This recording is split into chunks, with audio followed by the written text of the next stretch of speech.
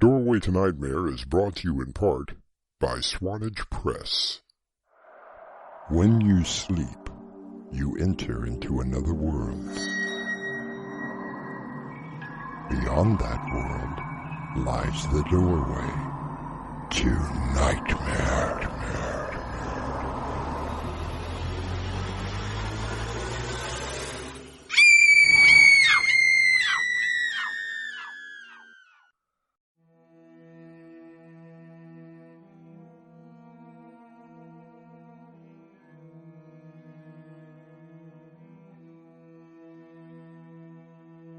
Come in.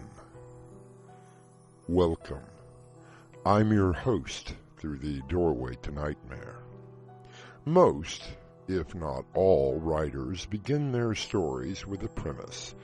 The question, what if, is usually the beginning of an idea for a story. For Alex Schaefer, world-renowned writer of mystery and horror, what if has suddenly become very real. How old do you think Margot really is? That's something we've never really had the need to talk about. For us, age is just a number. Yes, that is something that people usually say. I suppose you believe that I was just an aging writer when I met Margot. By marrying her, I was trying to recapture my youth, and she was just a trophy. You said it. I didn't. I'm being very serious. How old do you think that she is? If you're going to press the matter, I would say that she's in her mid to late 30s, if that. Believe me, dear girl, she is much, much older than that. Our mystery drama, He Tried, was adapted from the short story and written especially for Doorway to Nightmare by Winslow Swan and stars Mark McLean and Crimson McKenzie. It is sponsored in part by Swanage Press. I'll be back shortly with Act 1.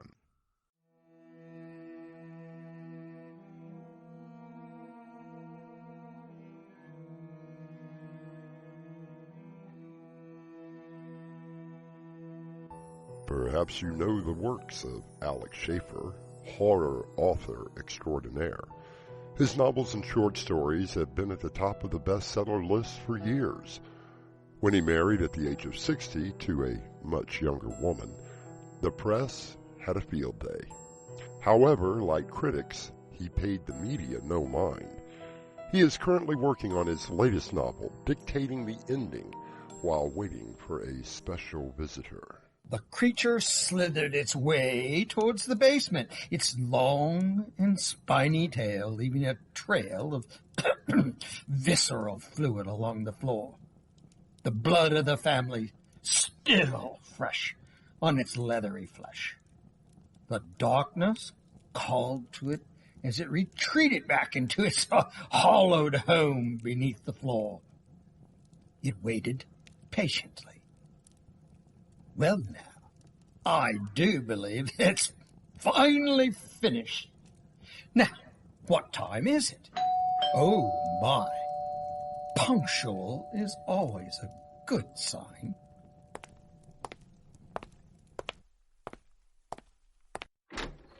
Mr. Alex Schaefer? Yes, and you must be Millicent Giddings. Won't you come in and get out of that bone-chilling cold? Thank you, sir.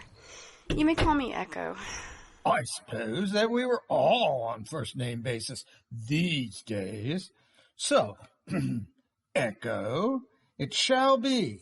You have quite an impressive home, Alex. Yes, I do rather fancy it.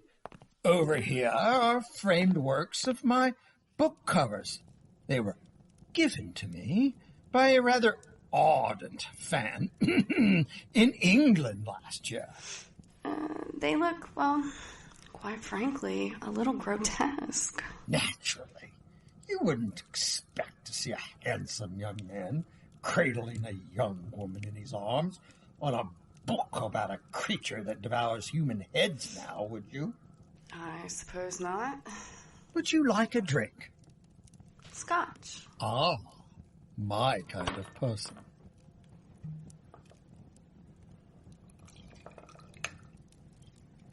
Here you are. Now, what shall we drink to? How about mutual acceptance?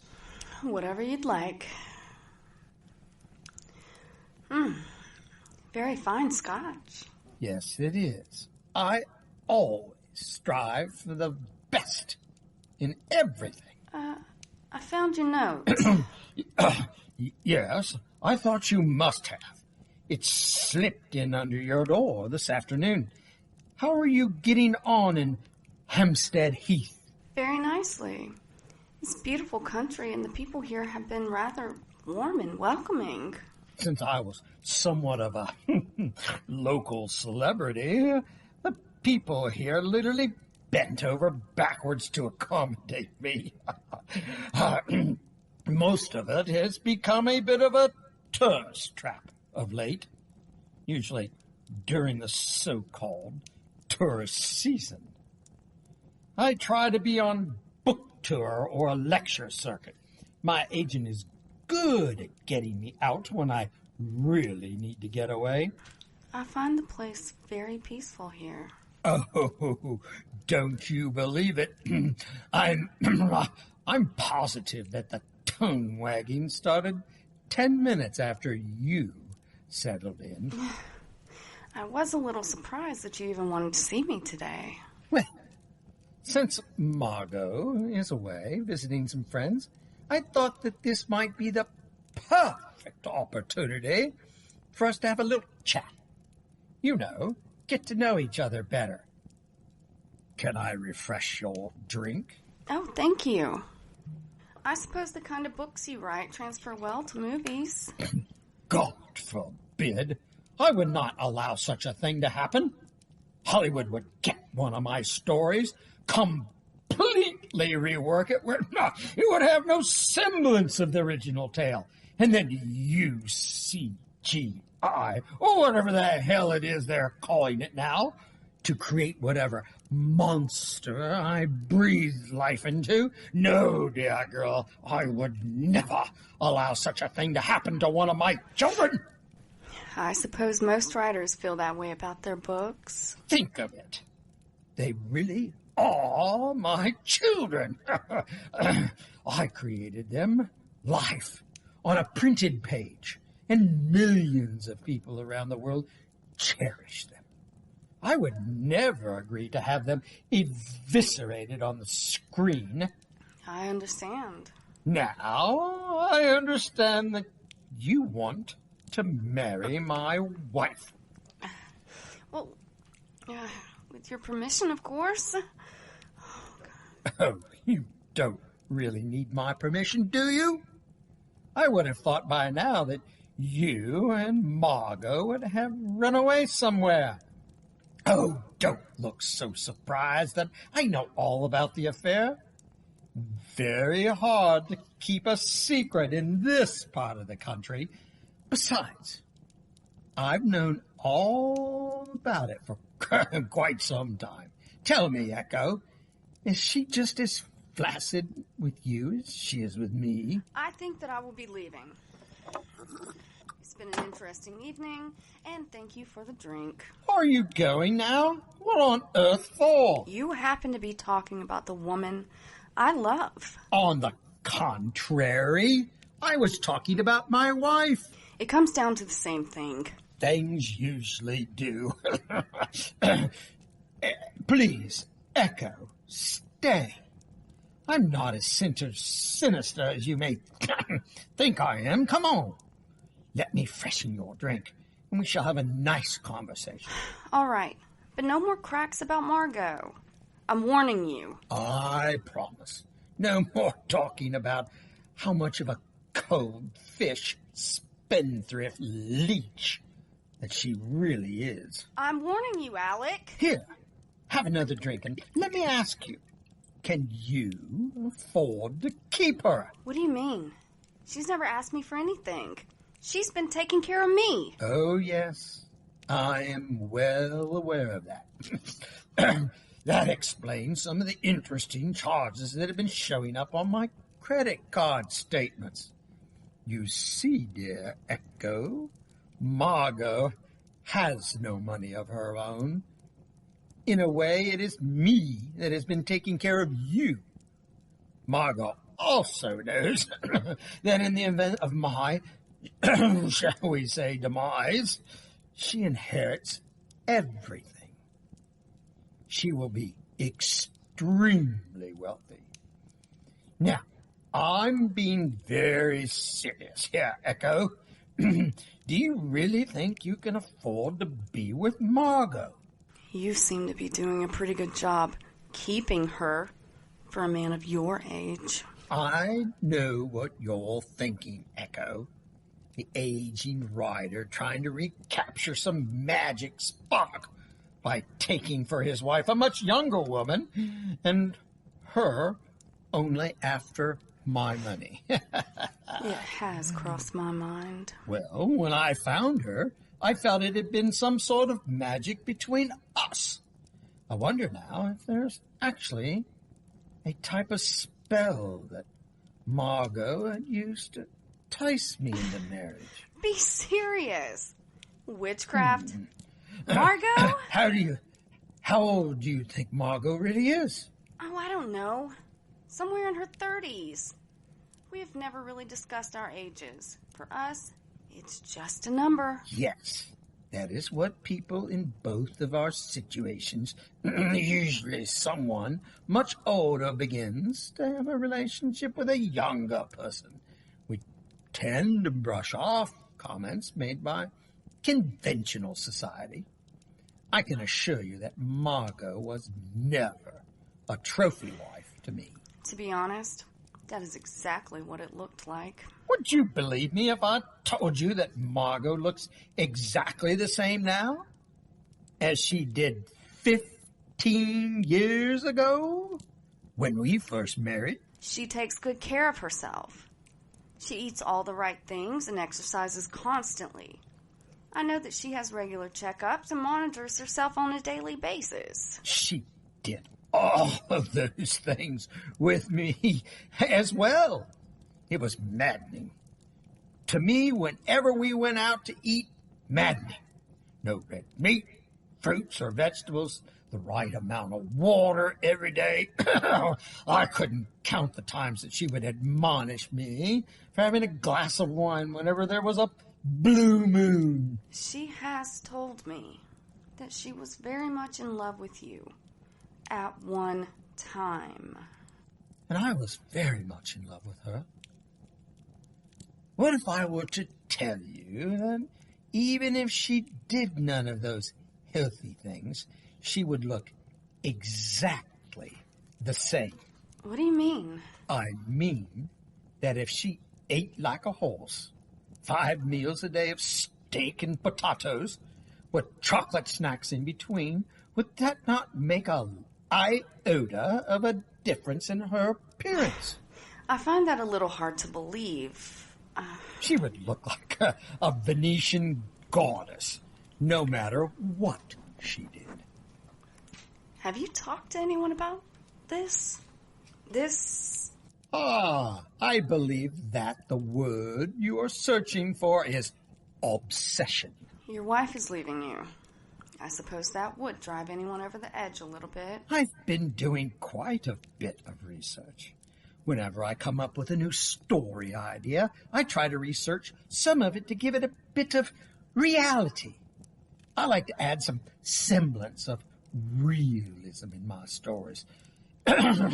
Even though there is a monster involved, I feel it heightens the reader's horror. I began doing research on something about a year ago when I started to notice something rather peculiar things about Margot. Like her ongoing beauty? Yes. I tapped into one of my stubbornnesses, and I began to research Margot. So is this from research? Or from the law offices of Floyd and Bossner Esquire? Why would I waste perfectly good money on a private detective to simply confirm what I already knew, that you and my wife were becoming an item. No, I can assure you that you will not find grainy photographs of you and Margot in bed, or whatever it is you find time to copulate, taken through the blinds of some window. What will you find in there is the truth about Margot. Look it over. Take your time. And then I will ask you again, can you afford to be with her? What began as an interview, which led to a confrontation between husband and lover, has now become something more sinister. What could be found in the folder that Echo now has in her hands?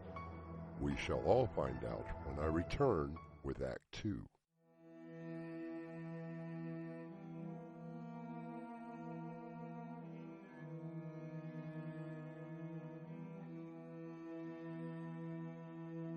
Alex Schaefer invited his wife's lover Millicent to presumably confront her about the affair.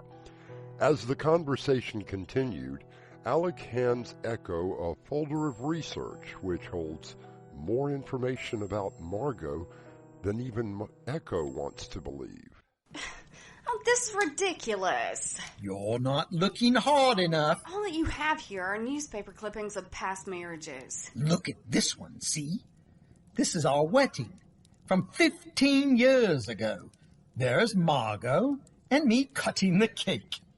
It was a rather grand social event. Fine. So you both look very happy. You're not seeing it. Now look at this and read it. The Brownstone Funeral Home announces services for Mr. Edward James, who passed away due to complications of an illness. He is survived by his wife, Mrs. Margaret James. Funeral services to be held at Brownstone Chapel Thursday at 2. So what of it? Look at the picture. See? That was taken at our wedding 10 years earlier. Don't you see? Margot hasn't aged one bit since. So? A lot of women seem not to age as they get older. This doesn't prove it. Keep looking. But these are just more of the same. Wedding announcements, obituaries, social articles. Look at the pictures of Margot. You poor man. Her leaving you for me has really unhinged you. I'm not crazy. I didn't say that you were, but I do think that you need a lot of help. Have you ever showed this folder to Margot? Don't be absurd. Perhaps I should. I can take this to Margot, this fabrication, and it would definitely be the final nail in the marital coffin. That was driven in me when she met you. How do you think that I even knew about you? You mean she told you about us? My dear girl, she didn't tell me about you. She gloated over it. She said our marriage had simply become a convenience for her, and that soon, very soon, I would no longer be necessary. I don't believe she said that. And this?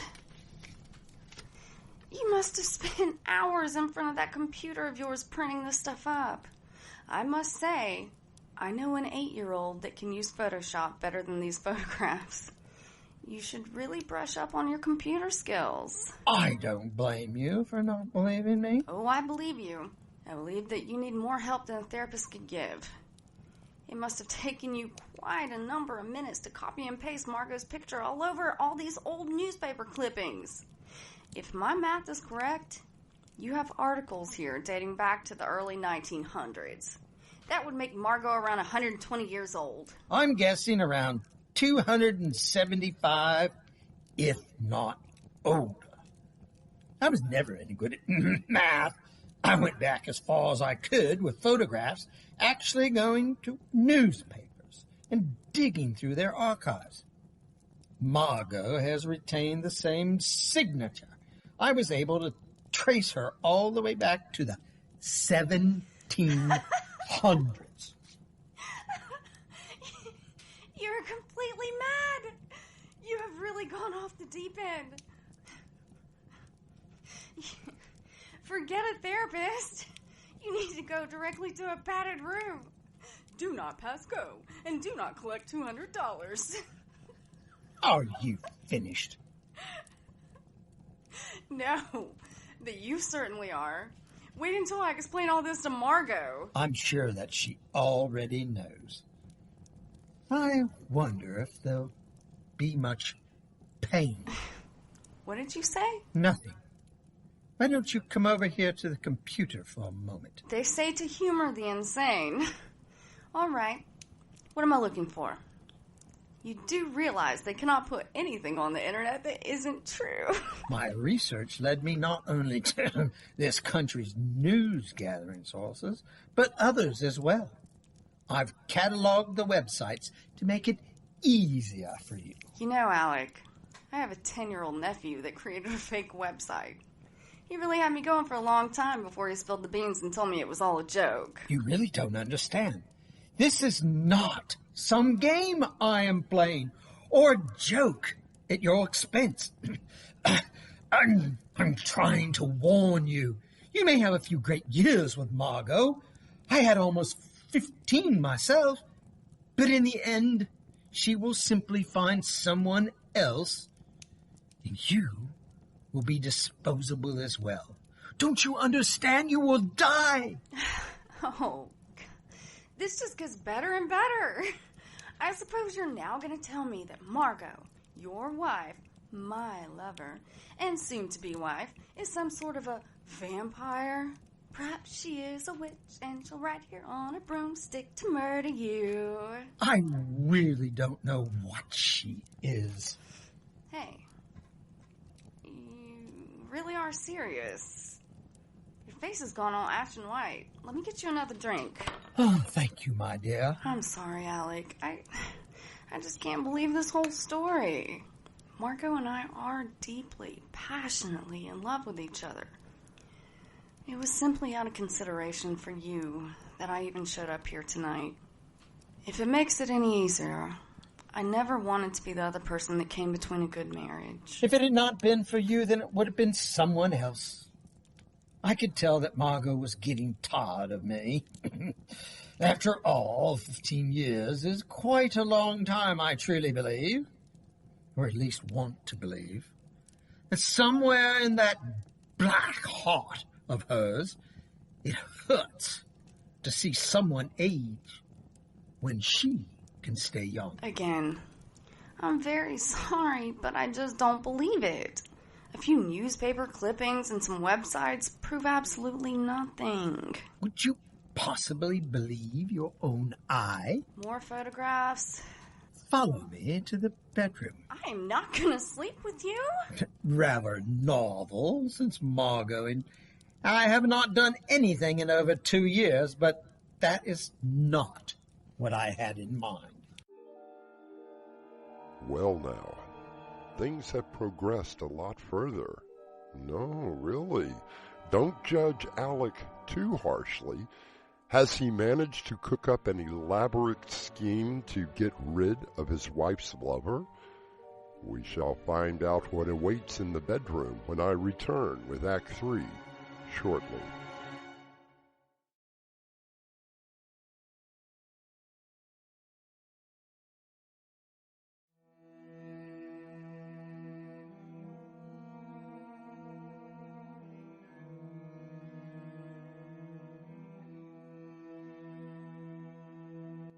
Being confronted with the lover of his wife, Alec invited Echo over to discuss the matter. When Echo dismisses the theories that perhaps his wife is some sort of an unearthly being, he has invited her into his bedroom. But for what purpose? I'm not sleeping with you. This is not what I had in mind. Dear girl, no, I believe that within every short period of time, Margot will be coming home. She will find me waiting for her here there on the bed. She will do to me whatever she did to her other spouses. I want you to be witness to it. You just want me to stand in the corner and watch? No, I want you to hide in the closet. You really are mental. You want me to hide in the closet like a common criminal and watch you two sleep? I'm sorry, I don't exactly get my jollies off watching other people. You still don't understand. I am desperately trying to save your life. If she comes in and nothing happens other than her gathering a few things and leaving, well, then I will personally call the ambulance and you can have me committed. When Margot leaves, you can quietly slip out and join her, and you two can have a wonderful life with my full blessing. What do you have to lose? At least the closet is big enough. Maybe I should have myself committed for even doing this. What a crazy old man. Just look at him. Lying on the bed, waiting. What do you expect to happen, Alec? I feel sorry for you, I really do. That must be Margot. Alec, I'm home, darling. What? That can't be Margot. My, you seem all prepared. I suppose I am. I tried to warn her. Really, I did. I know that you did. It was a valiant effort. I guess that I'm ready. I did try to warn her. Will it hurt? I mean, the pain. Will it hurt much? Exquisitely so.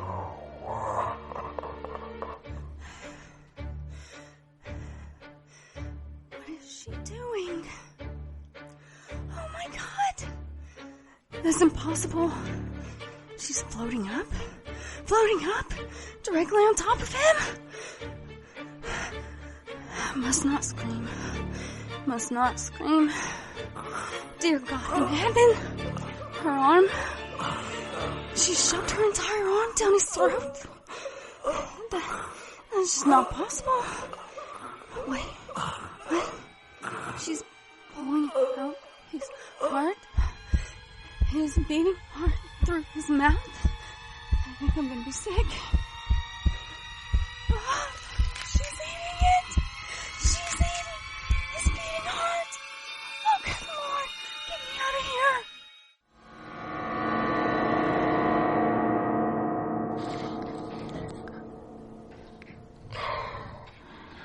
You can come out now, lover. Where's the blood? Where's on the blood? There should be blood, but he's just lying on the bed. We must really do something about that overactive imagination of yours. Poor Alec. I tried to get him to do something about his heart condition. No pun intended. What are you? What am I? I'm finally and completely yours.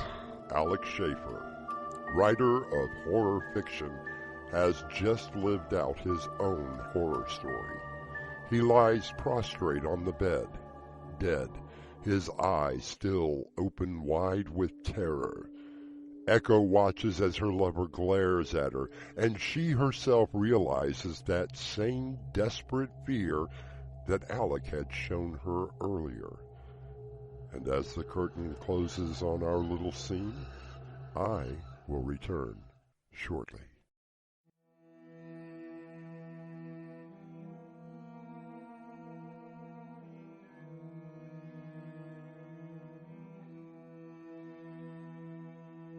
Many disputes over a relationship have been settled in several ways throughout history, from sword fighting to pistols at 10 paces. Margot has found a rather unique way to move on, don't you think?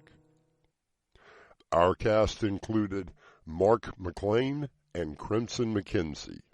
The entire production was under the direction of Winslow Swan. Doorway to Nightmare was sponsored in part by Swanage Press. And now a preview of our next tale. Do you believe that a house could actually be alive? You mean like a living being? Something like a spirit or entity? I'm not sure what I mean. How long have you been living here? About 2 months.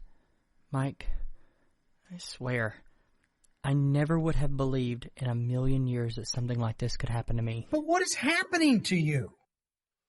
This is your host, inviting you to return with us through the doorway to nightmare for another adventure into the world of your terrifying imagination.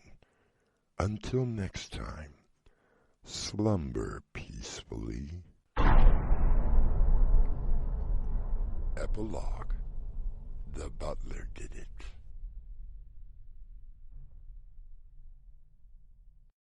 Hi, Have you heard any good books lately? And if Audiobooks you like from what we're Winslow doing, Swan, hit the now like available button. on if Spotify. you want to hear more, Subscribe. When you sleep, you enter into another world. Beyond that world lies the doorway to nightmare.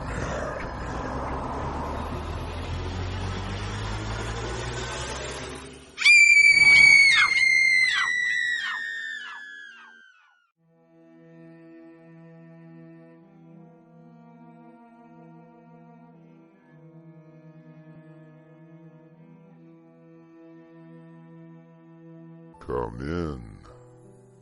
Welcome. I'm your host through the doorway to nightmare. It has been said that there are no secrets in a small town.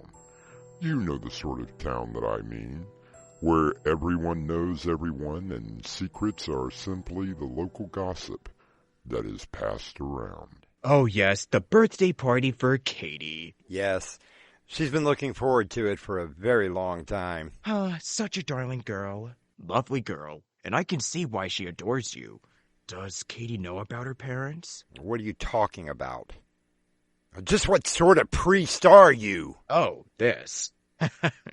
Well, it does afford access to people's homes. And their lives. Their secrets. Our mystery drama, The Vicar's Mistake, was adapted from the short story and written especially for Doorway to Nightmare by Winslow Swan and edited by Crimson McKenzie. Our stars include Robert Jackson, Brenna Faith, Winslow Swan, and Crimson McKenzie. It is sponsored in part by Swanage Press. I'll be back shortly with Act 1.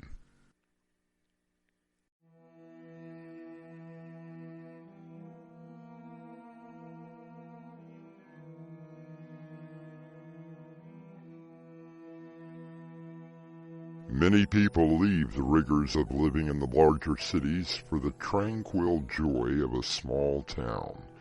They prefer the easygoing ways of the people, being greeted by name at the local businesses, and relaxing with friends. It is quite nice. We have 172 souls living in this small town. Some of the families founded our little community. Nothing much changes here. Arguments are few and settled quickly. We are not a lawless town by any means. Our sheriff, Jack Moses, has been protecting the citizens for 24 years and will probably be doing it for the next 24. The leaves change in the fall and come back in the spring. The snow comes in the winter, and our little city pool promptly opens on the first day of summer.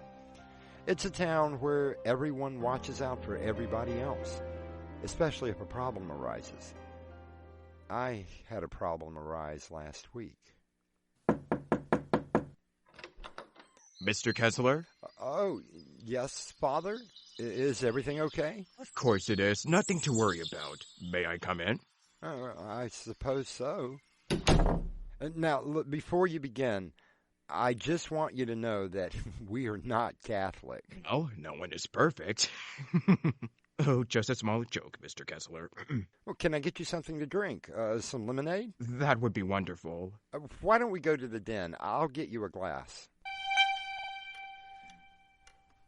Now, what can I do for you?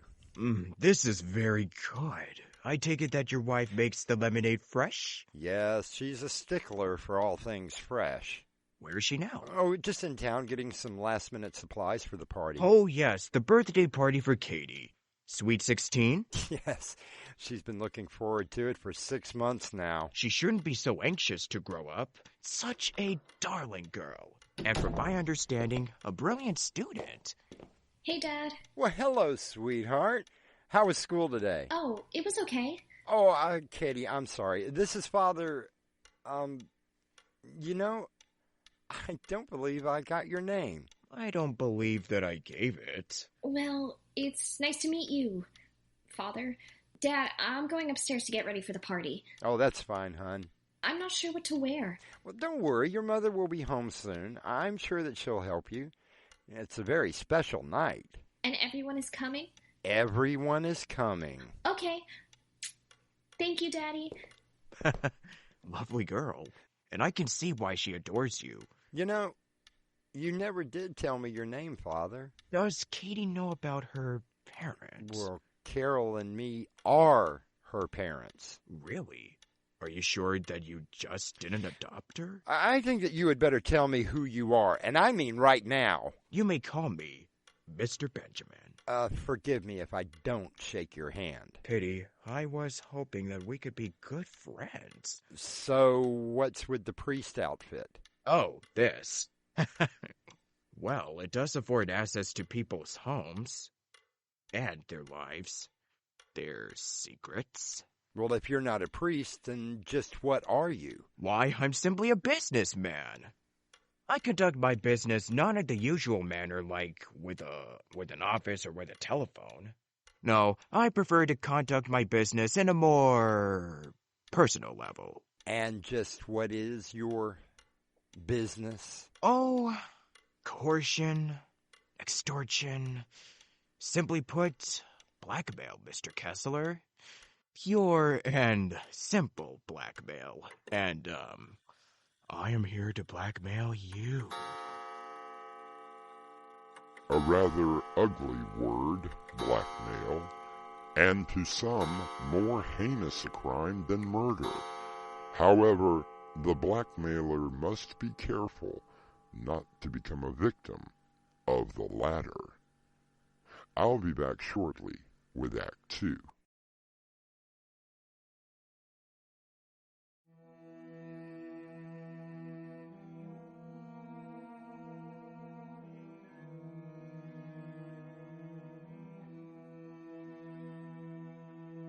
How many secrets do you have?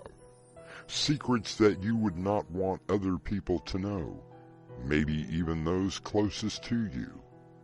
Imagine the horror of a complete stranger telling you that they know your secret and will be willing to keep it that way for a price. Blackmail? Yes, Mr. Kessler. I happen to know Katie's real parents. We are her real parents. Can we please stop pretending? You know as well as I that you adopted Katie when she was 2, when her mother murdered her father and then killed herself. Remember now, Mr. Kessler? Honey, I'm home. I'm in the den. I thought I would never find the cake. You know Katie, how particular she was about the... Oh, I'm sorry. I didn't know you had company. Why, hello, Mrs. Kessler. I'm Mr. Benjamin. Pleased to meet you. Carol, it is not a pleasure to meet this man. I don't understand. Well, this man has a business proposition for us. Actually, the proposition was for you, Mr. Kessler. I have no secrets from my wife. Paul, What is he talking about? It seems that Mr. Benjamin here knows about Katie. Oh, no. Paul? So what do you want, Mr. Benjamin? Well, let's get down to the brass tacks, as they say. I found out through a little research that Katie's mother went completely insane, stabbing her father through the heart with a wooden stake like some sort of a vampire. Afterwards, she took her own life. My question is, have you ever divulged this information to Katie? Your silence answers my question. Oh, stop this, now! Yes, Mr. Benjamin. Please, tell us what you want. Why, money, Mrs. Kessler. That's what blackmail is all about. And exactly how much money are we talking about? Oh, I think that, let me see here. How about, say, $20,000 will suffice? You must be joking! When it comes to money, I never joke. I can't come up with that kind of money. Oh, but I think that you can. If my information is correct, you have $4,000 in a joint account, $8,000 in Katie's college fund, and the rest, I'm sure that the equity of the house will secure a loan. And how did you know all of that? Oh, I have my sources. They keep me well informed. Never mind the rhyme, only the reason. The only question that you should have is how you will pay the money. And what happens after we pay you? You just keep coming back for more and more and more, don't you? I can assure you, Mrs. Kessler, that is not the way that I work. I find that a one-time payment is much more simpler than dragging something out. After all, you can't get blood from a stone. And what if I were to just shoot you now and save us all some trouble? Well, yes, you could do that. It would be very foolish. Why do you say that? I am not alone in this little venture. I do have a partner. If I don't check in with him, the information that that we have, will become very public in a very short amount of time. Paul, put the gun away. All right. Now, I know that it is Friday, and it is already after 5. So I will give you until Monday at 5 to get the money together. Oh, you poor foolish man! He really thinks that we're going to pay him. What are you two laughing about? Imagine what Katie's friends at school will say if they find out. Mr. Benjamin, you said you had a partner? Have you been with him recently? Why is that your concern? Because his scent will be on you. It will make it so much easier to find him.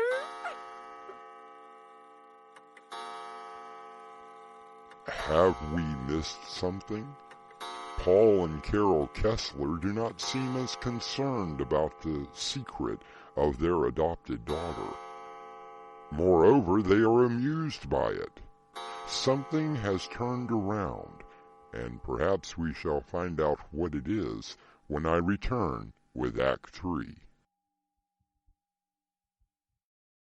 Have you heard any good books lately?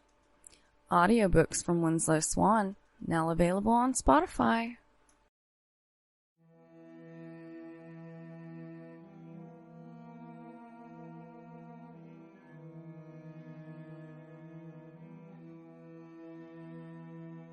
Mr. Benjamin has arrived at the home of Paul and Carol Kessler with a secret.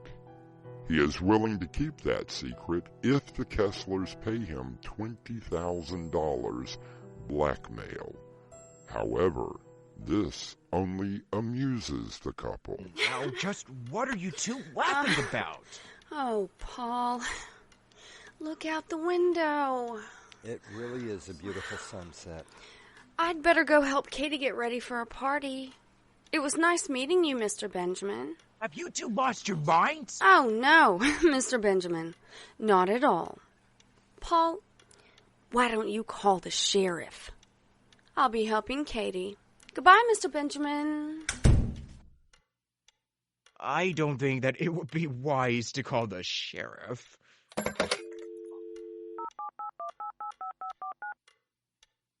Hello, Jack. Yes, the party is still on. Oh, she definitely wants her uncle to be here for her special night. Yeah, that's right. Well, that was why I called. Carol was going to get that special present, but it seems that it's not really necessary right now. Well, it seems that some man has broken in. Oh, I think he was insane. I'm really sorry I have to put you on the spot like this and make you do some work, but he is dead. Yeah, messed up pretty bad. I really don't think there is a lot left of him. Oh, no, Jack, I have no idea who he is. Yeah, that's right. Oh, no, it won't interfere with the party. The body, or, well, what's left of it, is in my den. And we can just close the door and we'll take care of it after everyone leaves. I really appreciate this. Oh, yeah, fishing on Saturday? Hey, sounds wonderful. I think we could both use the break. Okay, Jack, I'll see you in about an hour. Thank you. A brilliant performance, Mr. Kessler. Now, I will expect you at 5 o'clock on Monday. Oh, I'm afraid that plans have changed, especially for you, Mr. Benjamin. You see, your information was wrong. My information is quite reliable, I can assure you. Oh, you were right about her mother killing her father and then committing suicide. That much was correct, but it wasn't with a wooden stake. It was with a bullet. A silver bullet. I think that I should leave now. Oh, no, I think that you had better just sit there. We did promise Katie a special present. You see, Katie knows all about her parents, which is why she's been so excited to turn 16. Look out the window, Mr. Benjamin. The sun is almost gone. In a few minutes, a full moon will be rising. Here we go, Katie. Okay, turn a little. Now, take your hands off your eyes. Oh, Mr. Benjamin, are you still here? Well, Katie, this is your special night, and you deserve a special present. You mean? That's right, sweetheart. Your very first kill. Oh, dear God, no! This isn't how it's supposed to go. This is not what I wanted. This is so not fair. This is not fair. Not fair at all. Not fair at all! Not fair! Now, Katie, don't be greedy. Your uncle will be here soon, and you know how much we all love and never look down on leftovers. Oh, look at her.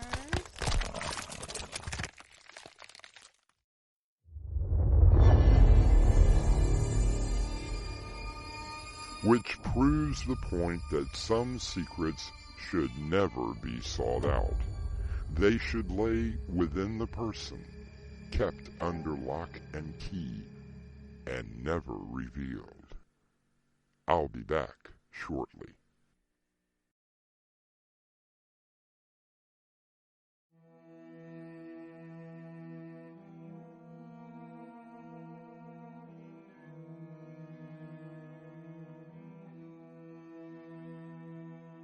I understand that the party for Katie was a huge success. Everyone had a wonderful time, even her uncle, the sheriff. Katie wasn't stingy. Everyone had a small bite. Our cast included Robert Jackson, Winslow Swan, Crimson McKenzie, and Brenna Faith. The entire production was under the direction of Winslow Swan, and the story was edited by Crimson McKenzie. Hi, it's Crimson. If you enjoy these plays, please hit that like button. That way we know. Don't forget to subscribe and share it with all your friends. And now, a preview of our next tale. Adam, have you noticed anything? What are you talking about? Look at the Earth. There's something very, very wrong. Doc, it's Mother Earth. Big, blue, and wonderful. Personally, I cannot wait to set my feet back on terra firma. Where are the lights? What lights? We should be able to see the lights from every major city down there. Where are they at?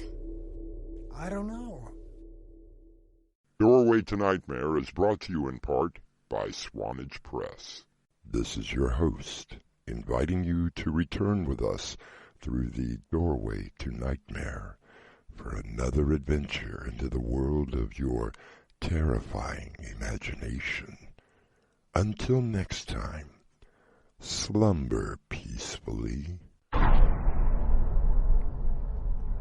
Epilogue. The butler did it.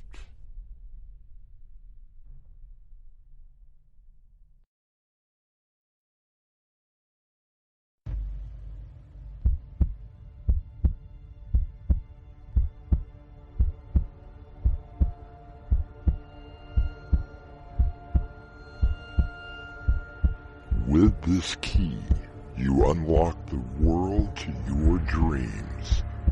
What lies beyond could be the doorway to nightmare.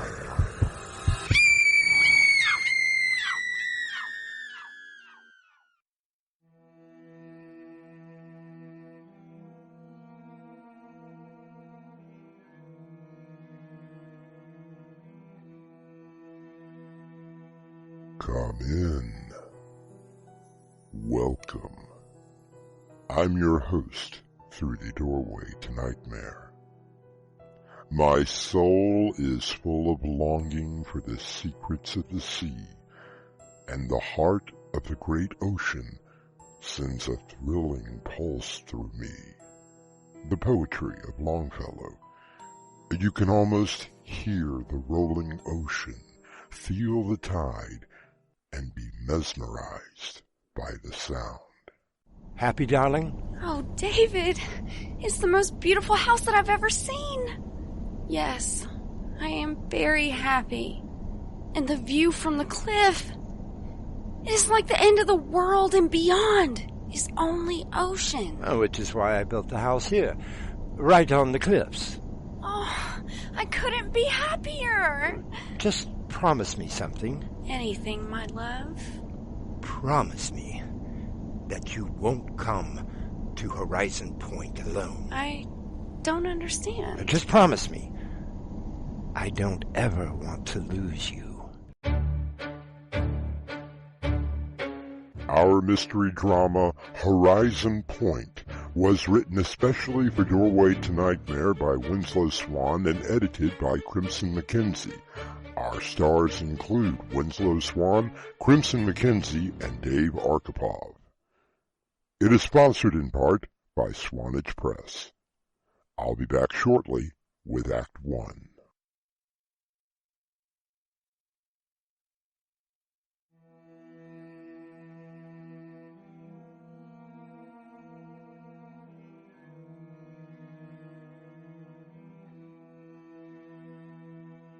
If you happen to be driving along the coast, you may come across a solitary road.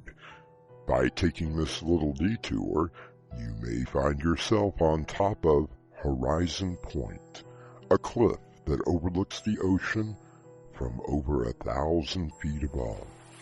It's a rather picturesque place to be, unless you are there alone.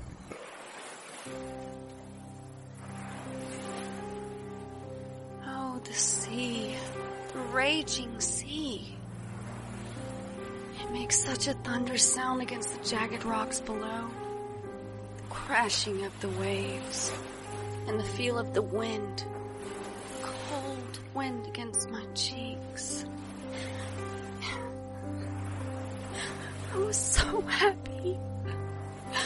Only a month ago, I was so happy. Happy, darling? Oh, Dave!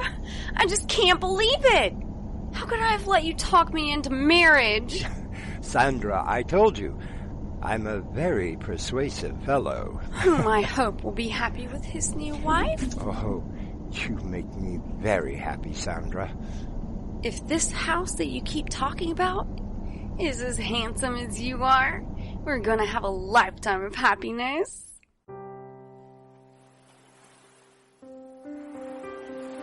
It was a beautiful house.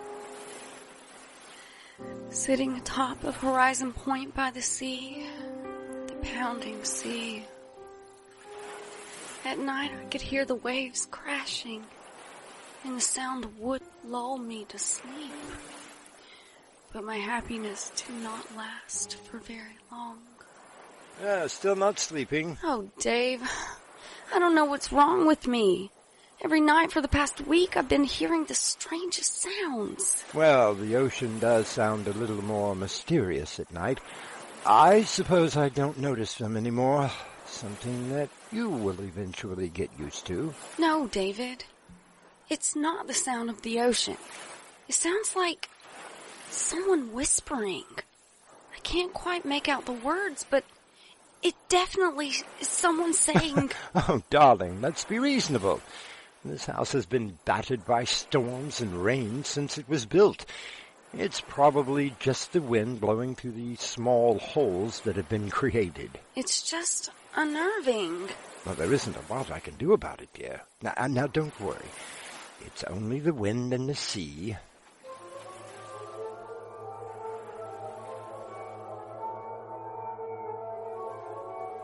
Afternoon, Mrs. Winwood. Good afternoon, Mr. Vincenzo.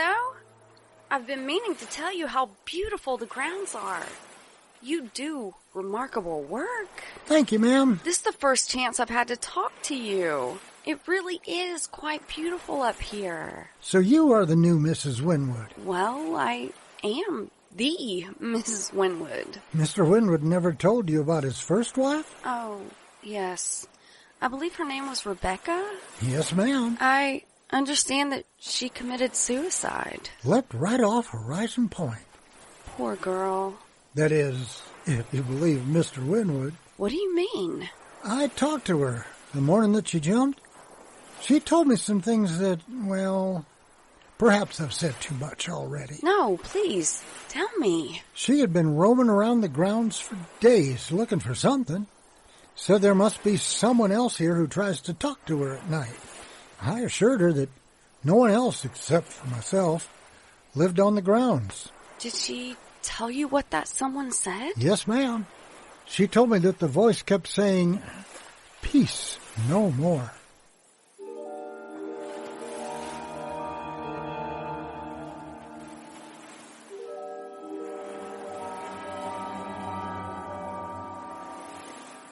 I have lived by the ocean in my lifetime and, like Sandra, found the sound of the waves quite soothing and peaceful.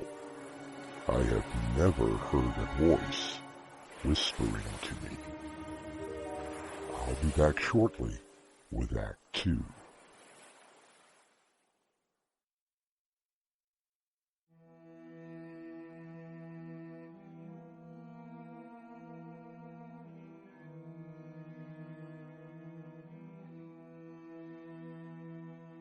John F. Kennedy once said, "We are tied to the ocean, and when we go back to the sea, whether it is to sail or to watch, we are going back from whence we came."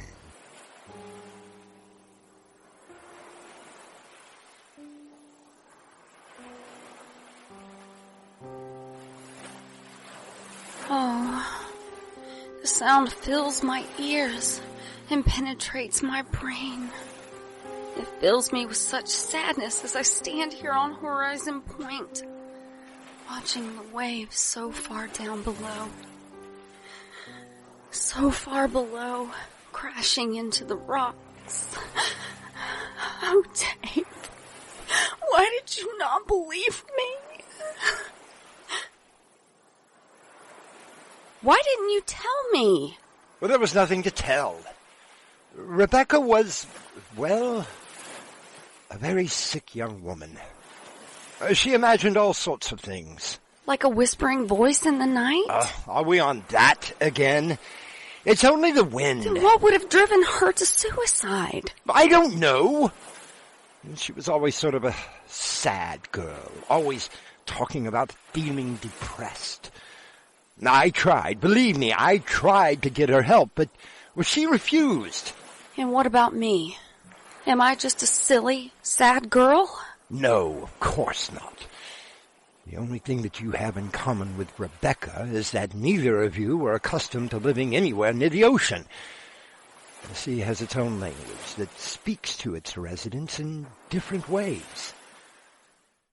I mean, what is it with all the questions about Rebecca? Oh, wait a minute. You've been talking with Mr. Vincenzo, haven't you? He did mention something about... My first wife committed suicide. She walked up to Horizon Point, and for some reason that no one, not even Mr. Vincenzo, knows, why she decided to take her own life. I see no reason to drag it all up again. I'm sorry, darling. No, I'm sorry. Oh, it was devastating to me. And then I meet you. And for the first time, I finally felt normal again. I love you, Sandra.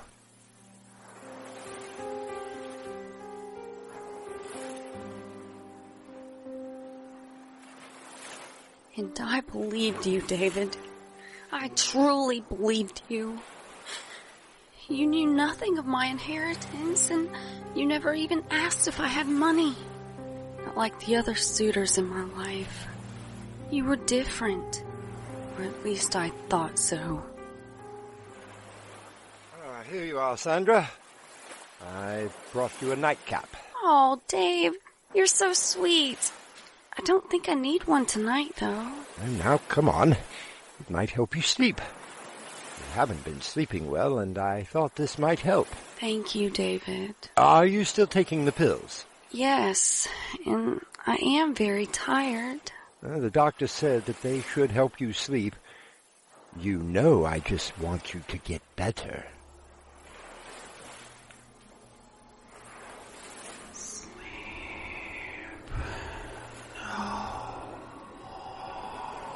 What? Who's there?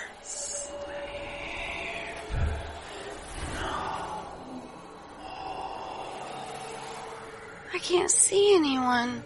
Who's there?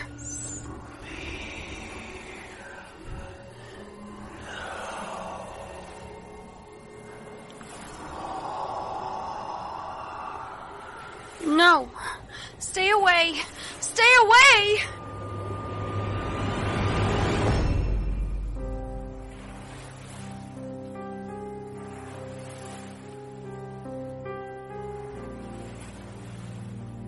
She doesn't want me here. I've intruded and married the man that she loved. Sleep no more. I can't sleep anyway. And the ocean calls to me. Calls to me. Then go to it! Why couldn't you have just jumped like Rebecca? You would think that it would now be the end of our story. The murderous David Winwood has gotten away with his crime. I can assure you that terror awaits ahead when I return with Act 3.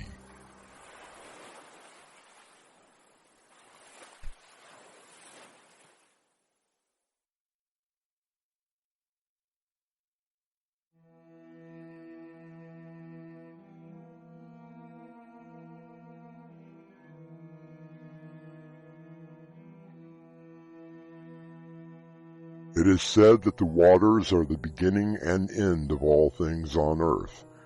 They certainly were the end of Mrs. Sandra Winwood. It has been a week since her fall from Horizon Point.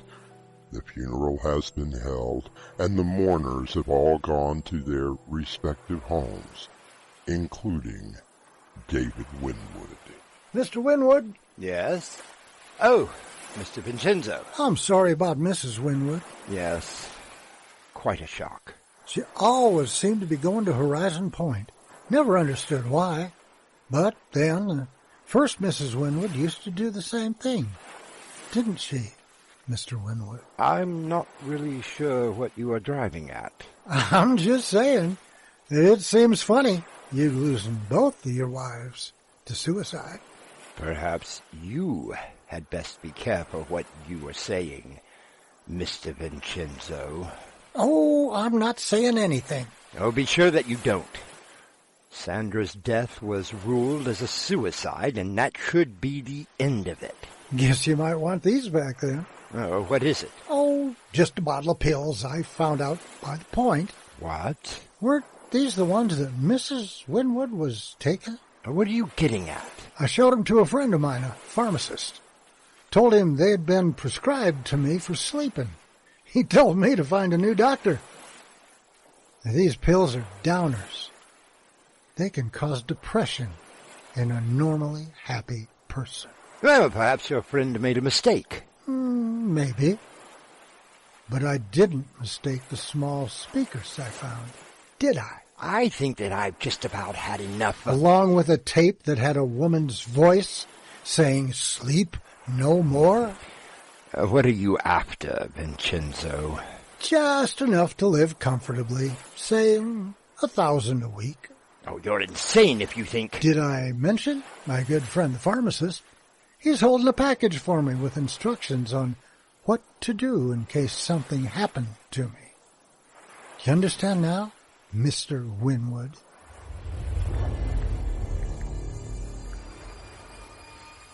Farewell, Sandra. Though we are parted, I promise to live my life with your memory in my heart. And your money in my pocket. David? What? Who is that? It's me, David. Your beloved. Don't cry. No, I wasn't, but how? We took our vows. And when I repeated, "Till death do us part," I whispered, "Longer." I want you for all time and beyond. No, you're dead. And what of me, David? Rebecca? Was it I your love? Why, David? No, don't come near me.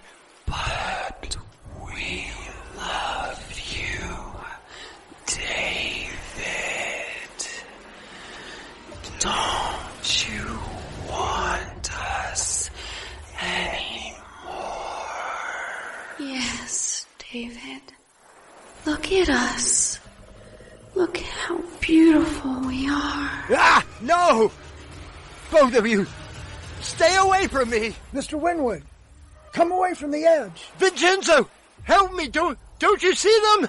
Mr. Winwood, there's no one here. Step away from the edge. You will be with us, David. You will be with us. With us, David.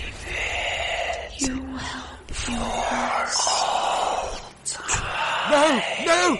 You're both Mr. dead! Winwood! No! Look out! Stay away from me! Stay away from me! David. Please, stay away! Don't... You will be with us. No! No! Stay away from me! Stay!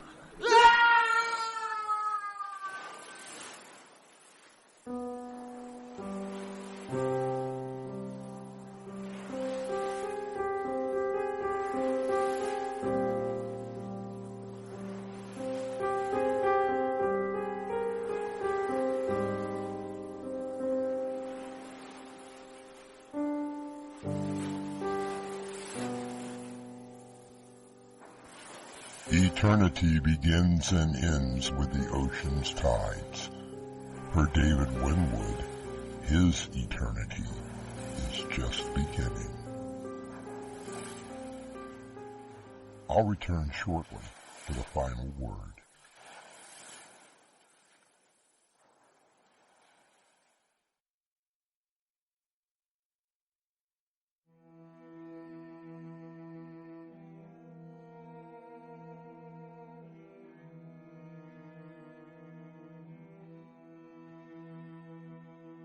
David Winwood's death was ruled as a suicide due to the testimony of Mr. Vincenzo.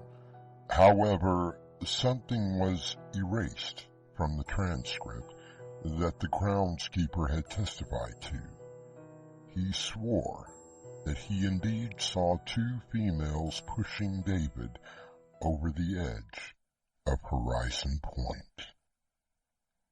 Our cast included Winslow Swan, Crimson McKenzie, and Dave Archipov. The story was edited by Crimson McKenzie, and the entire production was under the direction of Winslow Swan. And now, a preview of our next tale. This is a one-time offer which terminates almost immediately. You ain't real. Oh, I assure you that I am very real. You said you want to be the greatest musician alive. I can make that possible. All it takes is a simple signature. Doorway to Nightmare is brought to you in part by Swanage Press. This is your host, inviting you to return with us through the Doorway to Nightmare for another adventure into the world of your terrifying imagination. Until next time, slumber peacefully. Epilogue. The butler did it.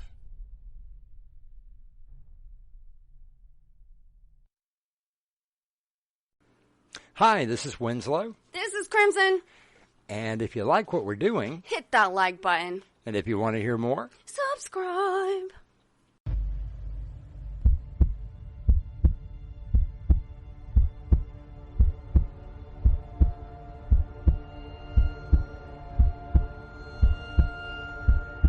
With this key, you unlock the world to your dreams. What lies beyond could be the doorway to nightmare.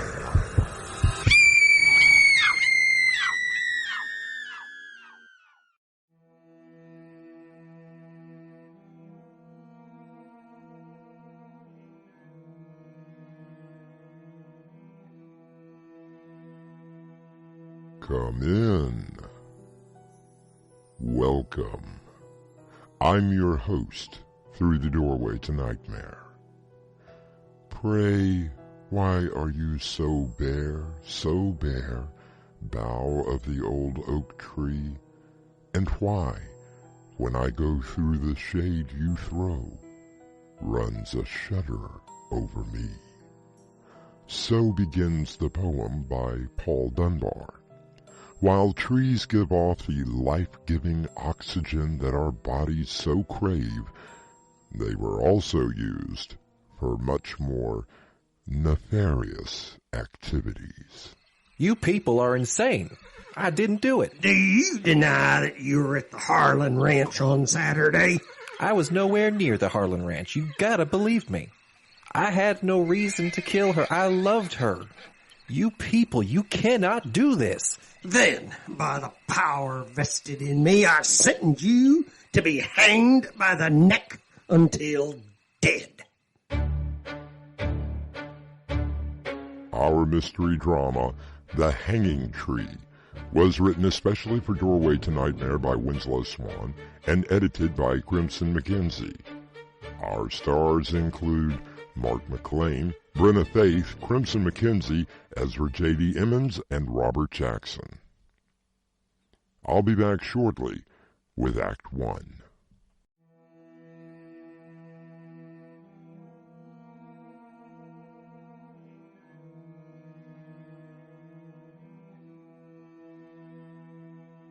They say that true love knows no bounds, that even in death, love will survive. And so, we take you back in time to the untamed West, the 1880s, where justice was meted out with a swift hand and a taut rope. Oh, Rose, you know how much I love you. I know, Jake. I know. But Father would never understand. Yeah, right. Because I'm just some ranch hand who works for him and would never be good enough for you. You have to understand. Bradford Harlan is not my real father. He married my mother, and after she died, he inherited, or rather stole, everything. This ranch, my family legacy, everything. I couldn't leave him even if I wanted to. Well, you could. You should. You should come away with me, Rose. Bradford would only hunt me down and bring me back. After all, he is the judge for the entire district. No matter where we went, he'd find us. I could protect you. I know you could. You'd try, my dearest, but I'm so fearful of what the judge might do. You must be careful. Oh, don't you worry, darling. I can take care of myself. It's you that needs to be careful. What do you mean? Oh, I've seen the way that judge looks at you. I don't trust him one bit. I'm sure he wouldn't do anything, Jake. Now you'd best go. Will you be here tomorrow night? Of course. I have to ride to Bay City tomorrow, but I should be back in time. Why Bay City? Well, there's something there that Judge Harlan's having me pick up. You will be careful. For you, my love, always.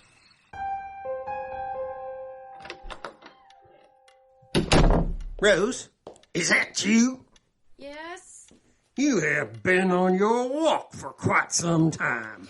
Well, it's a beautiful night. Where were you? Just down by the old oak tree. I love to sit there and... A daydream of young Jake Price, no doubt. And what if I do? What if I were to run away with Jake? Tonight, for instance. I would hunt you down and drag you back here.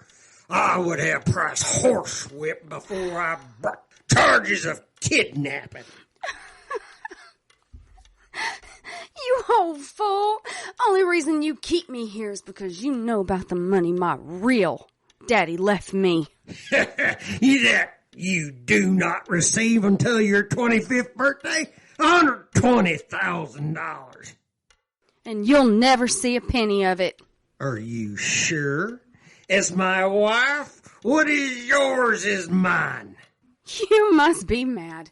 I would never agree to marry you. Even to save the life of your handsome young ranch hand. What are you talking about? He's going to Bay City tomorrow.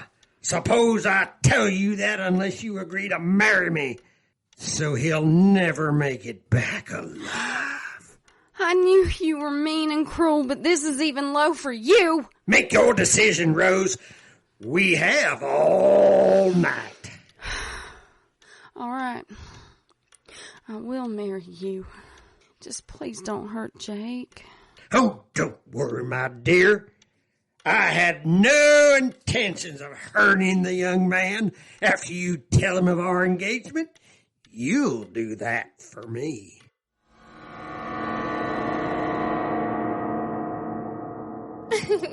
Oh, Judge, you are so naughty. Of course I am. Now, come here. Oh, careful. We don't want to leave any marks. You delicious little tart. Now, Judge, why don't we discuss the money? Oh, you women are all like, always the money. Well, you did promise to take care of me and get me out of this one-horse town. And I keep my promises, sweet Mary. I'm working on a scheme that will get us $100,000. Oh, my, Judge. Who are you going to kill? Why? My wife, of course. I thought that you said you weren't married. Not yet. But tomorrow, I will be. And 2 weeks later, my poor wife will have an accident. And you will be a lot richer, right? The better to take care of you, my little tart. I do wish you would not call me that. Okay, my sweet little tart. I want to talk to you, Judge. What about? I'm not going to marry you. Then you forfeit your young man's life. Not if I warn him first. Oh, but I don't think you will. And what's to stop me? You, old man. Quit being so hysterical, young lady, or I shall be forced to discipline you. I'm not a child anymore. I saw what you did to my mother. I know how you killed my father. Well, it won't happen to me. You stupid little tramp. I've taken care of you for the last 15 years, and this is how you repay me? Taking care of me? By holding me a virtual prisoner on this ranch? My ranch. You are making me very angry. I'm leaving, Judge. I'm going to tell Jake everything, and we're leaving. I would not advise that. Oh, no? Why? Because I won't allow it. You don't have a choice. Oh, no? You will marry me. You will. You don't have a choice. Rose? Rose! Judge, you okay? I heard something is that? Sam, it seems that Jake Price has just murdered Rose. What do we do? Go get the sheriff, then bring Jake Price to me.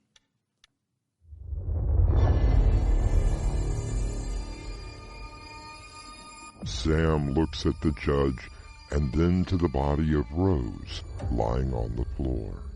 He shudders slightly at the implication of what the judge has just told him.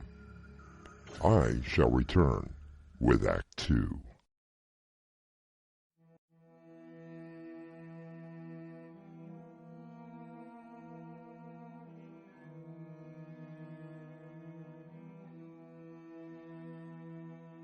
The trial of Jake Price was carried out in the same study that the murder took place.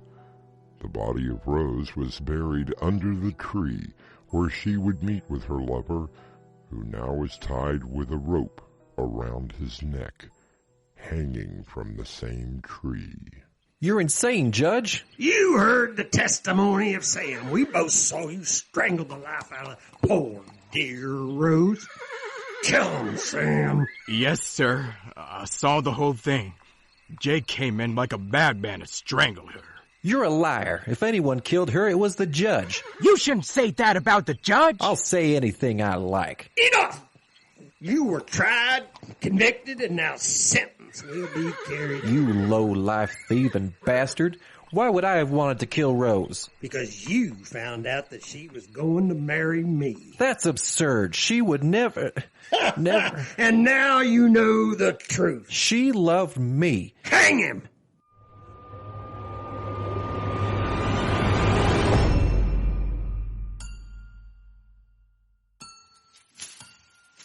Oh, dear tree, it's just you and me. A soft moonlight doth glow, and through your branches and through your roots, my voice will grow. Oh, Judge, this is so nice. You really like it? Oh, I do. I could get used to this. And I want you to. I want you to live here. Me? Live here? But you were going to take me out of this place, remember? Well, there were complications. So you are not getting any money, huh? I'm still getting some money. It's just going to take a little more time. Well, I haven't the time to waste on you. What are you talking about? There are plenty of nice gentlemen around who would love to have the opportunity to take me away with them. Did you really think that you were the only one? You murdered me. Why not her? Did you hear something? What are you going on about? I could have sworn. You murdered Jake. Go on. Do her in too. Shut up! Now don't you talk to me like that. I wasn't talking to you. There isn't anyone here but me. Are you ill? I'm here. It can't be. I'm here.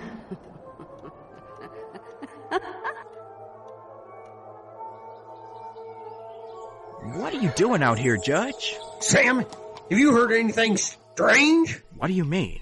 Oh, I don't know. Have you heard anything at night somewhere out here? Judge, I think y'all might need to get away for a while. Oh, just forget it. What do you want, Sam? Well, Judge, I've been doing some thinking. I don't pay you to think. That's just it, Judge. You don't pay me to think, but you may want to pay me to keep my mouth shut. What are you talking about? Now, let's not be stupid, Judge. I know you killed Rose and then framed Jake for it. That wasn't no trial, and you know it. Oh, so it's blackmail, is it? I figured $500 a week should cover my silence. Why don't I just kill you? Because I'm not as stupid as y'all think I am. You feel that? Don't try to change the subject. Now, I sat down last night and wrote out a full confession. I mailed it to some kin with the instructions that if anything happened to me, they were to open it. Well, I guess you're smarter than I thought. Can you trust him? Did you hear that? That's just the wind. Now I expect $500 of my pay on Friday. That's an awful lot of money. Will you leave me alone? Hey, Judge, where are you going? Funny. He took off like he had seen a ghost.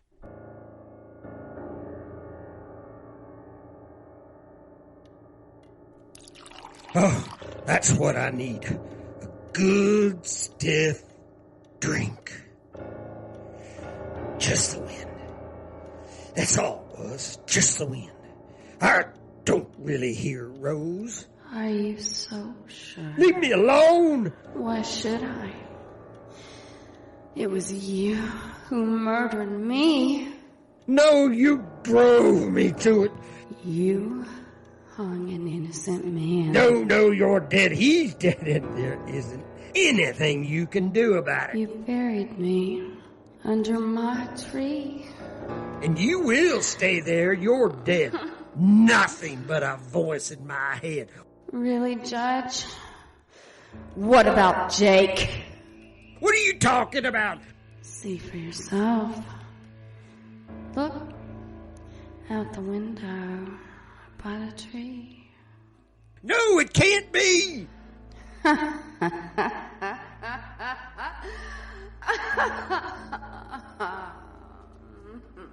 I feel the rope against my bark, and the weight of him in my grain. I feel in the throe of his final woe the touch of my own last pain. Another quote from Paul Dunbar, and perhaps very apt. Is the judge only seeing and hearing the guilt of his own mind, or has something returned to exact revenge? You return here shortly for Act 3.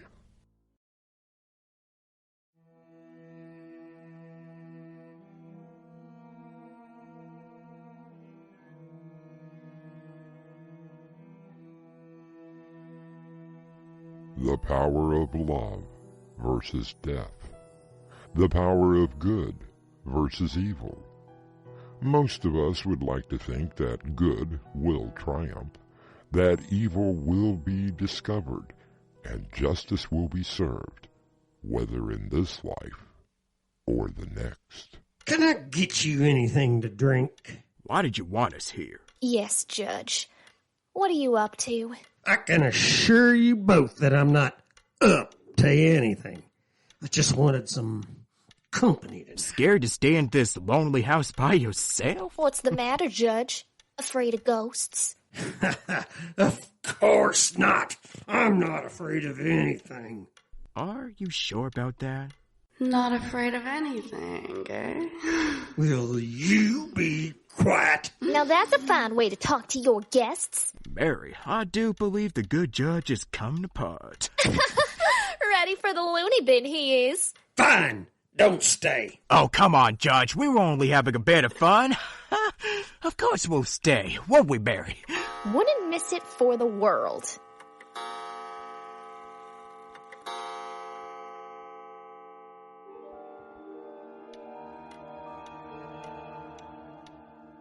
Oh, midnight. Say, how long are we going to stay up, Judge? I'm with Sam. I should have been home hours ago. Please, just a little longer. Judge, are you planning to kill them too? Did you hear her? Why don't you go upstairs and go to bed? You don't hear her? Who? Rose. But Rose is dead. Is she? Is she? Sam, I'm a bit frightened. And look! Out the window! Where? There by the tree! I don't see anything. It's Jake Bryce, he's come back. Well, I'll show him. Where's he going? I don't know. Judge, what's going on? You won't get me. You're both dead. Do you hear? I'll ride away from here. You won't catch me. Judge, where are you going? Judge! Judge! Look out! That branch of the tree!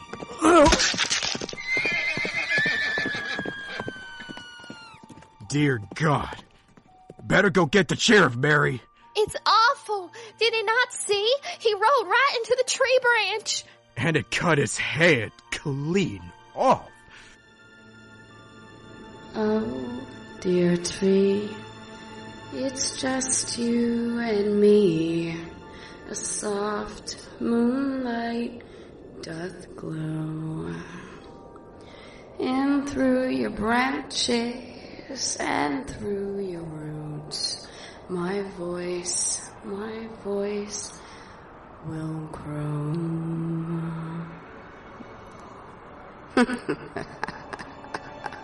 Hey, did you hear that? Just the wind. No. Something else. Like someone is laughing.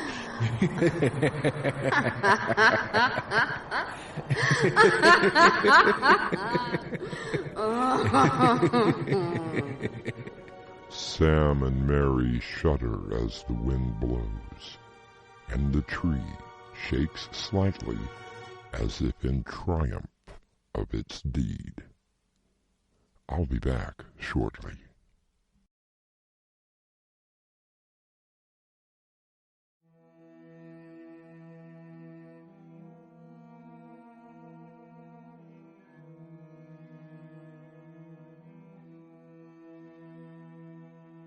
I began our tale with a part from a poem by Paul Laurence Dunbar titled The Haunted Oak. I will end it with yet another stanza. My leaves were green as the best, I trow, and sap ran free in my veins. But I saw in the moonlight dim and weird a guiltless victim's pains. Our cast included Mark McLean, Ezra J.D. Emmons, Crimson McKenzie, Brenna Faith, and Robert Jackson. The story was edited by Crimson McKenzie, and the entire production was under the direction of Winslow Swan. And now, a preview of our next tale. Isn't he the most beautiful man that you have ever seen? Are you joking? Have you really taken a good look at that? Oh, long black hair, chiseled face, and ooh, those masculine shoulders and arms. He really could take anyone's breath away. Stan, I have a very bad feeling about this. You and me both. Dot! Snap out of it. And he asked me to come away with him. Wouldn't that be wonderful? Doorway to Nightmare is brought to you in part by Swanage Press. This is your host, inviting you to return with us through the Doorway to Nightmare for another adventure into the world of your terrifying imagination. Until next time, slumber peacefully. Epilogue. The butler did it.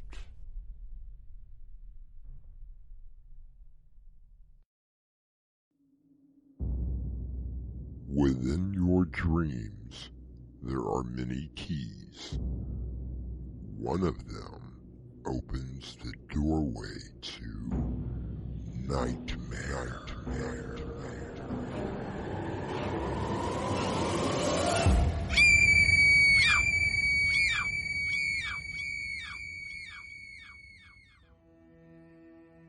Come in.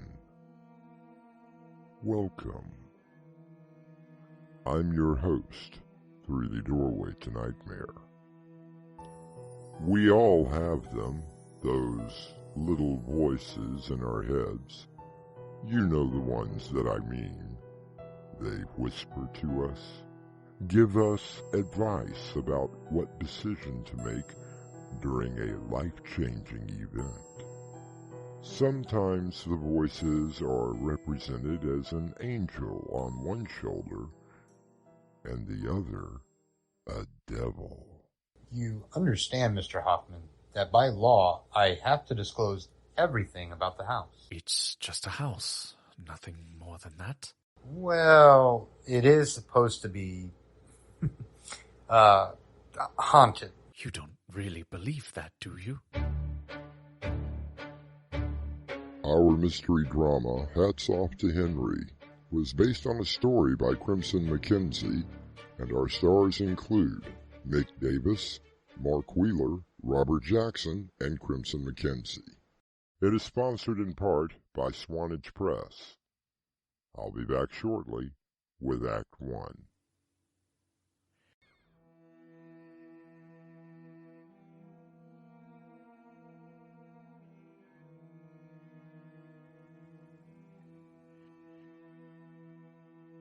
Permit me to introduce to you Mr. Henry Harold Huffman, a nice agreeable chap who would do almost anything for anyone.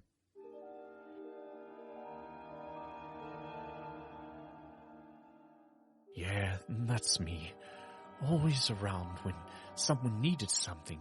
Just a phone call away. Friends? Sure, plenty of them. Unless I needed something. But you were a good friend. Why don't you leave the poor sap alone? Well, that was rather rude. Well, at least he finally grew a Who's pair telling of... this story? You two or me? Oh, dear boy. Don't let us interrupt you. We can jump in any time. See what I mean? Constantly yapping all the time. Anyway, my so-called friends only called on me when they needed something. As usual, I never said no.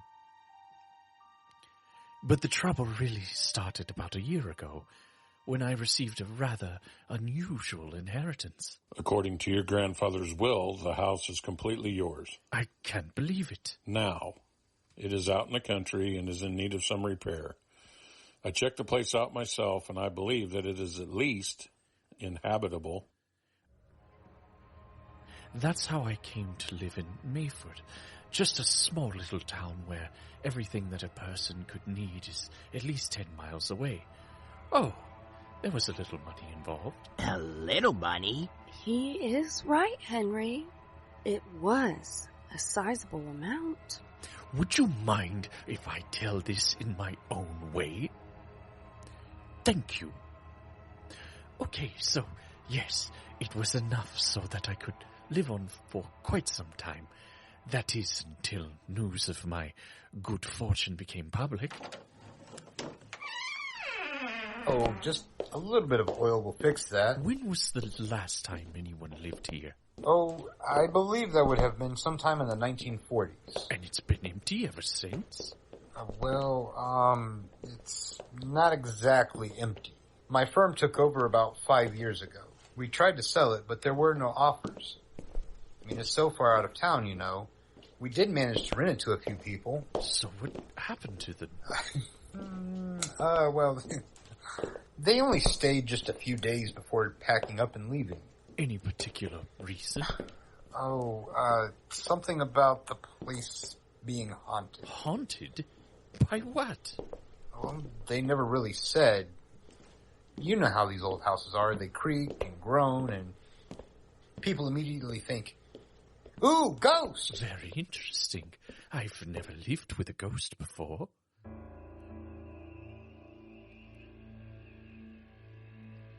The first night in my new house was spent exploring. It was 3 stories tall, with bedrooms and bathrooms on the top 2 floors. Under the stairs, I found the door to the basement. Ugh, cobwebs. I hate spiders. Wonder if there's any light down here. Ah, here it is. What is this? What do you know about my grandfather? Well, not a lot. Of course, that was way before my time. But you must know something. Anything. Only the stories that seem to always surround strange people. You said strange. Why did you say that? Well, you know, look. He spent his whole life here making, well, hats. Hats? From what my grandfather told me, he was the leading hat maker in the world. Specialty hats, only made to order and very expensive. So that's what all of that stuff in the basement is. As I said, the house stayed empty all these years. We didn't even know about you until last month.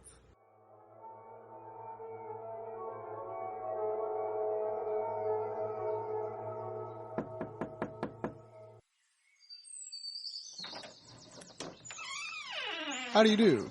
My name is Martin Stewart, and I represent the Heartland Security Company. May I come in? Out here? In the middle of nowhere? How much danger could I be in? Oh, you never know. With everything going on in the world today, I don't believe that anyone is really safe. He's absolutely right. Just another salesman. All they want is your money, Henry. I beg your pardon? Well, I was just saying that one cannot be too careful nowadays. You really should consider what he has to say. You should consider taking a knife and cutting out his vocal cords. He's giving me a headache. Don't you hear that? I'm sorry? You mean you can't hear them? Perhaps I should come back at a more convenient time. Don't let him get away! No, you should invite him inside. At least hear what he has to say. Or at least choke him to death. Will you shut up? Yes, I think I will be going now. You idiot! Get him! No, you let him go. Wait, Mr. Stewart. It's okay, I'll come back. Whoa! Oh my God. Not the way I would have done it. Him falling down the stairs and breaking his neck. But it works. You are impossible.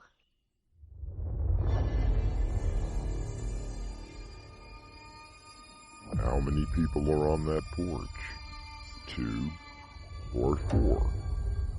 I'm sure that I heard 4, but of course, that isn't the problem. What is Henry going to do with a corpse lying at the bottom of the stairs? What would you do? I suggest you return for Act 2 shortly.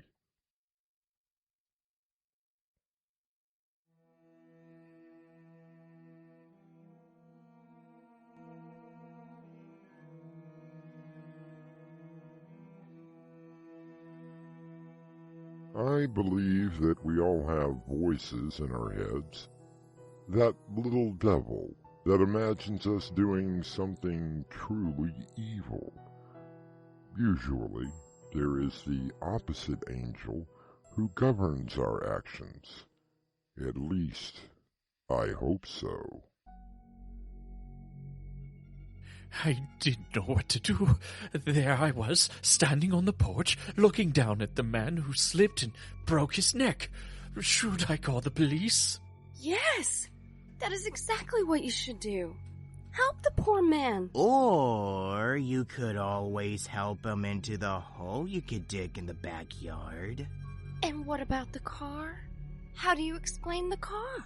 Yes, how do you explain the car?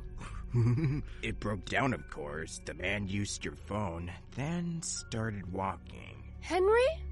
Call the police. Cut him up and burn him in the furnace. Will you shut up?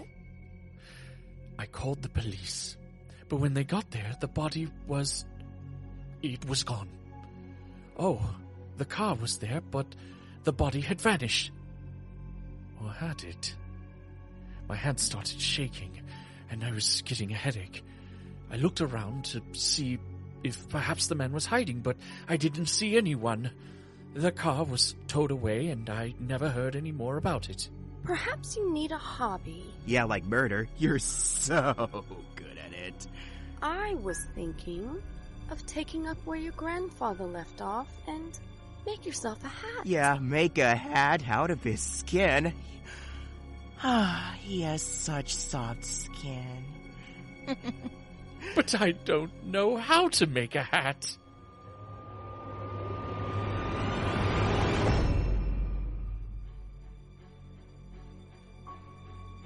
I went down to the basement to see what I could find. There were chemicals, felt material, brims, cloth, sewing machines, a skull, and what? A human skull? I found it in an old hat box, bone white, with leathered skin attached. I wanted to throw up. Hey, nice work. Oh, that's disgusting. Wonder who it was. Maybe I should call the police. Again? Ooh, goody. Another victim.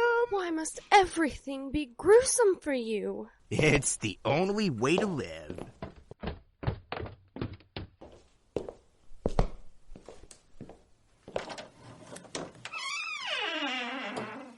Good evening, sir. Do you believe in the second chance? Oh, if you don't mind, miss. I'm Evelyn, and I was hoping that you... Evelyn, is it? Well, I have a splitting headache, and since it's Sunday, I plan on... Oh, no, sir. It's Tuesday. What? Yes, sir, Tuesday. That's the day we all go out and spread the word of the second chance. Perhaps you should listen to her. Or gut her like a fish. Exactly what are you selling? No, I'm not selling anything. I want to show you how your life would be better with the second chance. Is it some sort of religious thing? We of the Church of the Second Chance believe it is why don't you more just than push her a down the religion. stairs? It worked the last time. He tripped! I had nothing to do with it! I'm sorry, sir. No, I apologize. I shouldn't have yelled. I've not been sleeping very well, and I've had this headache for... Are you sure that it's Tuesday? Oh, quite sure, sir. It is Tuesday. Would you mind if I come in and we can discuss how your life could be so much better? At least inside you could slit her throat. Oh, no! That would stain the carpet. Maybe you could just strangle her. More fun, but no blood.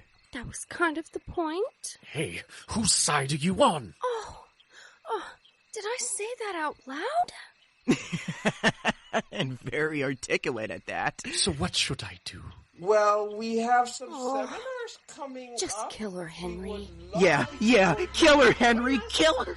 No, of course, we cannot continue to operate unless we have some donations from... Money. I'm sorry? You want money, right? Oh, not right away. Perhaps a small donation would help. Always want money. Oh, it's only a small token amount. Oh, just kill her, Henry. Kill her! Murder her! But how? Oh, well, $100 is the usual amount. Kill her. Strangle her. No, use the knife! But all that blood. Who cares? Just do it. Not on the Persian rug. Yes! Make sure to donate your finances.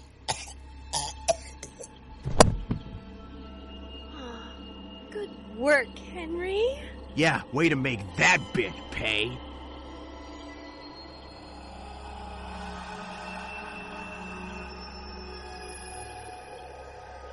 Isaac Newton once said, "I can only calculate the motion of heavenly bodies, but not the madness of people."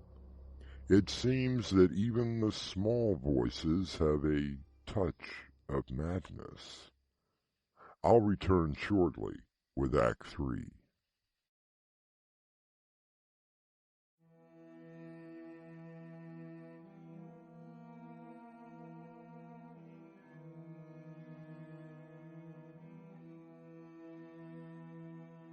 Long before Lewis Carroll wrote the immortal Alice in Wonderland, the term mad as a hatter was used.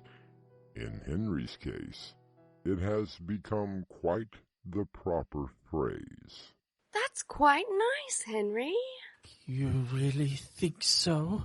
A very nice hat, I think. I think so, too.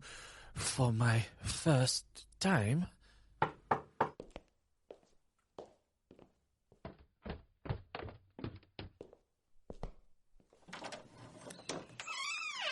Well, it's good to see you're still here. Please, come in. Well, you're not having any trouble with ghosts, are you? Why don't you make a ghost out of him? Not a bad idea. Can I get you something to drink? Oh, no, I just stopped by to see how you were getting on. And also to bring you some good news. What sort of good news? Well, believe it or not, someone has made an offer on the house. They think it would make a great bed and breakfast. You are still trying to sell my house? Oh, well, apparently the listing was never taken down. The heck with the rug. Slit his throat. My, haven't you got a little...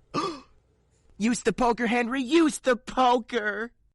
I happen to like it here. I've been working on a new project. Oh, well, that's okay. I don't really need the commission. Why don't you come downstairs and let me show you? Well, I don't want to be a bother. Yes! Take him downstairs. Much easier to clean up. Yes, I think you will be very interested. It's so dark down here. Let me get the light. What a mess. Must be hard to...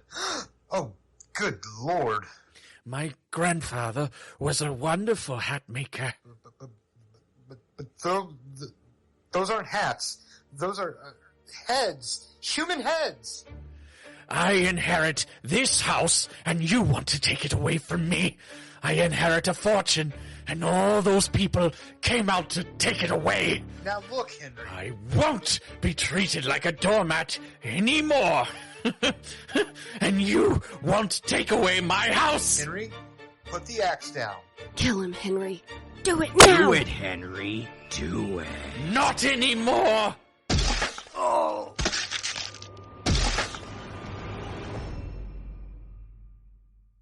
I saw them. I truly saw them. They haunted me day and night, telling me to do bad things. I don't remember killing anyone, but they were there. You do believe me, don't you? Yes, Mr. Hoffman, I believe you. Well, Doc? Detective, did you find any remains of anyone?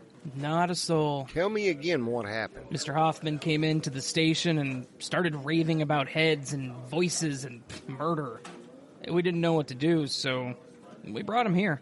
But you did investigate. Of course. Didn't find anything. What about the basement? Just a bunch of fabric and chemicals. Was there any mercury? Yeah, lots of it. That would explain it. I don't follow. Mercury poisoning. I thought you got that from eating fish. In the 18th century, all the way up to 1941, hat makers used mercury on fabric. Exposure to mercury could drive you insane. So, what you're saying is that Mr. Hoffman is mad as a hatter? Fatally, Detective. I wouldn't be surprised if he lasts another week. We did discover one thing, though. What was that? In the basement. There was a hidden door. When we opened it, we found the remains of 27 people and a notebook from what we gather was his grandfather. It turns out, Mr. Hoffman's grandfather really was a serial killer.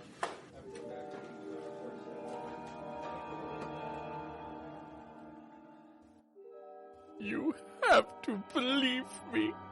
I killed all of those people. Of course you did, Henry. And such a very good job. But did I? Did I really? Henry Harold Huffman, a rather unassuming little man who would do anything for anybody, who is now sitting in a room wondering when he will die. I'll be back shortly.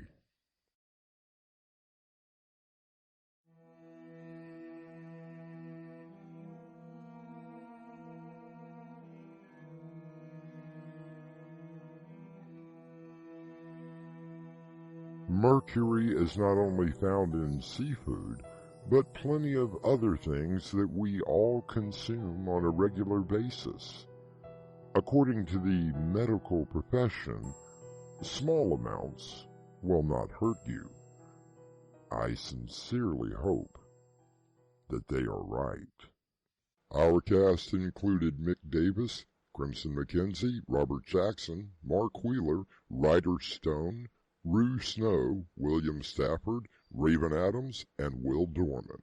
The script was inspired and edited by Crimson McKenzie, and the entire production was under the direction of Winslow Swan. And now, a preview of our next tale. What kind of place is this? It's an art gallery, Mr. Venetti. A simple but rather unique art gallery. Nothing more. But these paintings, so grotesque. Demons, torture, blood in all of them. And the statues, hideous. You should look beyond the horror and see the inner mind of the artist. That is what art is all about. Isn't it? Doorway to Nightmare is brought to you in part by Swanage Press. This is your host, inviting you to return with us through the Doorway to Nightmare for another adventure into the world of your terrifying imagination. Until next time, slumber peacefully. Epilogue. The butler did it.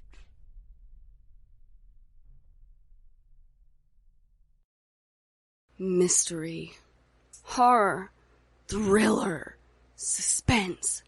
Novels and short story collections from Winslow Swan, now available from Amazon. If you'd like to support us, visit our merchandise store. T-shirts, caps, mugs, and so much more. Visit doorwaytonightmare.com today.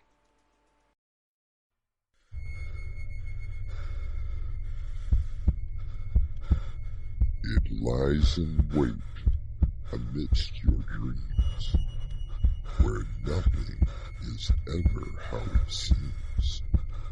It is a portal to a terrifying world beyond the doorway to nightmare.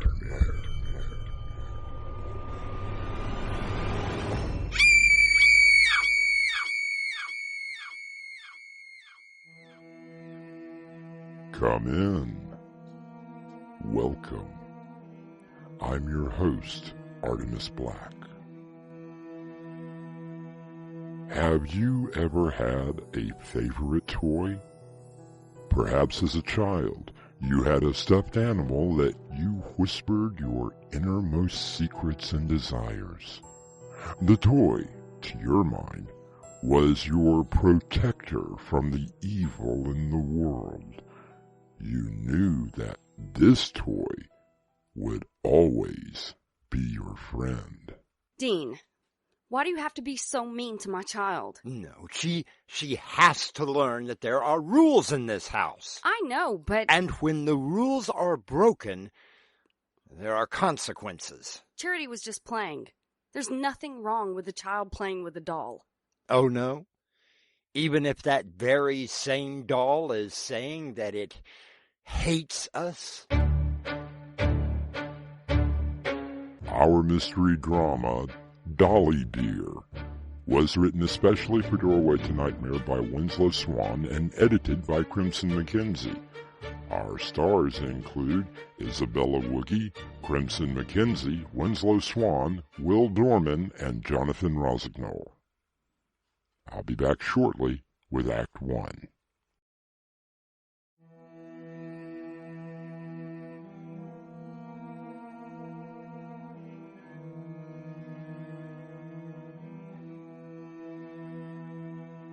Childhood, sweet and sunny childhood, with its careless, thoughtless air, like the verdant, tangled wildwood, wants the training hand of care.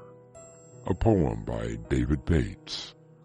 Ah, sweet and innocent childhood, where cares and worries do not really seem to matter, when a rather simple toy, or in this case, a doll, can be a best friend. You are my bestest friend. Charity, will you come down here, please? Okay, Mama. No, I won't be very long, Dolly. I love you. I love you too, Dolly. Charity, are you coming down? Be right there, Mama. Didn't you hear me the first time? Yes, Mama. I just had to make sure that Dolly was okay. Well, is she? Oh, yes, Mama. I don't know where you found that doll. You have so many others. But they are not like Dolly. Oh.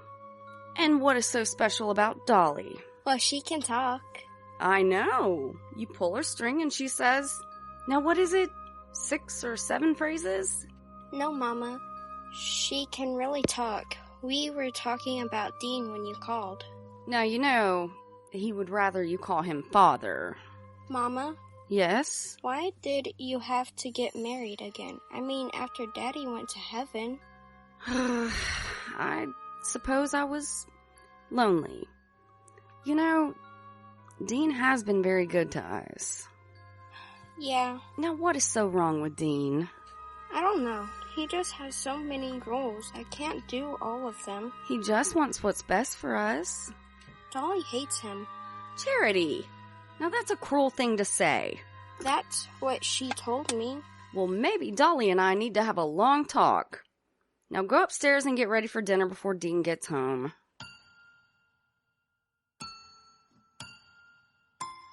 I guess Mama loves him. He does seem to make her happy. Would you like to play? Not right now, Dolly. I have to get washed up for dinner. We can play later. You're my bestest best friend in the whole world. I love you. I love you too. I hate Dean. He is very, very mean. But Mama loves him. I have seen. He is very obscene. Well now, this looks very good, Martha. Thank you, dear heart. I hope you like it. Oh, I'm sure that I will. Well now, there is my little cherry blossom. How was school today? It was all right, I guess. And what did you learn today? Oh, you know, the usual. Mama, can I ask you something? It's may I ask you something. I'm sorry, may I ask you something? There's always time for good grammar. Of course, Charity. What is it? What does obscene mean? Why, Charity, where did you hear that word? Probably some older children on the bus, I would expect.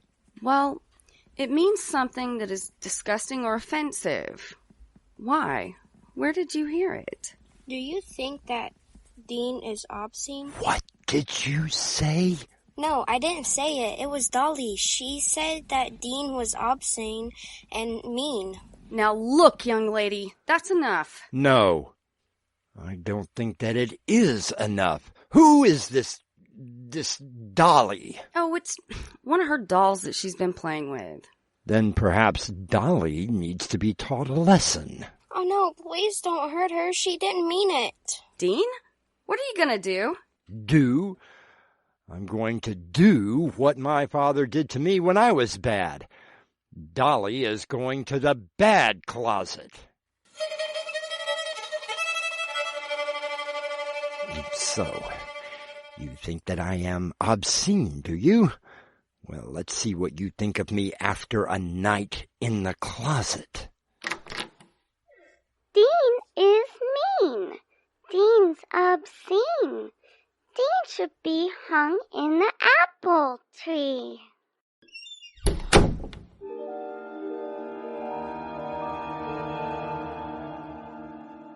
I remember growing up and seeing those dolls on television. The ones with the string that you pulled and the funny little sayings. But I never recall hearing about one that threatened somebody. I'll be back shortly with Act 2.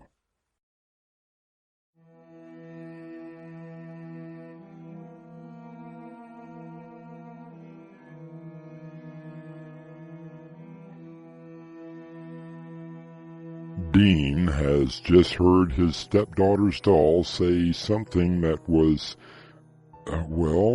disturbing. He is now talking with his wife about the incident. Dean! You must be joking. Martha, I swear, that blasted doll threatened me. It's just a toy.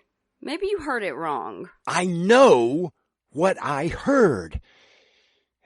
And what about Charity? Asking about the meaning of that word. Well, maybe she heard it on television or perhaps the radio. Yes, and perhaps I'm losing my marbles. Now don't talk like that.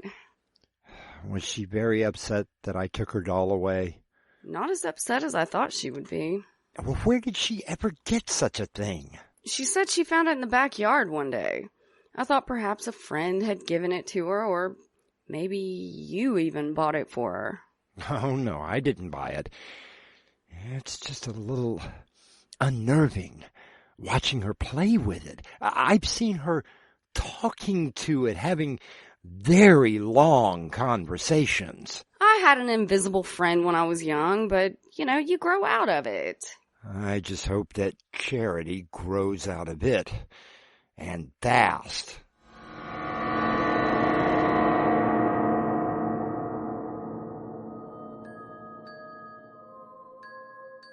Charity! Charity! Dolly, is that you? How did you get out of the closet? Do you really love me? You know that I do. Now come to bed. I will. But first, I have something important to ask you. Like what? Do you love Dean? Mama does, so I guess I do. Are you sure that you love Dean? I guess. If something were to happen to Dean, would it make you sad? It would make Mama sad. But what about you? Not really. Okay, that's all I wanted to know. Why? Is something going to happen to Dean?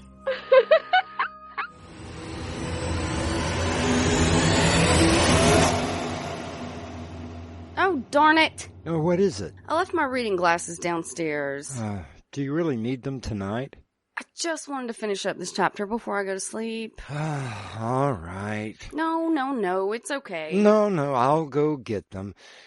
Besides, I'm going to grab me something to drink. Now, where is that light switch? Oh, that's funny. The bulb must have burned out. Hey, who's that? Charity? Is that you in the dark? No. Now, did you get out of the closet, Dolly dear? Now I'll just take you downstairs. I don't like you. I wish you were dead. What the... Ow! Did you bite me? I wish you were dead. Cut off your head. Watch it roll. Kill your soul. Hey, stop squirming around. Look out! The stairs! Ah!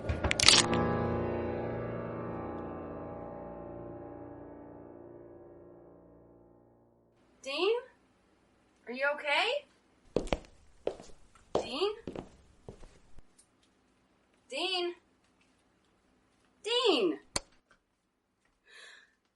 No!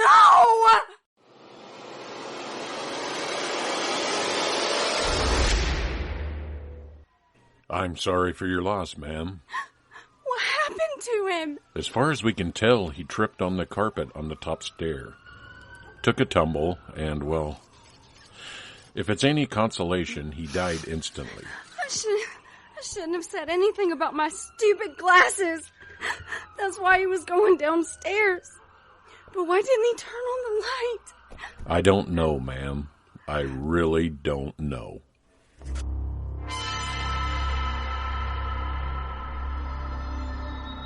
Mama is really sad, Dolly. You are my bestest best friend. I love you. You shouldn't have hurt Dean. Dean was mean. Dean was mean. But Mama loved him. Do you love your mama? Dolly, what are you saying? What is Dolly saying? The last time that question was asked, Dean had a rather unfortunate accident. Or was it? Perhaps we will find out when I return with Act 3.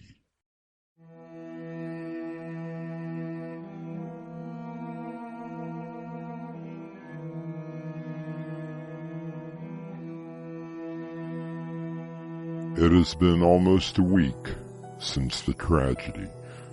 Martha is trying to keep things as normal as possible for her daughter, Charity. Charity, we are going to have a long talk about picking up your toys. I am your bestest best friend. I love you. Well, now, where did you come from? Ugh, you really are a creepy little thing. Those black eyes with the lids that close. Ugh, gives me the shivers. You should be nicer to me. What did you say? I think that you heard me. What the? Oh my God. Mama, I'm home. Did you have a good day at school, hon? Yes, I'm going up to my room to play with Dolly. Dear, about Dolly. I want to tell her about what Brad said about her in school today. What did Brad say, sweetheart? He called her names like stupid and dumb. I bet Dolly won't like that. Yes, well, about Dolly. I'm afraid that she isn't up in your room. Where is she, Mama? Well, you see, dear, I was cleaning your room today and I accidentally dropped her. Mama, what did you do? She landed on her head and she broke. Oh, honey, I'm so sorry. I tried to fix her, but she was damaged beyond repair. Oh, Mama, how could you? It was an accident. Don't worry, honey. We'll get you a new one. But I don't want a new doll. I want Dolly. She was my friend, my bestest friend. You are my bestest best friend in the whole world. I love you. Dolly! But I got rid of... Oh, Dolly, I love you too. But I threw that thing out. I know I did.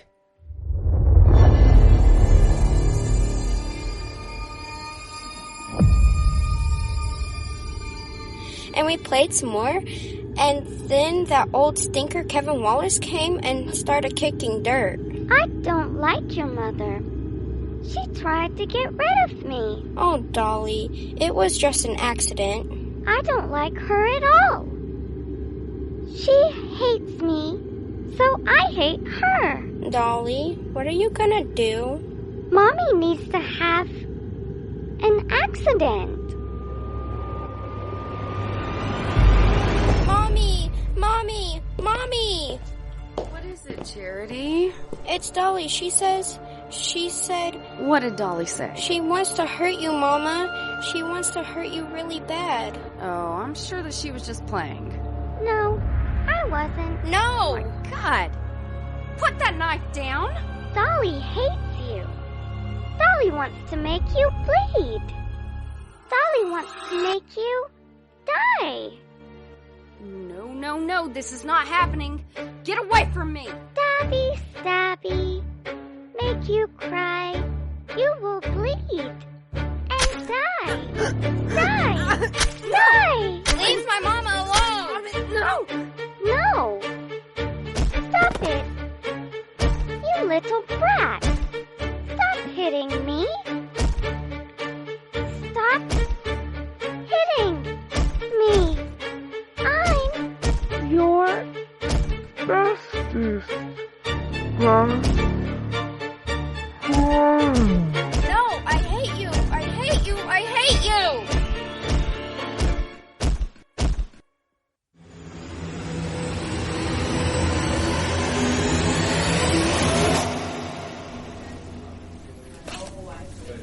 Everything is going to be okay. The knife wounds weren't that deep, thank goodness. How was Charity? Sleeping peacefully, which is what you need to be doing as well. I'll check on you in the morning, and perhaps both you and your daughter can go home. You do believe me, don't you? About the doll? You've been under quite a bit of stress, what with losing your husband. We can talk about it in the morning. Now get some sleep.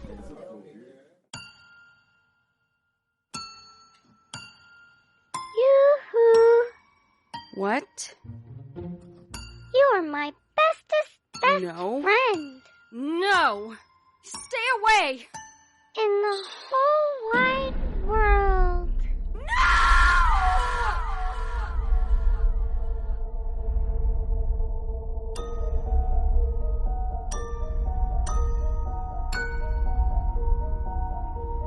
Martha stares in horror as she watches the small doll with the large knife inching towards her.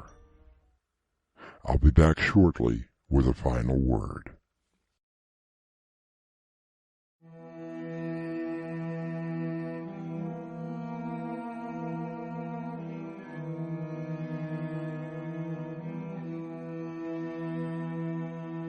Ah, childhood, a time for make-believe, a time for the imagination to grow stronger, a time for the monsters to come out and play.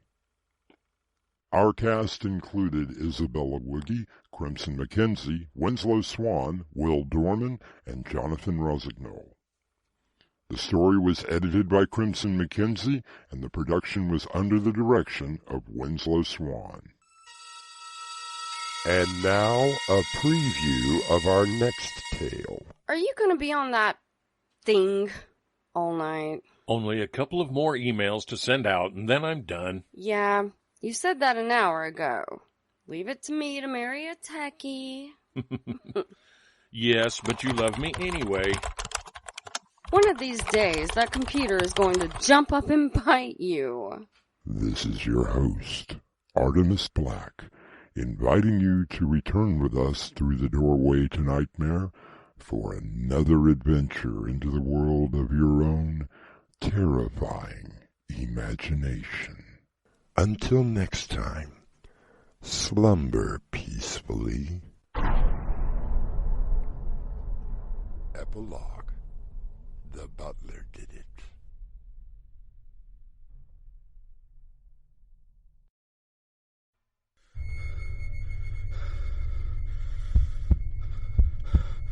It lies in wait amidst your dreams, where nothing is ever how it seems.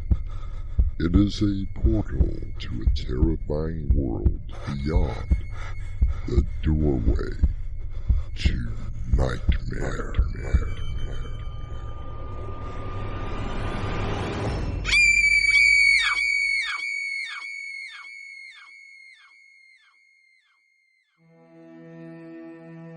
Come in. Welcome. I'm your host, Artemis Black. Of ghoulies and ghosties and long-legged beasties and things that go bump in the night, good Lord, deliver us. Well, so goes the prayer. It is the monsters that dwell in each of us that we should pray for deliverance. I vote that we leave as quickly as possible. Like, right now. We can't. The storm blew the trees down, and the road is blocked. Can't we walk out? 7 miles through the woods in this storm? Then we are trapped here. And if the legend holds true, we are all going to die here.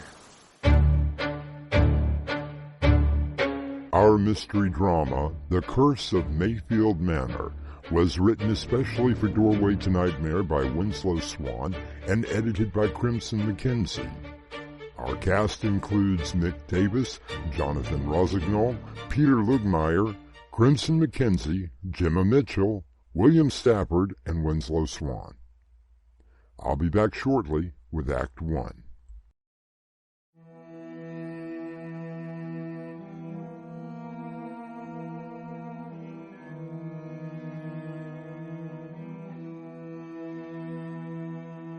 One of our strongest emotions is fear. Science has even come up with names for different kinds of fears. From the fear of closed spaces to even the fear of the number 13. The emotion has made heroes out of few and cowards out of many. Gerald, over here. It's a great place you picked out for our meeting. You're late. If I didn't have to fight my way through a crowd at the bar, I might have been here on time. So, what's going on that we couldn't do this at the studio? You want something to drink? No thanks. Okay, here it is. Have you ever heard of the Mayfield House down in North Carolina? Should I have? The network thinks it'd be a perfect place to do one of our horror specials. Come on, Hank. I'm sick to death of doing those things. I know. That's what I told them. Spend a night at some abandoned house and see what happens. Well, I've done 7 specials, and every time, absolutely nothing happens. Oh, I catch a cold, but I never catch anything on tape. Yeah, well, this time, I think we got something. Take a look at these. Okay. So what am I looking at? These were taken by a hiker who came across the house. Yeah, so? Don't you see it? Up in the window? Oh, come on. A grainy photo of a shadow on a window, and you want to do an entire special on it? It's ridiculous. Well, I admit that the photo is a little grainy, but the network is adamant. Now, if you don't want to do it... I didn't say that. Hank, I like working for the network, and I'll do your little ghost show one more time. Who else is going? You, me, Sherry Abrams will be working the cameras, Pamela Walker's doing the sound, and... Wait, don't tell me. Let me guess. He's been on every special that we've had. Ricardo Amherst. How appropriate. Is there going to be a problem with you two? From me? No. From him? I know. It's a little awkward. Sherry and I were only married for 2 months. If she decided to hook up with that fake medium, that's her business.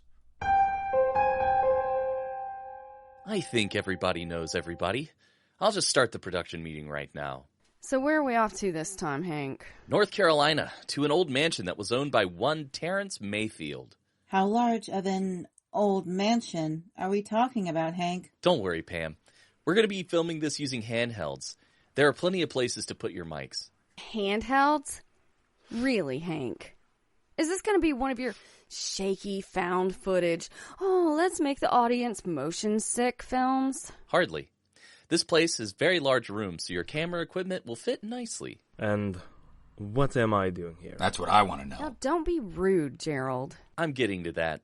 As our resident spiritualist, you'll be free to roam the house, with a camera, of course, to pick up any vibrations. The only vibrations he's going to pick up are the ones Sherry makes. Can we discuss this later? All right, children. Now, do you want to hear about the house or not? Go ahead, Hank.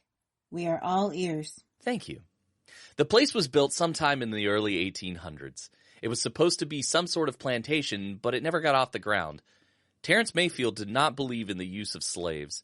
He thought that a man that worked should be paid, which did not sit too well with the general consensus of the times. But there was another reason why the place never became a working plantation. And here it comes. Terrence Mayfield, according to local reports, was a practitioner in the dark arts. There was talk of blood sacrifices and Sabbats being performed. Oh, this just gets better and better. I can see why the network was so interested. Dusty old house, rumors, and I can feel a cold coming on even now. Wouldn't be the first time. It was August 13th when the locals had had enough. 12 young girls had disappeared. The townspeople marched up to the doors, grabbed Mayfield, and burned him alive in the front yard. Since then, no one has ventured near the place. Over 100 years ago? The place must be falling down by now. You would think so. Believe it or not, the house looks brand new. Now how can that be? Perhaps it has to do with the curse that Mayfield screamed out from the flames. Isn't there always a curse? Well, come on. What was it? According to local legend, the first person to enter the house would be possessed and kill all the others who entered after. They would be cut in half, and their entrails would be eaten. Oh, that's just sick. And the network approved this? Anything for ratings. Well, that's the story. We leave tomorrow, just in time for the anniversary of Mayfield's curse. What do you think?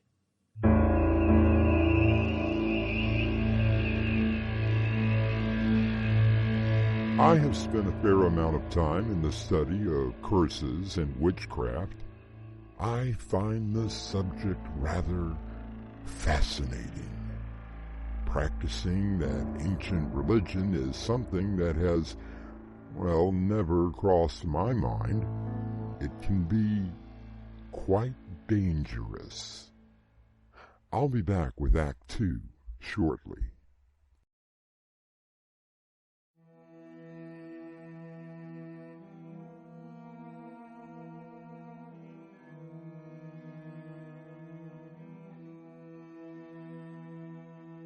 A film crew has arrived at an old mansion to investigate and document the anniversary of a curse. We find them now standing at the door to the Mayfield mansion. Be careful with the equipment. I'm not a god. Hey, Hank, what about the crew? You are looking at it, old buddy. That's our illustrious producer. Always trying to save a penny when he can. Well, Gerald, don't just stand at the door. Open it. Come on. Just a house. Wood, brick, mortar, nothing more. Sure. Wood, brick, and mortar. Okay, here goes nothing.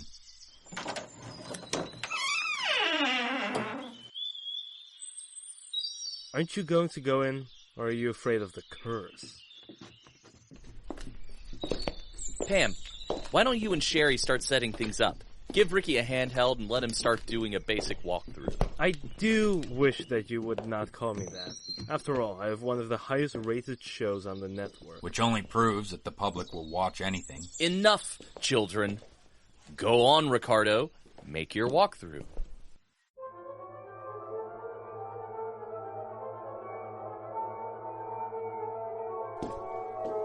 Gloomy old place. Dust everywhere. Not picking up anything yet. Feeling a slight sense of dread. Maybe. Something just doesn't feel right about the place.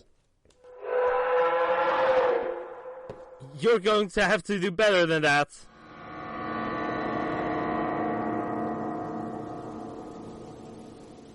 It's really blowing out there.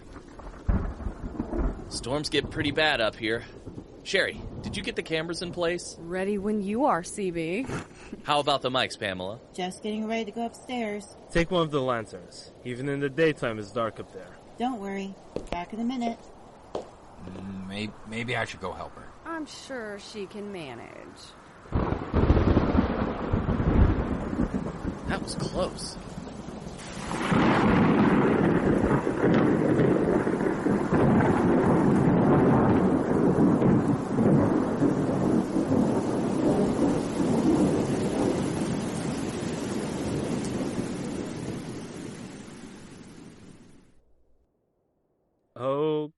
Okay, that was weird. I've never seen a storm just stop like that. What is that? Sounds like something knocking against the wall. It's coming from upstairs. Pam's up there.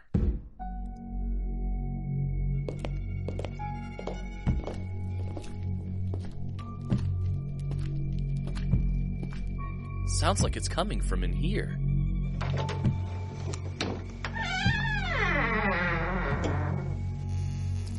Pam? What the hell happened? She's hanging from the rafter. A rope tied under her arms. Oh God. Her lower half is gone. Like it's cut away.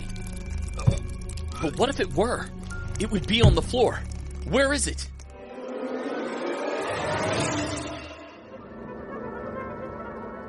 We need to get out of here. I'm going to start the van. We'll come back for the equipment.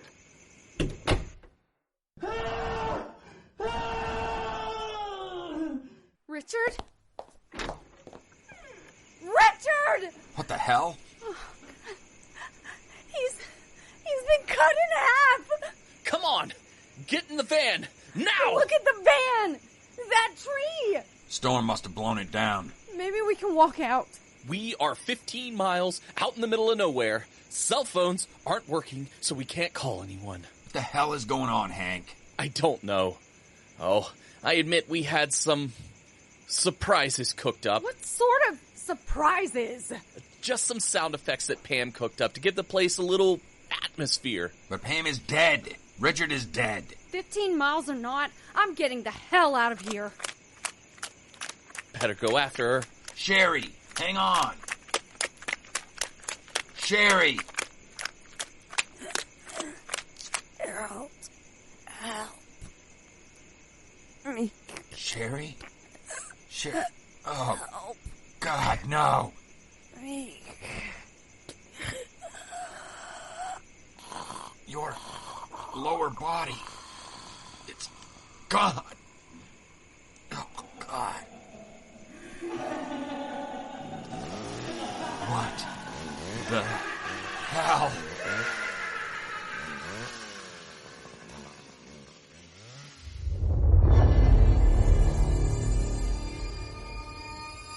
Gerald runs back towards the house, the maniac with the chainsaw close behind.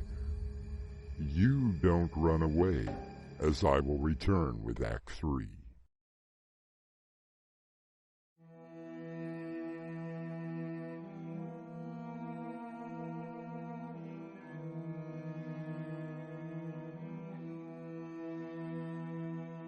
Three human beings have been killed, and Gerald is running away from a what?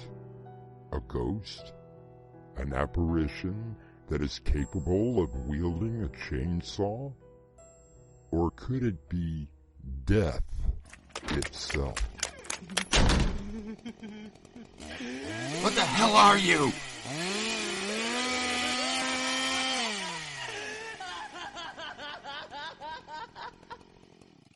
What going on? Best work I've ever done. Just who the hell are you?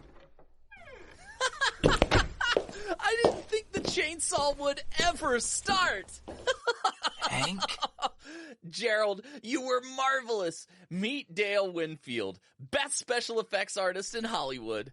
How you doing, Gerald? Hank, you had better start explaining. Just go to the living room.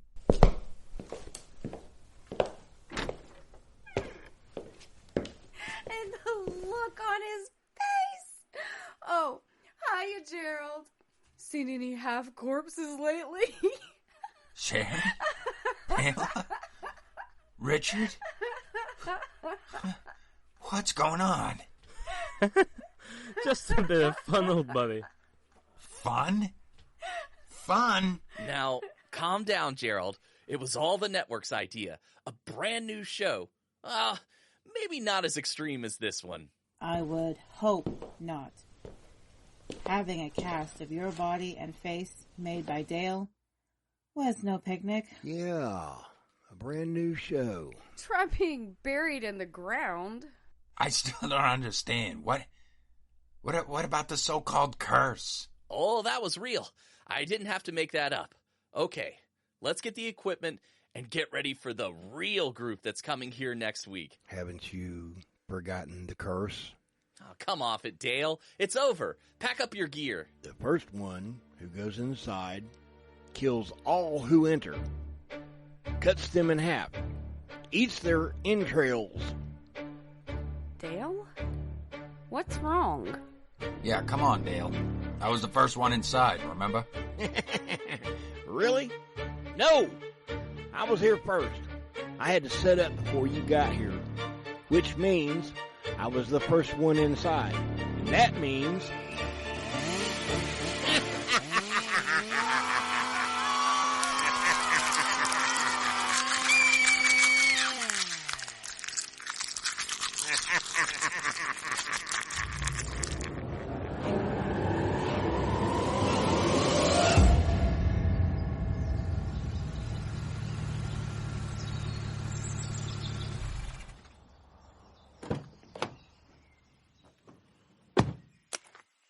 Hey!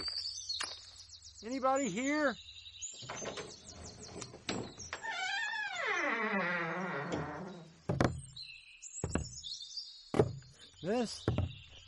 Miss? Are you all right? I don't know. Who are you? Oh, I'm Mitchell Stanfield, from the network. You guys were supposed to check in with us every day, and we haven't heard from you. No, that can't be.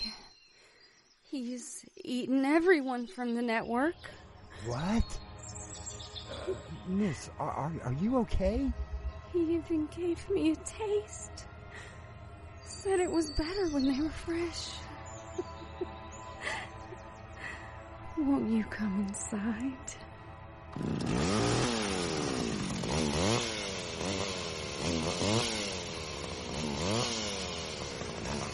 When someone finally came to investigate, they found Dale and Sherry surrounded by corpses, covered in blood, licking their fingers with every bite they take, eating, sucking the meat off the bones.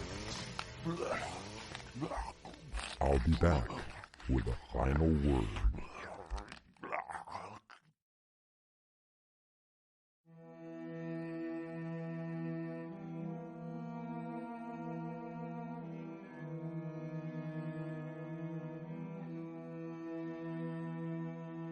There have been cases reported of so-called curses against people. Scientists claim that it is more of a psychological occurrence than a supernatural one. But then, I wonder, can everything be explained with science? Our cast included Mick Davis, Jonathan Rossignol, Crimson McKenzie, Peter Lugmeyer, Gemma Mitchell, William Stafford, and Winslow Swan. The story was edited by Crimson McKenzie, and the production was under the direction of Winslow Swan. And now, a preview of our next tale. This is your host, Artemis Black, inviting you to return with us through the doorway to Nightmare for another adventure into the terrifying world of your imagination. Until next time, slumber peacefully. Epilogue. The butler did it.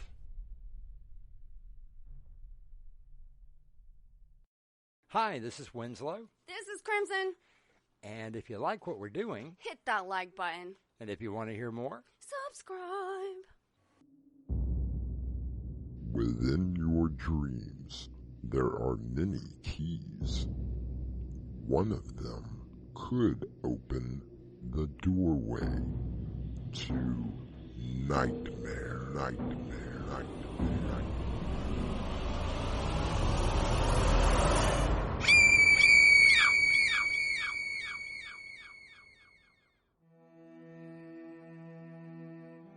Come in. Welcome. I'm your host through the doorway to Nightmare.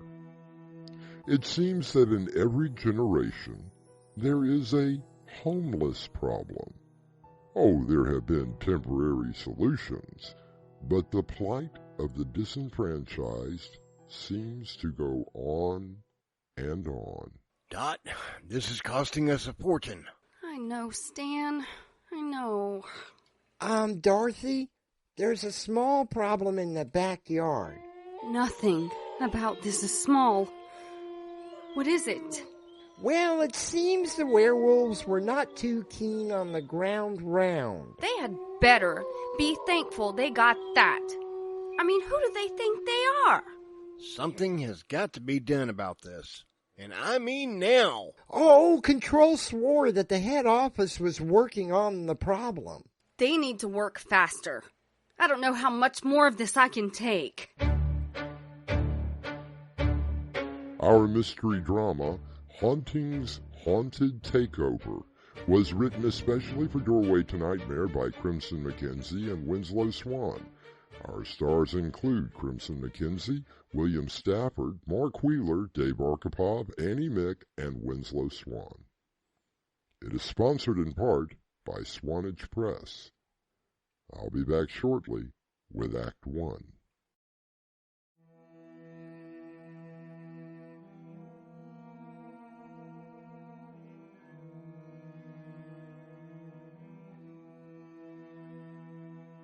Our story begins on a quiet evening at the home of Stan and Dorothy Peters and their resident ghost, Fred. It's a tranquil moment in the house, and it has been quite some time since anything of a ghostly nature has happened.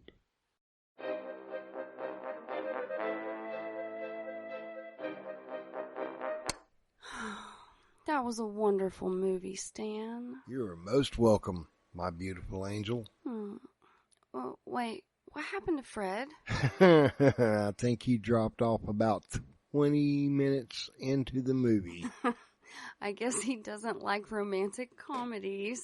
Well, he can't expect us to watch horror movies all the time, can he? No, I guess not. I can't believe nothing has happened for some time now. Don't even say that. What? You might speak something into existence. Besides, I rather enjoyed the quiet. Well, even Fred hasn't been practicing his tricks lately. Suits me just fine. But it's so close to Halloween. I want him to be ready. I have so many plans this year. I'm sure he'll be ready. He hasn't let you down yet, has he? No, I guess not.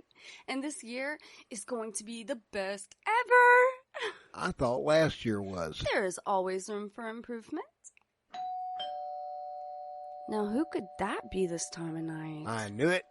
I knew the quiet wouldn't last. Oh, Stan. Don't be like that. Maybe it's the neighbor needing something. Nosy Nellie? That is not very nice. Neither is she. Maybe if we were very quiet, they'll go away. Let me just answer the door. I'm sure it's nothing.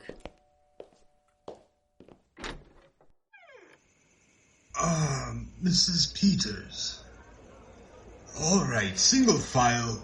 Right through there into the kitchen. Don't crowd. Control?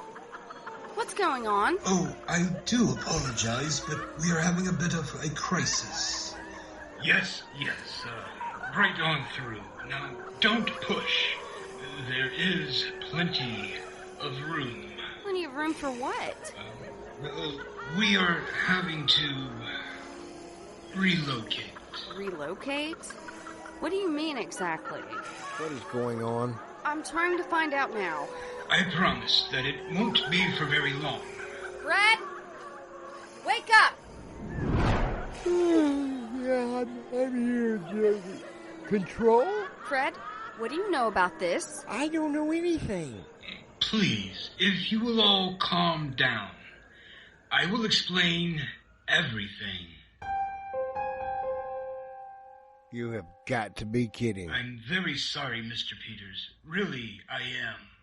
Unfortunately, the rules state... Don't you dare. I have had it with these so-called rules. Do you just make them up as you go along? So what you're saying is that we now have to host how many? Ghosts or something else? What do you mean, something else? Well, I took a quick head count. There are 17 ghosts, 3 banshees, 2 vampires. Did you just say vampires? 6 werewolves. And a partridge in a pear tree. This is not funny, Stanley Peters. I didn't have any special drinks tonight. This is serious. Control, what happened? It seems that there is a housing shortage, and we are faced with a homeless problem, especially among werewolves. Can't they just live in the woods? I mean, they are part animal after all.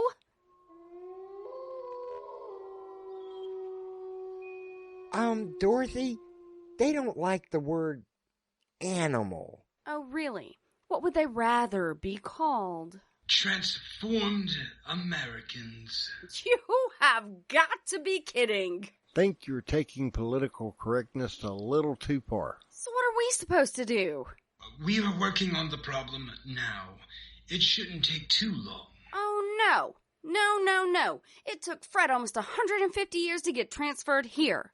You guys are worse than the government. I understand your misgivings. I can assure you that I will work very hard on finding a place for every creature here. In the meantime... Yes? Do the best you can. I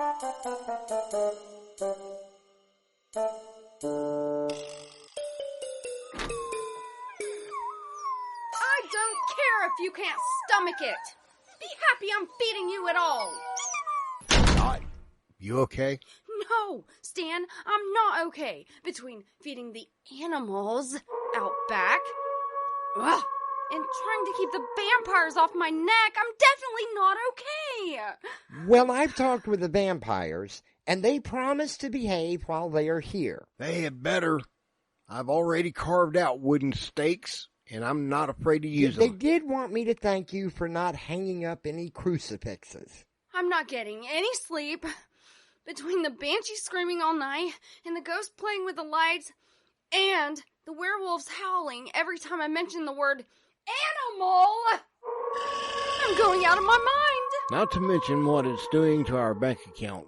Do you have any idea how much 60 pounds of ground round cost? And that's just a week. Stan, I'm sure that the head office will reimburse you. They had better. Hello? Dorothy? Can you talk? Yes, Millie, I'm okay. Is there anything wrong? Well, I guess you could say that. What's going on? It's a little hard to explain. About an hour ago, a rather short little troll came to the door and ushered in, well, I'm not sure how to explain it. Fred, show yourself right now! The ghoul swore that he would never spy on you in the shower again. I beg your pardon? Not now! Not now! I can't do it! Just explain to me why Control was over at the Carsons! Oh, no.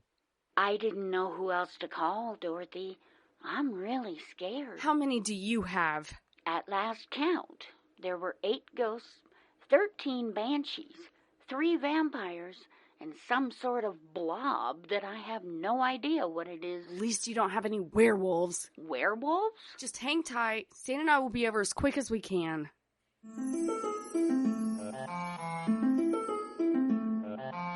Ghosts? I could deal with a few ghosts flittering about, but vampires and werewolves? Whatever is happening in the underworld is beginning to take its toll on Stan and Dorothy.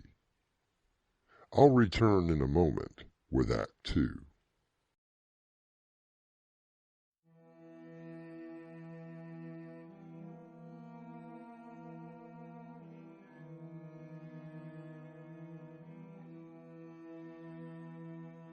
At one time, the Peters found out that Fred, when asked, had to host any ethereal creature that came along. Dorothy never expected to have an entire house full of manifestations, let alone have them invade the home of Jack and Millie Carson. So happy that you were able to come so quickly, Dorothy. Never mind the amenities, Millie. Please, Stan, Dorothy, tell us what the hell is going on. Maybe I should let Fred explain it. Hiya, Jack, Millie. How are things going with you two? How do you think? I've got ghosts coming out of my ears. Well, there really isn't anything that I can do about it. But you ran off that other ghost. Oh, but that was different. And since you had one ghost, well, your house now falls under the rules and regulations of the head office. What head office? Calm down, Jack. Let me mix you a drink. I think you're going to need it. Just tell us what happened. According to Control. Was that who that little troll was? Yes. Unfortunately, he's in charge of spirit placement. Lovely. It seems that there has been some sort of housing shortage, and our homes have been designated as temporary living quarters, or rather, unliving quarters. Will you knock it off? I swear if that thing does that one more time. It does take a little getting used to. How long do we have to put up with this? Control did say that they were working on it. Which means it could take forever. Oh! This is... What the hell is that? That is that blob I was telling you about. What is it doing? It just slides along the walls. It's making a mess of the wallpaper. That does it. We're going to a hotel. Stan, if you and Dorothy want a room, I'll be happy to get you one. A lovely thought, but I do have werewolves to attend to. You must be joking. Better they have ground round than start munching on us. There has got to be something that we can do. Well, unless you have an empty house stashed away somewhere, there really isn't anything that we can do. Wait a minute. Fred, would any house do? Jack, you're not thinking... You bet I am. You mean you actually have an empty house somewhere?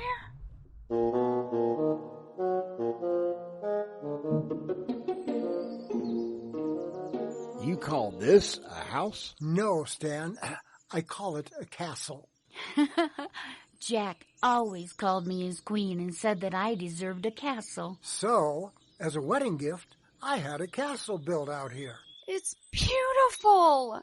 How many rooms? I think somewhere around 50, but I've never really been sure. It's perfect! Yes, but do you think the head office will approve? Only one way to find out. Jack, are you sure that you don't mind all of those things living here? We only used it one summer, a long time ago. And that was over 10 years ago. I mean, it was nice at the time, but the cleaning... Oh, I can imagine. If the head office is willing to buy it, I'm willing to sell. Wait, don't sell it. Dot, I don't like that look in your eye. What look, Stan? That look tells me you have an idea brewing. Well, of course I have an idea, Stan. And I promise you won't regret it. Famous last words. Want to let me in on it? Yes. Dorothy, what are you thinking? Jack, how would you like to own a real haunted mansion? That is the craziest idea that I have ever heard of. But you have to admit, it would solve the housing problem. I'm just not sure that I could get it past the committee. You listen to me, Control. I've come up with a perfectly great place for everything you brought to us and the Carsons. There's enough room for a whole lot more. If you don't like that, then... It isn't that, Mrs. Peters. I was talking about the price. What does Mr. Carson want for this property? Oh, that. Well, we discussed it, and he said that he would lease it to you for a mere $500 a week. $500 a week?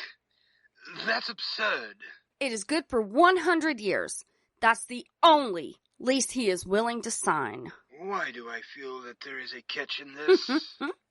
Of course there is.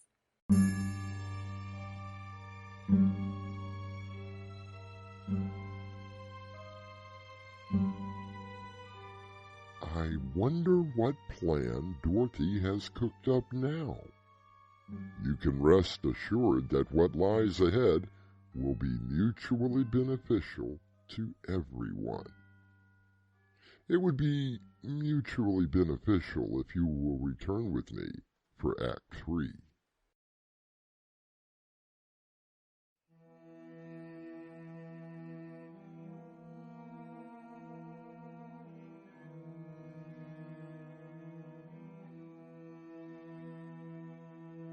There is a rather famous song that goes something like this.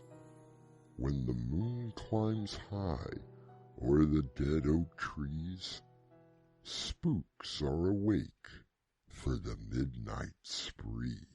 Dorothy, are you sure this is going to work? Trust me, Jack. Now, Fred, has Control gathered everyone at the castle? Oh, yeah, everyone is there. And a whole bunch of new ones. As long as everything is out of our house. I checked our house and nothing is there now. Great. Now, Jack, did you manage to get all of the advertising in place? Full-page ads in the newspaper, radio, TV, and I even managed to get 3 billboards up on the highway. Fantastic! How are you going to manage all of those creatures? Watch and learn.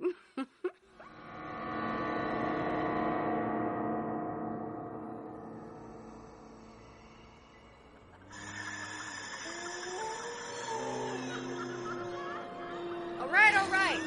Quiet down. Have a little quiet in here. Shut up! Everyone, assemble. Werewolves, vampires, ghosties, banshees. Now hush. This is a very large house. Castle. Yes, Fred, it is a castle, and there are plenty of rooms for all of you. You are all the official residents of the haunted castle. It's exciting, isn't it? We have a path marked off for the guests, so your private areas will not be disturbed. However, we do have a few ground rules. First, werewolves. Now quieten down. Nico, no biting. You heard me. You can growl and transform and bark all you want to, but no attacking the guests. You want your treats, don't you? You understand me? Yeah. No snarls. We have plenty of silver bullets. Okay, good job. Good job, guys. Okay, vampires. No biting either. Understand? We can't have guests coming in here human and walking out as well, you know. And don't think for 1 minute we don't have wooden stakes handy. Oh, yes. Winston, get out of line, and we will use them. Ghosts, banshees, and others. As you can see, the house... Castle. Right, Fred. Castle.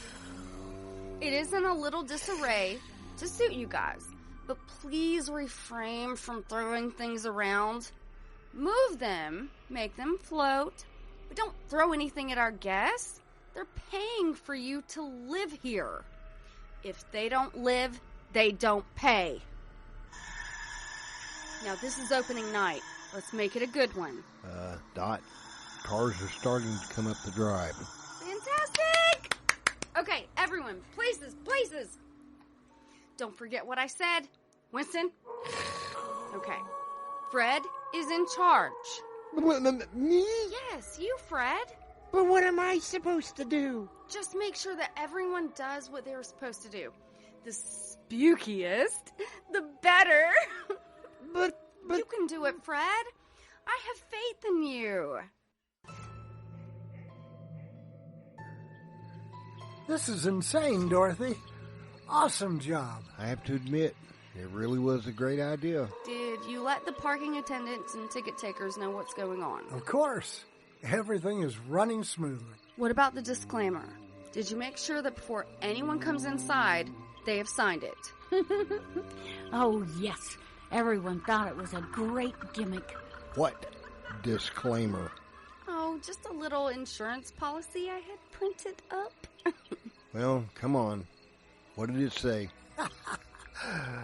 That we are not responsible for any accidents, including vampire bites, werewolf attacks, possessions, or dying of fright while on the premises of Grimwald Castle. And that is legal?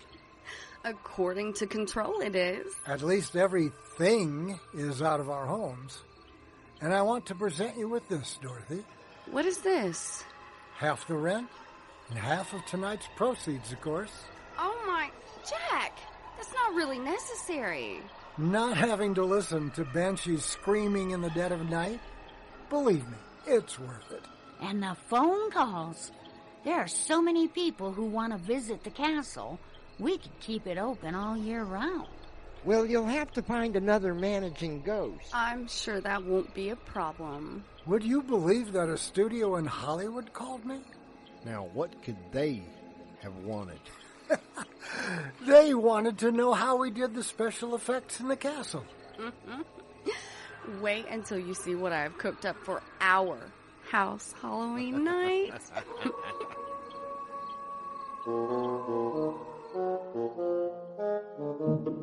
Perhaps you yourself have visited Grimwald Castle?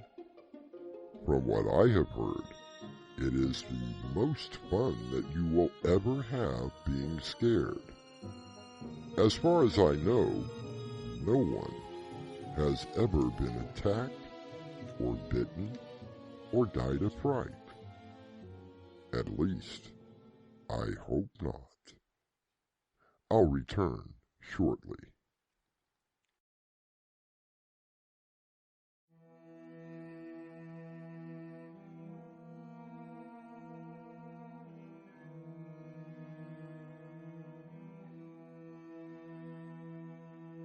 Like Dorothy Peters, my favorite time of year is Halloween.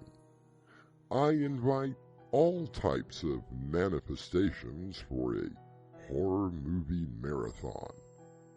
Of course, the neighbors don't complain about the howling, screams, and moans. I do live next to a graveyard, so my neighbors are relatively quiet. Our cast included William Stafford, Crimson McKenzie, Mark Wheeler, Dave Arkhipov, Annie Mick, and Winslow Swan. The story was written by Crimson McKenzie and Winslow Swan and the production was under the direction of Winslow Swan. And from all of us here, behind the doorway to nightmare, living, dead, and undead, happy Halloween.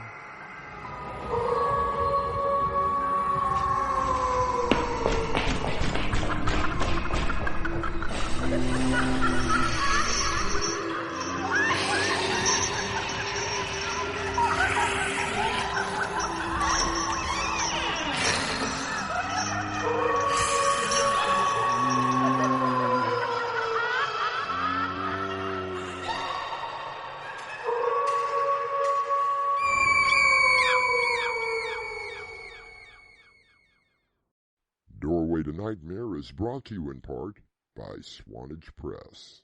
This is your host, inviting you to return with us through the Doorway to Nightmare for another adventure into the world of your terrifying imagination. Until next time, slumber peacefully. Epilogue. The butler did it.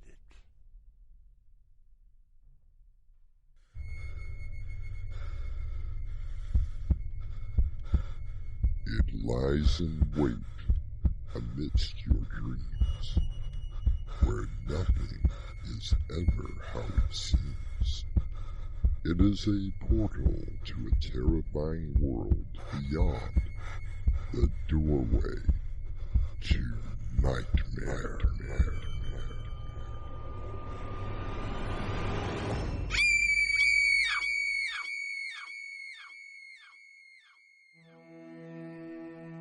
Come in. Welcome. I'm your host, Artemis Black. I have studied many subjects during my lifetime. I have perused numerous books about a variety of different things. One such subject that I find the most fascinating is the occult. So many of our religions have their own set of rules and restrictions that most people, depending on their faith, choose to follow. You played a very good game tonight, Robert.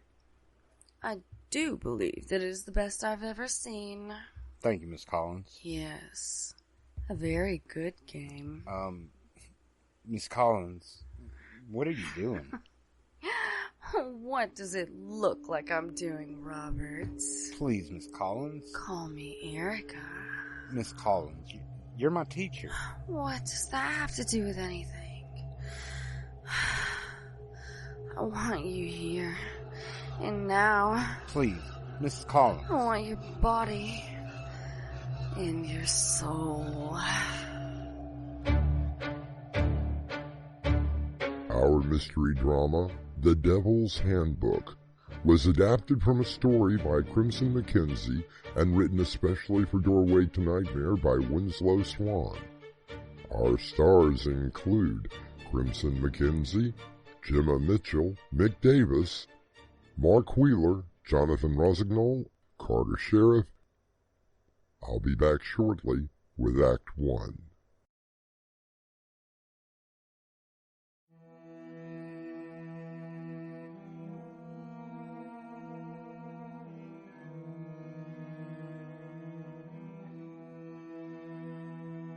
Milton College is one of those small campuses that teach what some would call off-handed subjects. While not as large as Yale or Harvard, it has produced some of the finest minds in the land. Right now, Professor Erica Collins is hurrying to her small class of bright-eyed students. She is young, idealistic, and teaches for the sheer joy of it. She is the idol of her students, both male and female, a petite blonde and blue-eyed star of the academic world.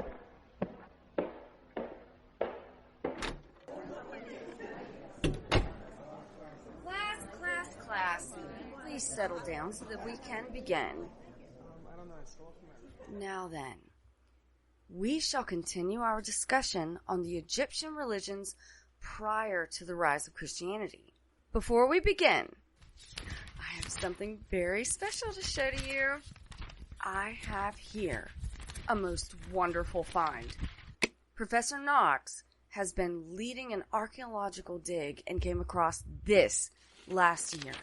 He was kind enough to let me borrow it. Looks like those pages are ready to fall apart. You're right, Robert. They are very old, about 7,000 or 8,000 years old. But what are they, Miss Collins? I have what Professor Knox believes are the missing pieces of the papyrus ripped from the scroll from the Book of Dead that was discovered some 30 years ago. He has only been able to translate a small portion of it, but he thinks that he is on the right track. I thought that was a myth. There are many truths that lie in ancient myths. Truths of humanity, spirituality, and things beyond. Perhaps there is a sensual side to death, according to the Book of the Dead. Now, I want you all to come up here and take a look at these. Fascinating, don't you think? What does it say? Well, according to Professor Knox, these pages were translated about Hathor, Ra's feminine counterpart, who had a vengeful aspect that protected him from his enemies. Today so happens to be the 20th, a day of commemorating this particular deity. Maybe we could use that to bring some life into the football team. Oh, don't worry, Robert. As the star quarterback, I'm sure that you will be fine. Anyway, Hathor could cross the mortal boundaries. She wasn't all bad. She did love music, dance, love, and sexuality, along with a maternal side. I'm sure that if you wanted to protect a football team, she would be more than willing. More temples were dedicated to her than any other goddess. She is a sky deity. She was the mother of the gods Horus and Ra. She was considered the mother to the pharaohs, although she did have a vengeful side and protected the gods from their enemies. She was depicted as a woman wearing what appeared to be a sun disk, which often resembled a halo and horns. It is quite remarkable that the ancient Egyptians would have something like this. So what can be done with this parchment? Well, Betty, we use it as an attempt to finalize the pieces of the puzzle about that culture. Now, there are so many unanswered questions that I find exciting. Okay, if you've all had a good look, I'm going to put them back in the notebook. I promised the professor that I would be most careful with them. Ow! Ow! Ow! Darn it! Miss Collins, are you okay? Yes, Robert. I'm fine. Stupid notebook bit me. Not a mortal wound, just a little blood. I will be okay. Miss Collins! Miss Collins! Good afternoon, Dean Higgins. Miss Collins, we missed you at the faculty meeting. Yes, I know. I'm sorry, but I had a student that needed my full attention, and I just couldn't make it. In the future, Miss Collins, please regulate your time so that you can attend. Now, here are the notes from the meeting. If you have any questions, feel free to come to my office tomorrow morning. Old man Higgins getting you down? Woo! Bob, you startled me. Why didn't you just tell him that you were meeting me for dinner? Teachers are not supposed to be dating each other. You know that. Hey, what he doesn't know. Could get us both fired. We have to be more careful. Even though I want to put my hands all over you right now? Shh! Someone could hear you. Want to go to the broom closet for several minutes of heavy breathing? No! I have to get this back to Professor Knox. But I will see you later tonight, won't I? Oh, you know that you will. Hey, What happened to your finger? Oh, that. The stupid notebook bit me. It pinched my finger. Nothing too serious. Don't worry about it. You should really be more careful. I know, but, I mean, a few drops of blood is not going to kill me.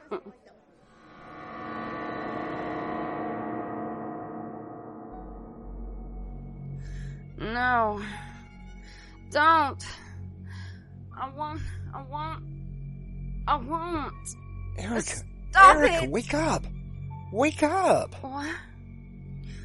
Oh, that was the worst nightmare.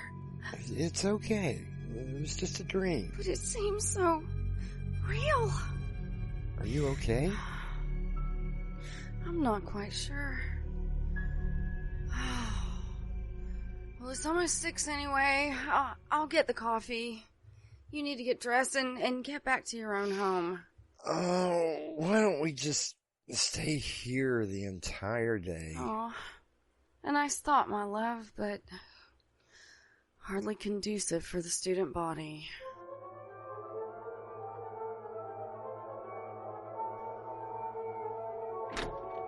Dean Higgins?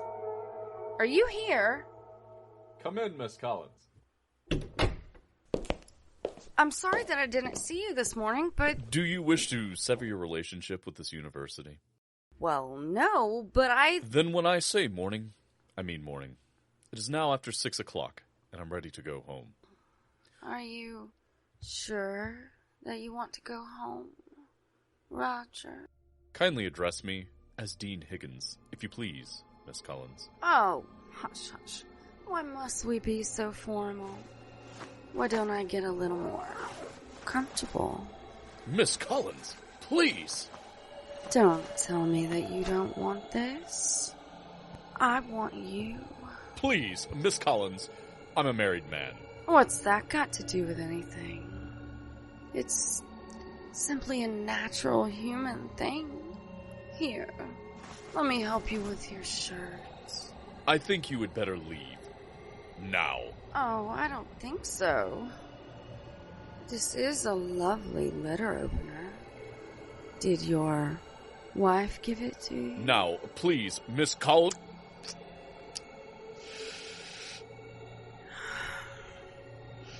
Call me Hathor, and let me at that big, delicious heart of yours.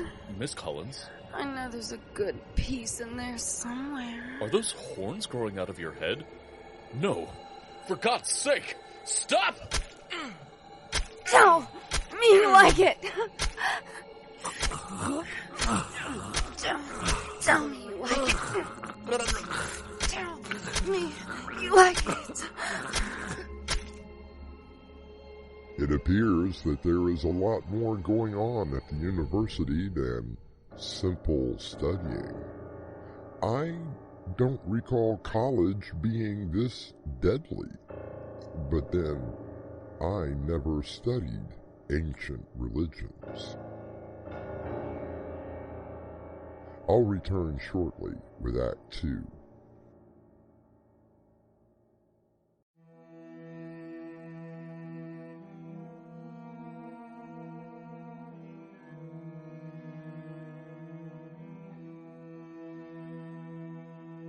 Erica Collins, a professor of ancient religions, accidentally punctured her finger on the rings of a binder that held an ancient parchment.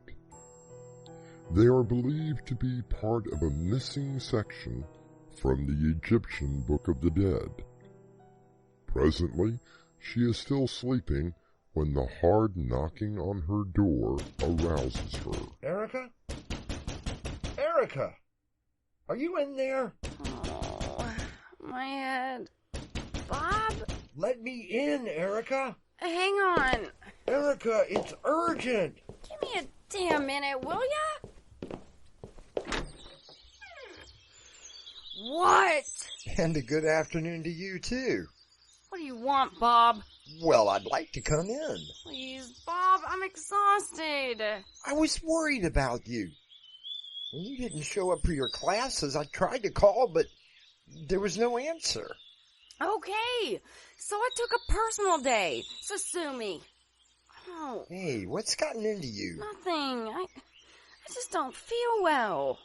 Well, okay. I don't suppose that you've heard the news then. Please, Bob, I just want to go back to bed. Dean Higgins is dead. What? What are you talking about? Last night, he was murdered. Right in his office. But I just saw him last night and he was fine. Well, apparently someone killed him. They didn't just kill him. What do you mean? I just came from the police station. I was talking with a Detective Murdoch. He told me that whoever killed the dean had to have had incredible strength. What? Oh my God, Bob, what did they do? Well, for one, they ripped out all of his organs. The top of his head was torn away. His brain was missing. Oh, dear God. I think I'm gonna be... All right, come on, let me help. Does his wife know? No, she doesn't know anything, only that he's dead. I thought it best that she didn't hear the gruesome details. Do they have any idea who did it? Not a clue.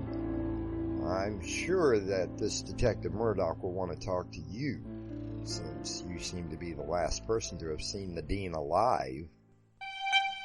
Miss Collins, what are you doing in the locker room? I just wanted to congratulate you on such a remarkable win. Well, thank you. I appreciate that, but I still need to go grab a shower.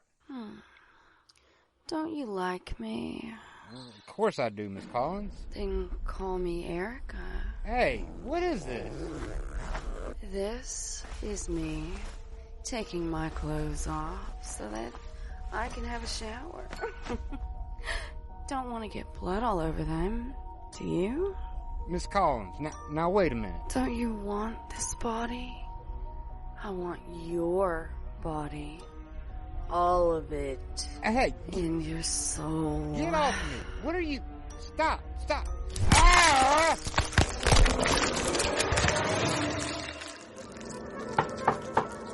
Come in. Professor Danvers, what are you doing in the dean's office? Detective, I was appointed until a replacement could be named. What can I do for you, Detective Murdoch? Do you know a Robert Griffin? Well, of course, everyone knows Robert. He's the star quarterback of the football team. Not anymore. What are you talking about? He was found this morning in the gym locker room showers. Dead. What? What about Betty Yarbrough? Betty Yarbrough? Yeah, she's in one of my classes. You don't mean... Also found this morning at her parents' home. Her parents are somewhere in England. We are trying to get a hold of them. What the hell is going on? That's what I want to know. Both students had the same thing happen to them that happened to your dean. All of their vital organs were missing, including their brains. Jeez. So what you were saying is that we have a psychopath on campus. I talked to the medical examiner. He is supposed to be calling me back. Excuse me. This is him. Hello? Yes, Daniel. What did you find out? What? What?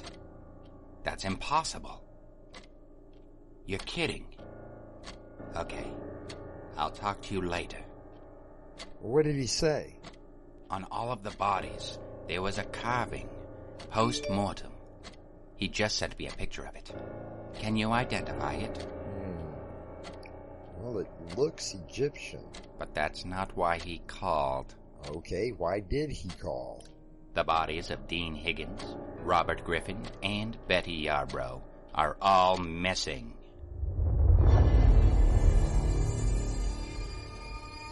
I don't mind telling you that now I am a little on edge. How can 3 bodies simply disappear from the morgue? As Murdoch ponders that question, You ponder on joining me for Act 3 shortly.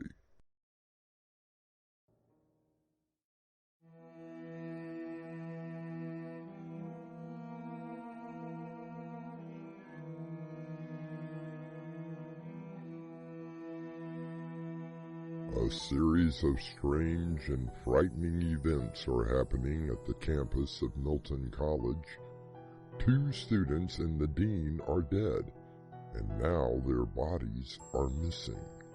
It is quite a perplexing problem that faces Detective Murdoch as he interviews the assistant medical examiner. Are you trying to tell me? I saw it. I swear to you, I saw it happen. Dr. Stanley, and I am using that term very loosely. You will please explain to me again exactly what you saw. I knew no one would believe me, but I did see it. Just tell me again. What happened? I was in the morgue, going over paperwork when I heard something in the storage room. We had 7 bodies waiting for autopsy in there. I saw that one, Dean Higgins, and the 2 students from yesterday walk in and... Go on. They opened each locker, and the bodies just got up and walked out of here. You do know how crazy that sounds. I know. Believe me, I know. What the hell is going on?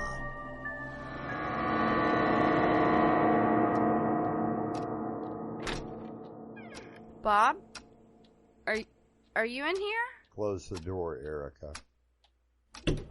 What are you doing with the lights off? I'm just thinking. About us? I don't know. Is there an us? Of course there is, my love. Wanna get naughty? Erica, haven't you been paying attention to what's going on? That shouldn't stop us from having a little fun. Fun? Fun? I just got off the phone with Detective Murdoch. 4 more students were found dead. You know, come to think of it, those 4, plus Robert and Betty, they were all in your class, weren't they? What does that have to do? Oh, I don't know. It's just, it's all so macabre. Why don't you let me take your mind off everything? Here, I'll pour us some wine. I hope you locked the door. Oh, you wicked professor. This is a side of you I've never seen. Maybe it's just the new me. I tell you what, I have a special class tonight. Why don't you and that detective friend of yours stop by? Well, I didn't know you were teaching a night class. Oh, just a one-time thing. Those papers from Professor Knox gives a wonderful ritual that's supposed to be done at midnight. I thought it might be fun for my students.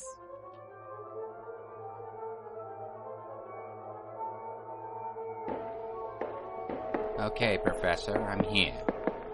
What now? Well, this is Erica Collins' classroom. She said that she was doing something special tonight. Do you know that it is almost midnight? I got an assistant medical examiner who is currently under observation. I got a killer who has quite the palate, and 10 missing corpses. Mind telling me what I am doing here? Look, I'm not sure what I'm doing here. Come on. Erica? Why is it so dark in here? What's that scale doing over there? Ah, Professor Danvers and Detective Murdoch. I'm so glad you could make it. It's almost time. Let's open the blinds and let more light in from the moon. What's going on, Erica? Something wonderful that required your presence. Jesus. What is it? Her class. It's the missing corpses. That's impossible. Santos Domine Quinto Exalte Satus. What the hell is going on? It's some kind of ritual. I can't decipher the words. Look, the corpses. They are moving. Quinto Exalte Satus! Come on, I think we better get out of here. No, gentlemen. It's almost midnight. Don't worry. I've summoned Anubis, who has sought favor in you to help charter you in the afterlife. The hell is she talking about? If I remember correctly, I think Anubis is the Egyptian god who helps the helpless and guides lost souls to their death. I hope that your hearts are not heavy. What does that mean? Anubis, the jackal god, watches over the dead and weighs their hearts to see how good the person was in this life. It is a new world that is upon us, and the wicked must be punished.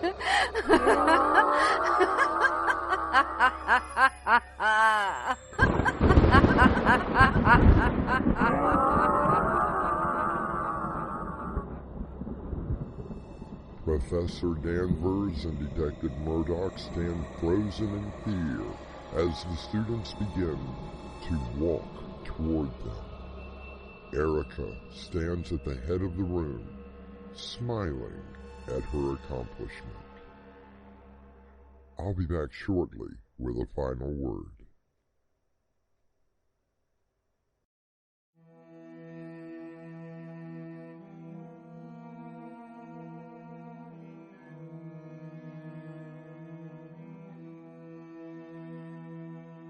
I don't think that I could add much to the story that you have just heard. I can quote from author Muada Ashby from his Egyptian Book of the Dead. Never forget, the words are not the reality. Only reality is reality. Picture symbols are the idea. Words are confusion. Our cast included Crimson McKenzie, Jonathan Rosignol, Mick Davis, Mark Wheeler, Carter Sheriff, Gemma Mitchell. The story was edited by Crimson McKenzie and under the direction of Winslow Swan. And now, a preview of our next tale. We aren't sure when it happened.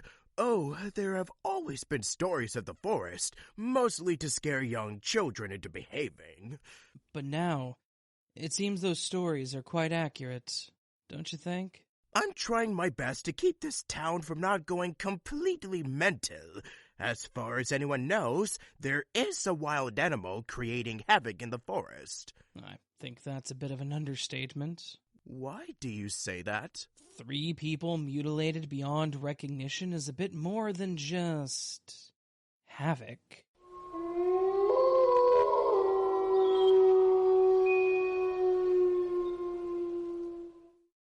This is your host, Artemis Black, inviting you to return with us through the doorway to Nightmare for another adventure into the terrifying world of your imagination. Until next time, slumber peacefully. Epilogue. The butler did it.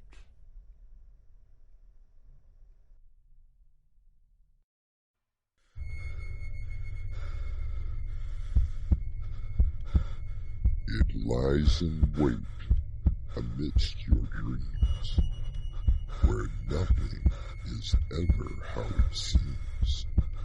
It is a portal to a terrifying world beyond the doorway to Nightmare.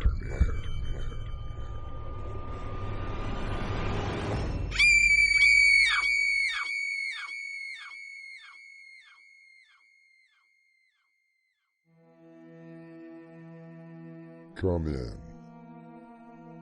Welcome. I'm your host, Artemis Black. In 1859, Charles Darwin published his work On the Origin of the Species, thus bringing forth the theory of evolution. Scientists, philosophers, theologians, and even ordinary people have been arguing over it ever since. We have eyewitness descriptions of you, Mr. Zimmerman. We have video surveillance of you shooting your wife.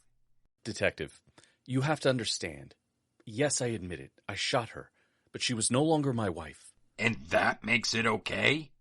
When did you get divorced? No, we never got a divorce. So you murdered your wife in cold blood?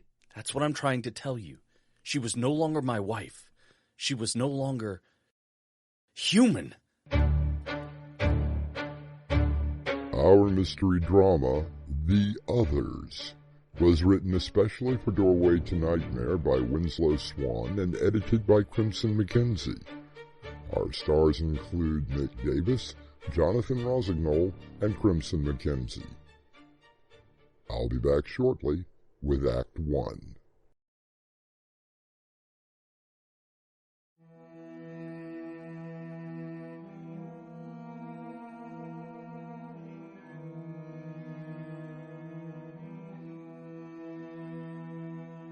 Carl Sagan once said, "We are the representatives of the cosmos. We are an example of what hydrogen atoms can do, given 15 billion years of cosmic evolution. And I beg the question, are we still evolving into what I hope a better version of a human being?" Come on in. Door's open. Mr. Zimmerman. Benjamin Zimmerman? And who might you be? Detective Bailey, from Homicide. Took you long enough to get here. You were expecting me? Of course I was. Care for a drink? No, sir. Well, if you were expecting me, then you already know why I'm here. Is this the part where you read me my rights? Would you care to explain to me why you shot that woman in the bar? You wouldn't believe me. Nobody believes me. I just want to stay here, keep drinking, and then... Why don't you tell me what happened? Just like everyone else, you won't believe me. Mr. Zimmerman, I've been a detective for over 20 years. There is nothing that you can say that I haven't heard before. You haven't heard this one. Why don't you try me? All right, let's play it your way. The woman I shot, and yes, I shot her, was my wife. Why don't you start at the beginning? I'm telling you, you will not believe me, but it's the truth. I was saving mankind. The world. Have you mixed the drinks already? You know how Dr. Phillips likes his martini. Yes, I mixed it correctly. What are you looking for? Oh, I was looking for one of those cufflinks you gave me. I can't seem to find them. They're behind your cigar box on the right. What? Oh, yes, here they are. Wait, how did you know where they were? You've been sitting across the room putting your makeup on this entire time. How did you see them? Oh, I saw them in the mirror. Behind the cigar box? I must have seen them earlier and just remembered where they were. Yes, I suppose so. Well, anyway, I found them. Are you almost ready? The reservation is for 8. Just finishing up. That must be Eric.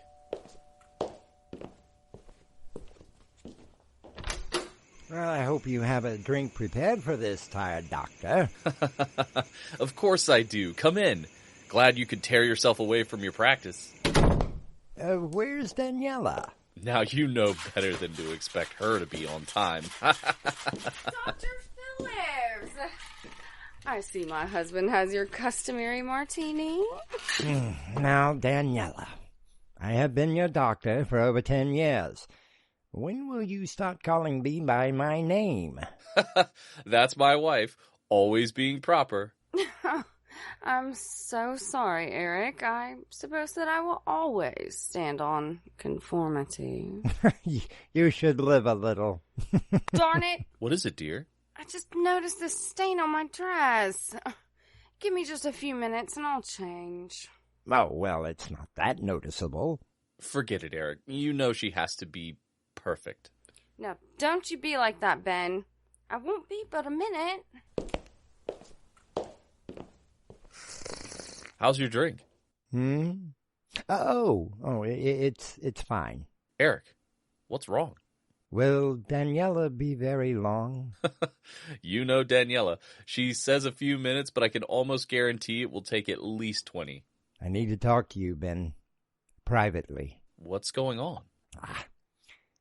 I'm not sure. Look, that accident that she was in last week, remember? How could I forget?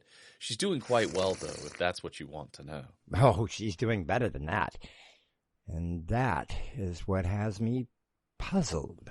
In what way? I saw her in the ER after the accident. I talked with the resident and looked over her x-rays. Well, she had 3 broken ribs and quite a number of cuts and contusions. So? You know, I did a complete workup on her last year. MRI, blood tests, the whole 9 yards. And you told us then she was the picture of health, so what's bugging you?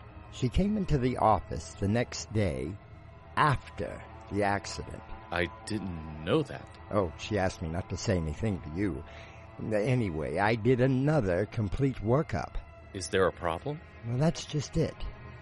There is no problem. Her ribs were completely broken in that accident.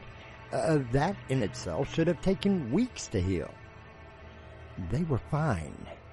Completely restored. What? Oh, but that's not all. Her heart is smaller. Her liver has shrunk. And there is no appendix. I looked at the results from the MRI this afternoon. I found an anomaly in her brain. You don't mean... No, not cancer. Well, that's just it. There is a growth in the back of her brain that seems to be pushing out of the skull. Can it be removed? Ben, I've never seen anything like it. It literally looks like a new set of eyes.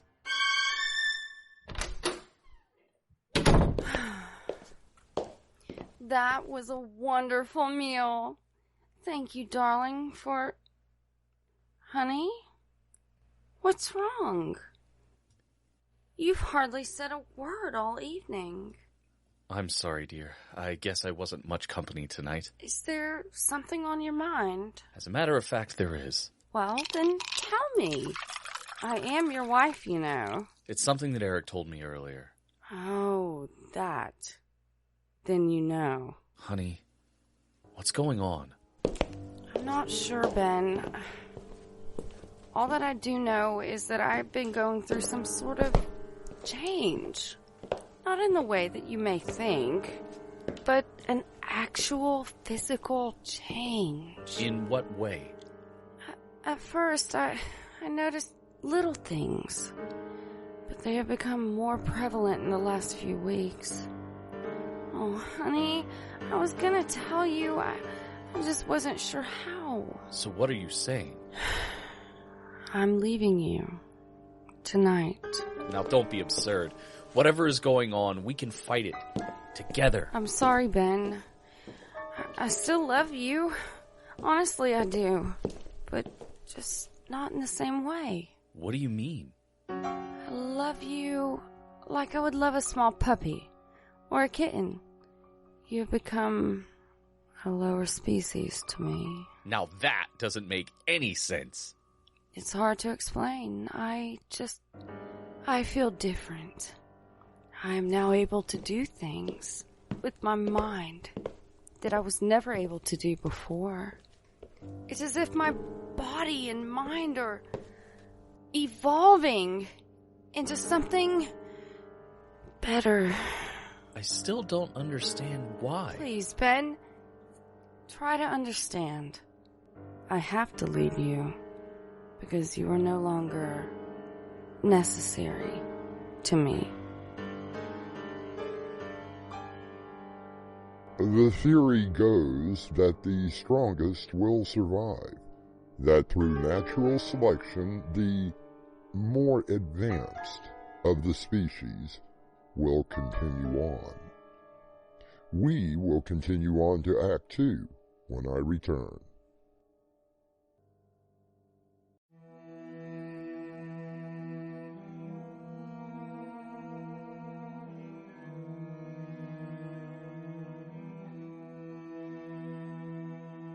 One of the most argued theories is that of Charles Darwin.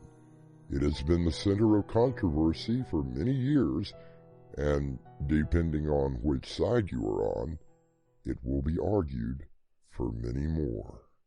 Mr. Zimmerman, you're not telling me anything. But I am. You have to understand the reasons why I shot my wife. Okay, so she left you. How long ago was that? About 6 months ago, after our little talk. But you did see her before tonight. Yes. It was purely by accident. I was reading the paper when I saw her picture. She was working at the Alpha Institute. What is the Alpha Institute? Your guess is as good as mine. I tried finding out. And did you? The only thing that I could find was that it was some sort of a think tank for research. So your wife gets a better job than you and decides to lead her own life. But that's no reason to kill her. That wasn't it. No, she was changing both mentally and physically.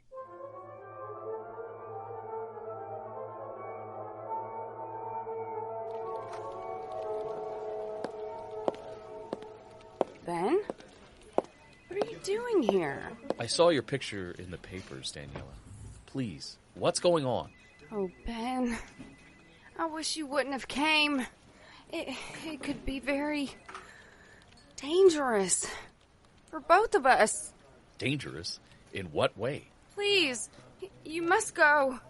Don't ever come back. Daniela, I demand to know what you were doing. All right, Ben. Come in here. Fine. Now what's going on? And who's behind that desk? He's no one. No one important anyway. I still don't understand. I told you that I was going through some changes. I now know what is going on. Think of me as a better human being than I was. You mean better than me? I'm sorry, Ben. You must leave before they find you. Before who finds me? Did you think that I was the only one? There are many of us. But who are they? That is all I can tell you. Now please, go, while there's still time. So you left? Yes, but then I decided that I wanted more answers. So I walked back to the door.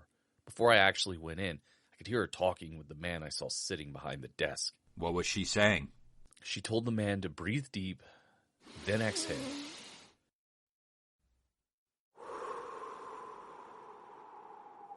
She told him to do it again. And then...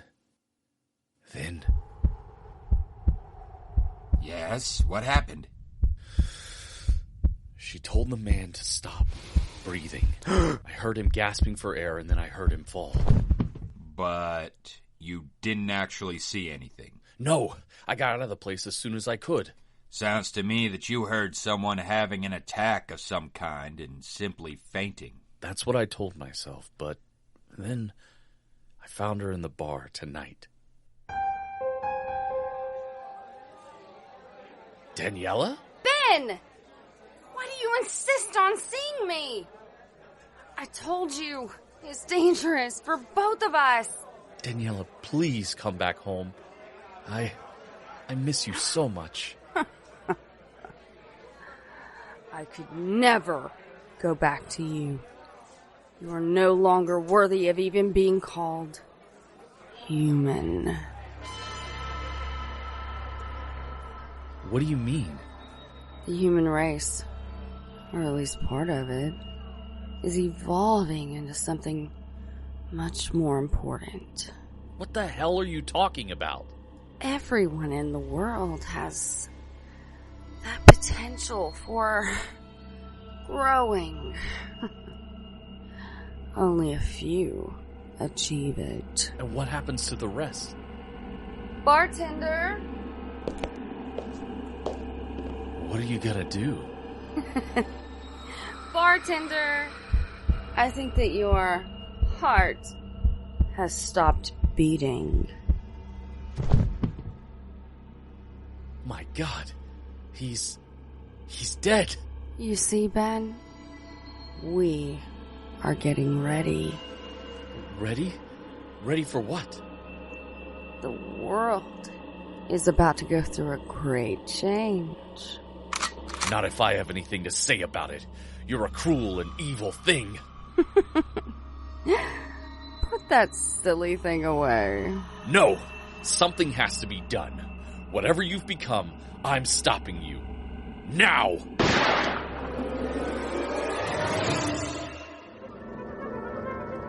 And that's when you killed her. Yes. I had to do something. Don't you see? She killed the bartender with just a word. She killed that other man in the Alpha Institute. She had to be stopped. And you think that your gun did the trick? I'm ready to go to the station with you. I'll make a full statement. I don't believe that will be necessary, Mr. Zimmerman. But why? You can come in now.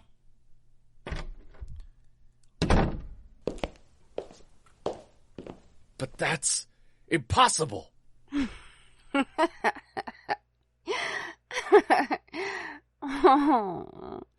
For our kind, the new human race, nothing is impossible.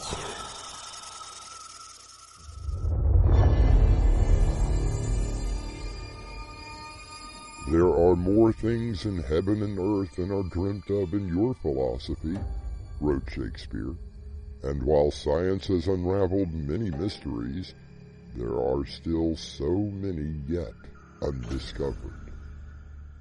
I'll be back shortly with Act 3.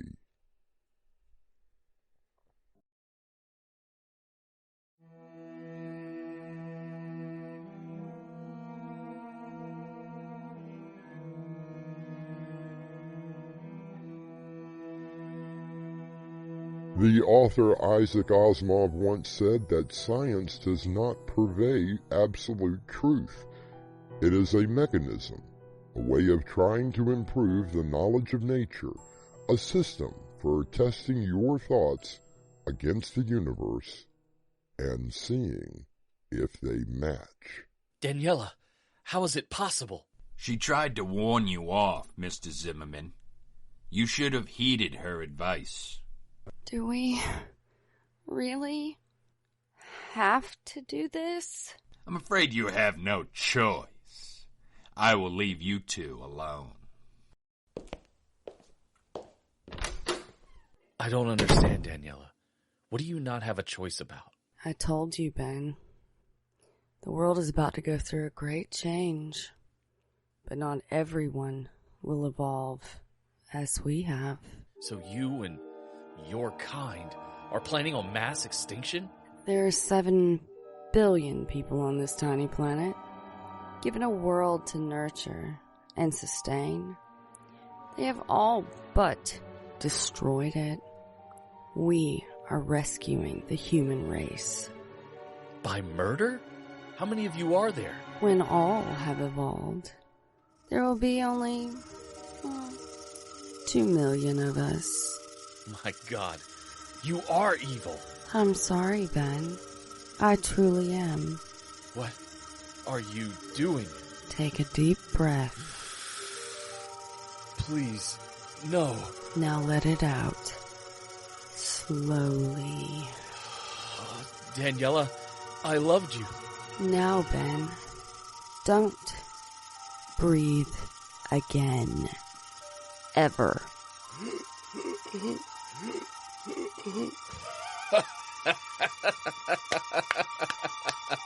Bravo, bravo. Die, Ben.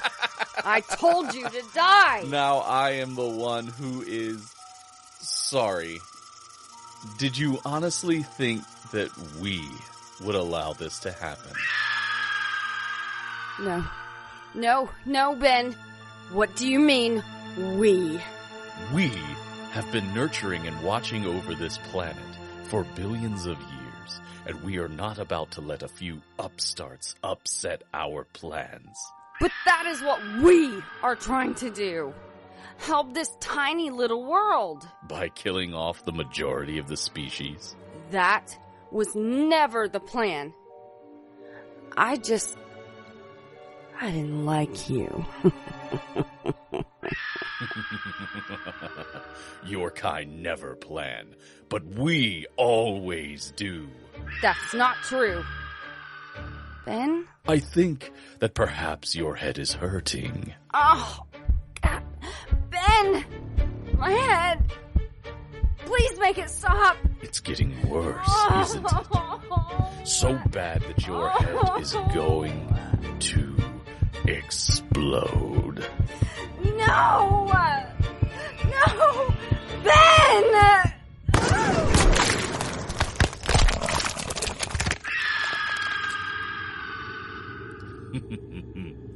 Evolved, you are but an ant to me.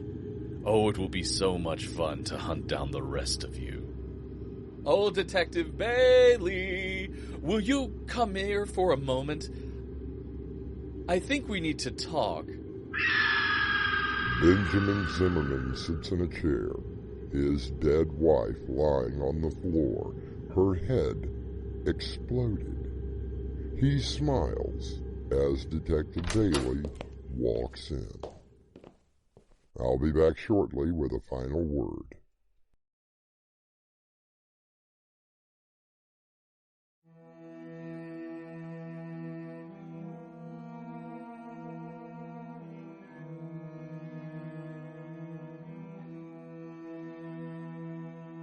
Carl Sagan once said, "Somewhere, something incredible is waiting to be known." But ask yourself, is the human race ready for such things? Our cast included Nick Davis, Jonathan Rosignol, and Crimson McKenzie. The story was edited by Crimson McKenzie and directed by Winslow Swan. And now, a preview of our next tale. Dorothy, I've got a problem. How bad could it possibly be this time, Fred? Well, let me ask you, if you knew something bad was going to happen, but you were not allowed to warn someone, what would you do? That is a rather interestingly crazy moral dilemma. If it were me, I would try to prevent whatever was about to happen. Yeah, that's what I was afraid you were going to say. Fred? What's all this about? Well, Dorothy, I have some bad news. This is your host, Artemis Black, inviting you to join us through the doorway to Nightmare for another adventure into the world of your terrifying imagination. Until next time, slumber peacefully. Epilogue. The butler did it.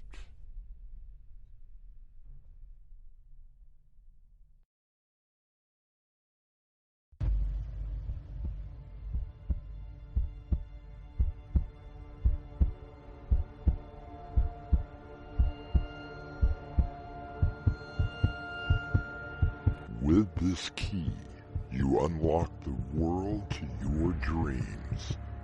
What lies beyond could be the doorway to nightmare.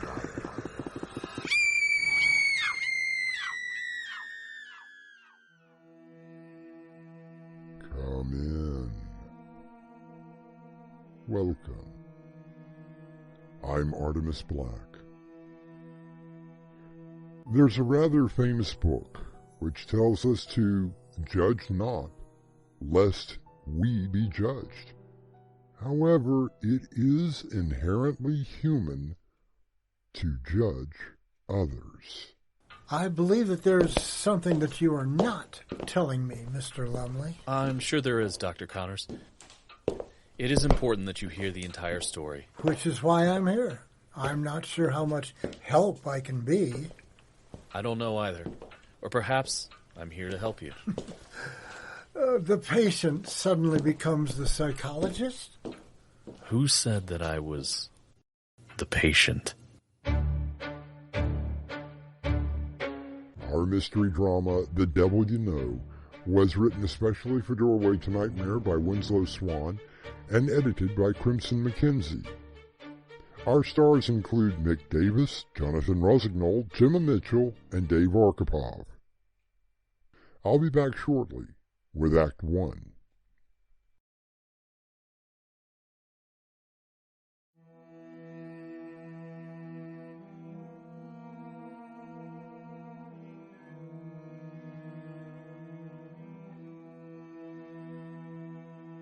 Everyone, well, almost everyone, have what some would consider insurmountable problems. A situation that they cannot deal with on a normal level. What is one to do? Most will seek out the advice of their families or friends. Some will even talk to complete strangers. Then there are those on the very precipice of desperation that seek out the advice of a professional listener.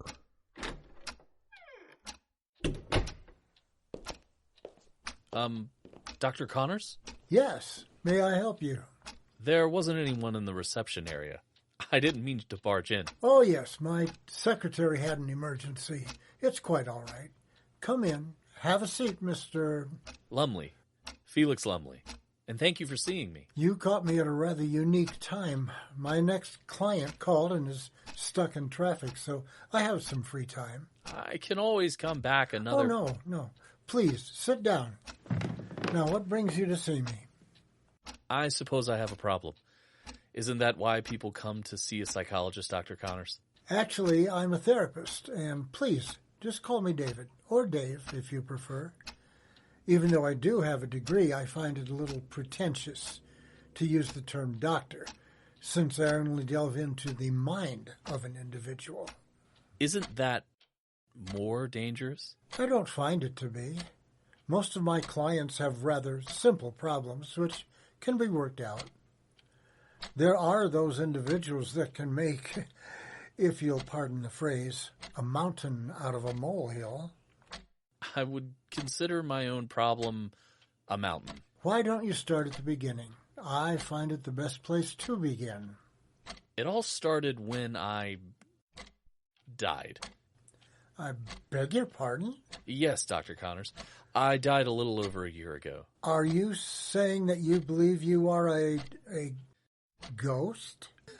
Please, don't try to call them in a war. No, Doctor, I actually died. But as you can see, I've returned to the land of the living. Maybe I should take some notes.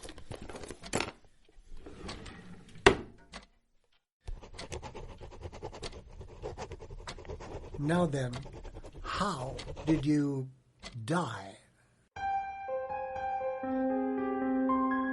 It all started a year ago. I was driving in the mountains going to a business meeting when my brakes failed on a rather treacherous curve.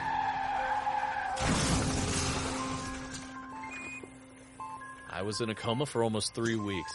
The funny thing was that I could hear everything happening around me. Why couldn't you have just died? Caitlin, please. He may hear you. I hope so, Brian. You have no idea what it was like living with him. I swear if you had not fixed the brakes, I would have killed him myself. I don't understand you, Caitlin. Felix was is a good man. Ha! The only thing he was good for was his bank account. At least he made money. Did he know how to dress? No.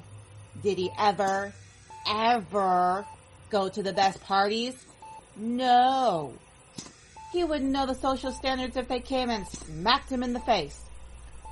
But, I mean, he was always helping whenever he could. Oh, yes. Helping. Did he ever help me?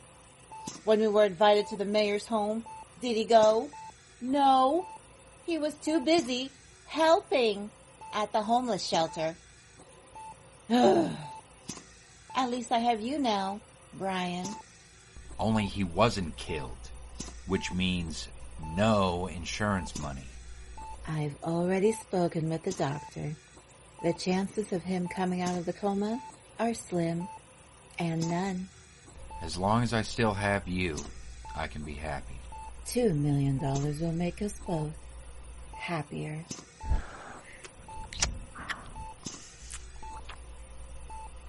So what are you going to do? I told the doctor to pull the plug.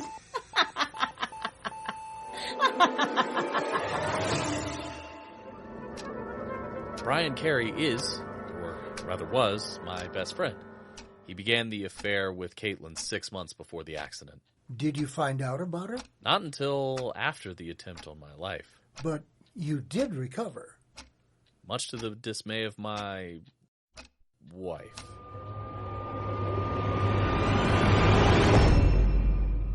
The doctor's taking him off life support today. Oh, sure, Marge. I'm a little sad, I suppose. But I think the insurance money will take away any remorse. Who? Oh, Brian?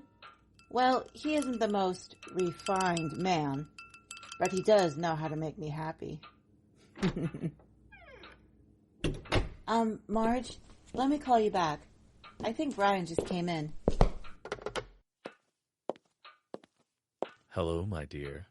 How are you? Felix! What are you doing? Oh my God. Felix, you are... Alive and well? Yes, my dear. I am very much alive. Oh, thank God. I was so worried. Were you? Were you really? Oh, Felix, it's so good to have you home, where you belong. I noticed a new car in the driveway. Spending the insurance money already? What? Oh, no. It's just a loaner. Well, the other one is getting fixed. You know, Caitlin, my most trustworthy wife, you can no longer lie to me. I don't know what you are... Talking about? I'm telling you that I know everything. Your affair with Brian, as well as others. Does Brian know that you're planning to get rid of him? I don't know what you are talking about. Brian and I are simply friends. A rather good friend, I would say. After all, he did try and kill me. For you. But how did you know? I knew everything. Dr. Connors, I know everything.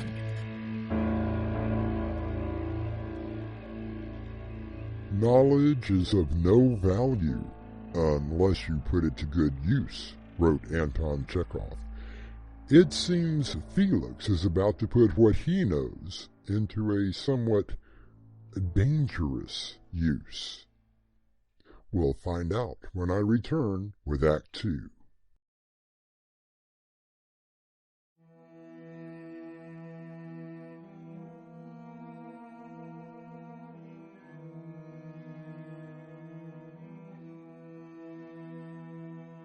The mind, once stretched by a new idea, never returns to its original dimensions, wrote Emerson. May I offer you something to drink? That would be most appreciated, Doctor.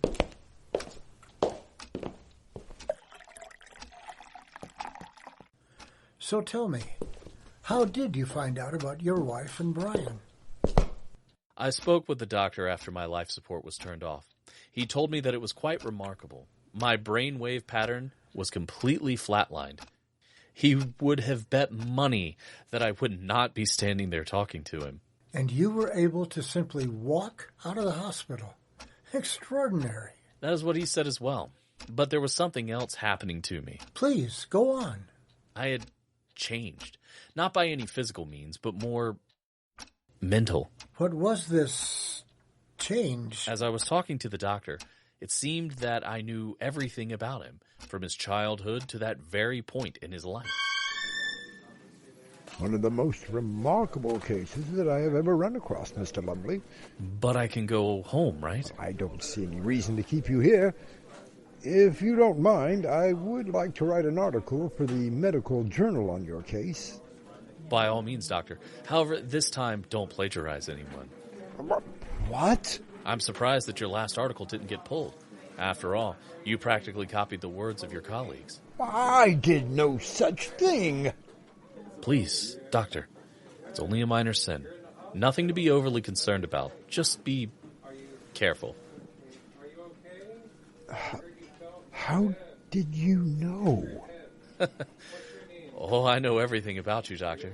The affair with your nurse last year, which thankfully you ended, and now you're trying to reconcile with your wife. Well, no one knows about that. How did you find out? Don't worry, Doctor. You're in no danger of retribution. But how did you know? My mind had been expanded, Dr. Connors. Everyone I met that day, I could see their entire life story, especially their sins. Remarkable. But let's get back to your wife. I take it that she was surprised to see you? She had no idea what was in store for her.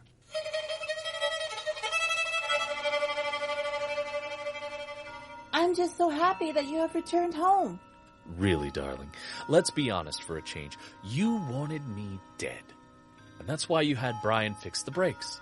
And now, you want Brian dead as well. Oh, don't be ridiculous. You can no longer lie to me, Caitlin. I know all about you. How you've been taking money from that charity you work for. Your constant need for attention. And what you did to our daughter, I believe, is the most unforgivable sin of all. Deborah is a little fool. She had no business. She came to you for help. She was in a bad situation. She should have known better. She's dead, Caitlin. What? What do you mean? After you turned your back on her, she had nowhere to turn. Her dealer murdered her. She made poor choices, and she paid for them. Do you really believe that the punishment fits the crime? She chose to do that. She chose that lifestyle.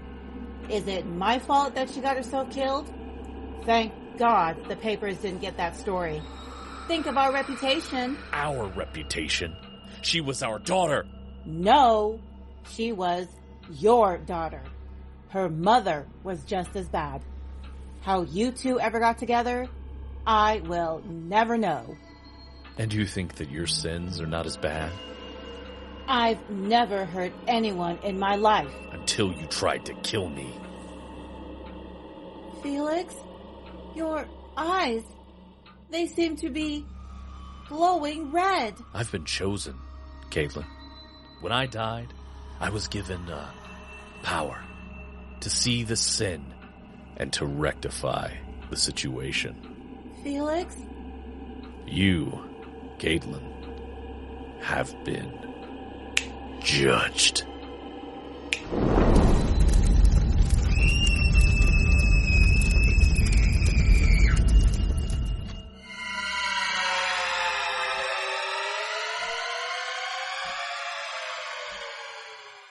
What happened to her? I raised my hand, pointed a finger at her, and she began to melt away like a wax figure. Flames began to shoot from my fingertips. When she was gone, there wasn't a trace of her. There were no burns on anything. Didn't anyone question her disappearance? They assumed that she had run off with Brian. Brian was judged as well. What you're telling me is that you murdered 2 people? No, Doctor. I simply carried out my mission. A mission that was given to me by some divine power. Divine or demonic? I honestly don't know. Songwriter Tori Amos said, "Sometimes those demons are frightening, and sometimes they are beautiful." I'll be back with our final act shortly.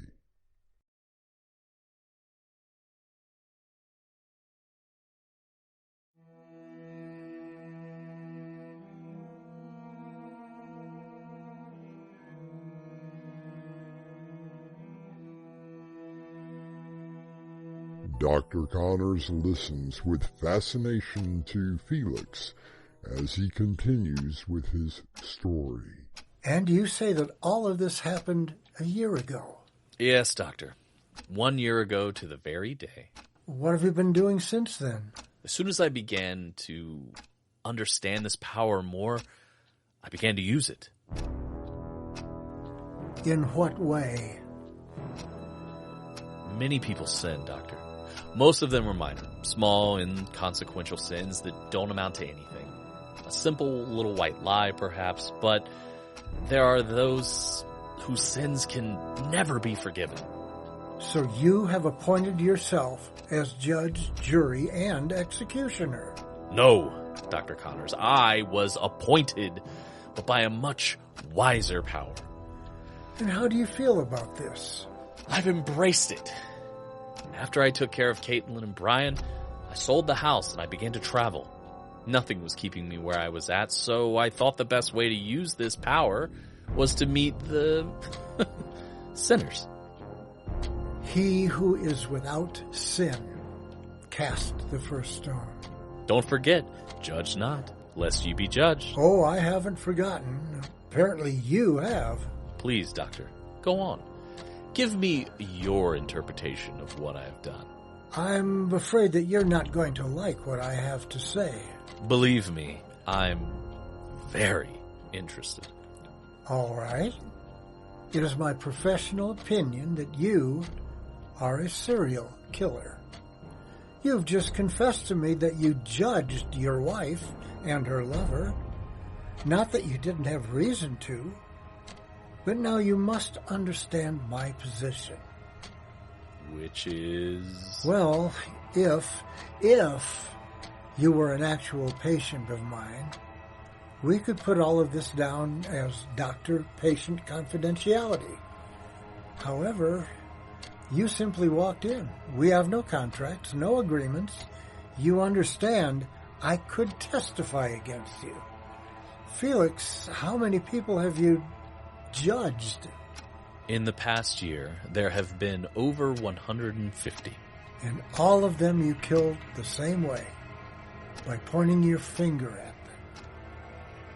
I understand your disbelief. I also understand your fear. I don't think that I have anything to be afraid of. Are you absolutely sure? What about Deborah? I'm afraid that I don't recognize that name. Deborah Manning. A student you were seeing as a patient 15 years ago. I'm still not following you. I don't know anyone by that name. Oh, Doctor, you can lie to yourself, but you cannot lie to me. I know all about the incident. No one knows about... I don't know what... You started talking to her, then you began prescribing medicines to her. She thought that she was losing her mind. But then, you took, shall we say, advantage of her? I never touched her. Do you still have the video and the pictures? Do you still look them over and remember what you did to her? I believe that you should leave. Now. What you did to her was unique, special. Do you even bother to find out what happened to her? I told you to leave my office, Mr. Lumley. She committed suicide the very next day. She should have been a brilliant doctor. But you took that away from her. You, Dr. Connors, murdered her. Oh, not directly. But you did have a hand in it. What is happening? What are you going to do? You quoted a rather famous book, Dr. David Connors. Let me quote you another line from that very same book. The wages of sin is death.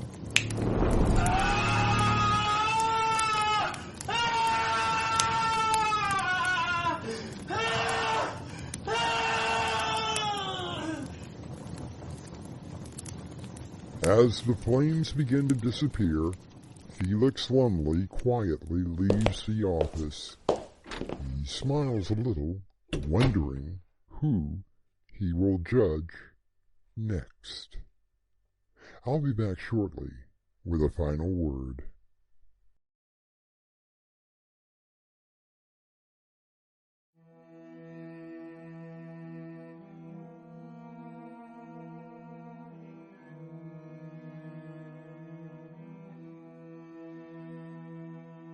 Emily Dickinson wrote, "Whenever a thing is done for the first time, it releases a little demon." And as our curtain closes, will you think about the little sins of your past? Our cast included Mick Davis, Dave Arkhipov, Gemma Mitchell, Jonathan Rossignol, and Winslow Swan. The story was edited by Crimson McKenzie and directed by Winslow Swan. And now a preview of our next tale. You're not making any sense, Thurber. Pour us another drink, Elliot, because I think you are going to need it. I know that I do. You knew why the gallery wouldn't display Pickman's, art. No self-respecting art lover would dare display it. To say that his works were macabre is an understatement. But what he showed me on that last night could only be considered monstrous. This is Artemis Black, inviting you to return with us to the Doorway to Nightmare for another adventure into the terrifying world of your imagination. Until next time, slumber peacefully. Epilogue. The butler did it.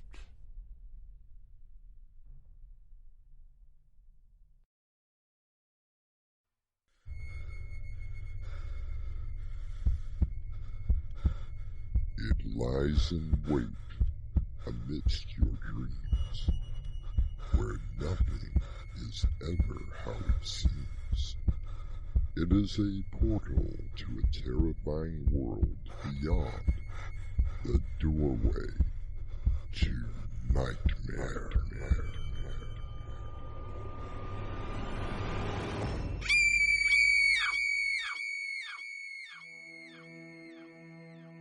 Come in. Welcome. I'm your host, Artemis Black. Some of the most fascinating crimes are the unsolved. As far back as the golden age of radio, programs have presented the evidence and then asked the question, if you have any information, please contact. One of the most famous of these cases would be that of Jack the Ripper.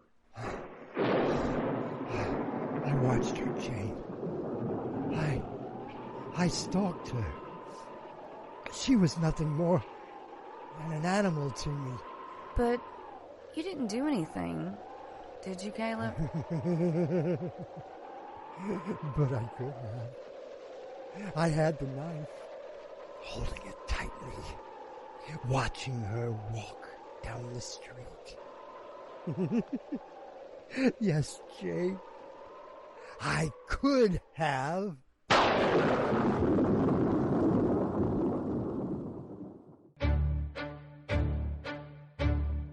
Our mystery drama, The Blade of the Ripper, was written especially for Doorway to Nightmare by Winslow Swan and edited by Crimson McKenzie. Our stars include William Stafford, Patience Adams, and Crimson McKenzie. I'll be back shortly with Act 1.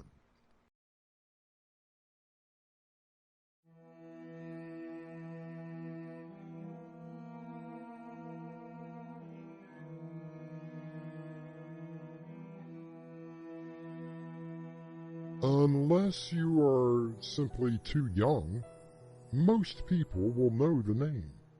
It sends shivers down the spine and conjures up images of brutal murders.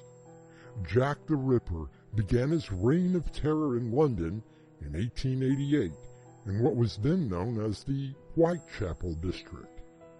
And while the case has never been officially solved, there has been much speculation as to the identity of this killer of young women.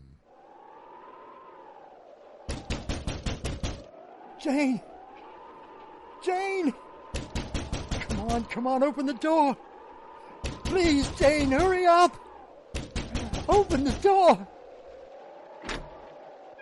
Caleb, what are you doing here? Oh God, thank God. Please, Jane, I've got to talk to you.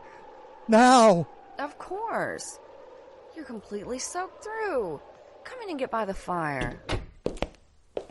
The fire does feel good.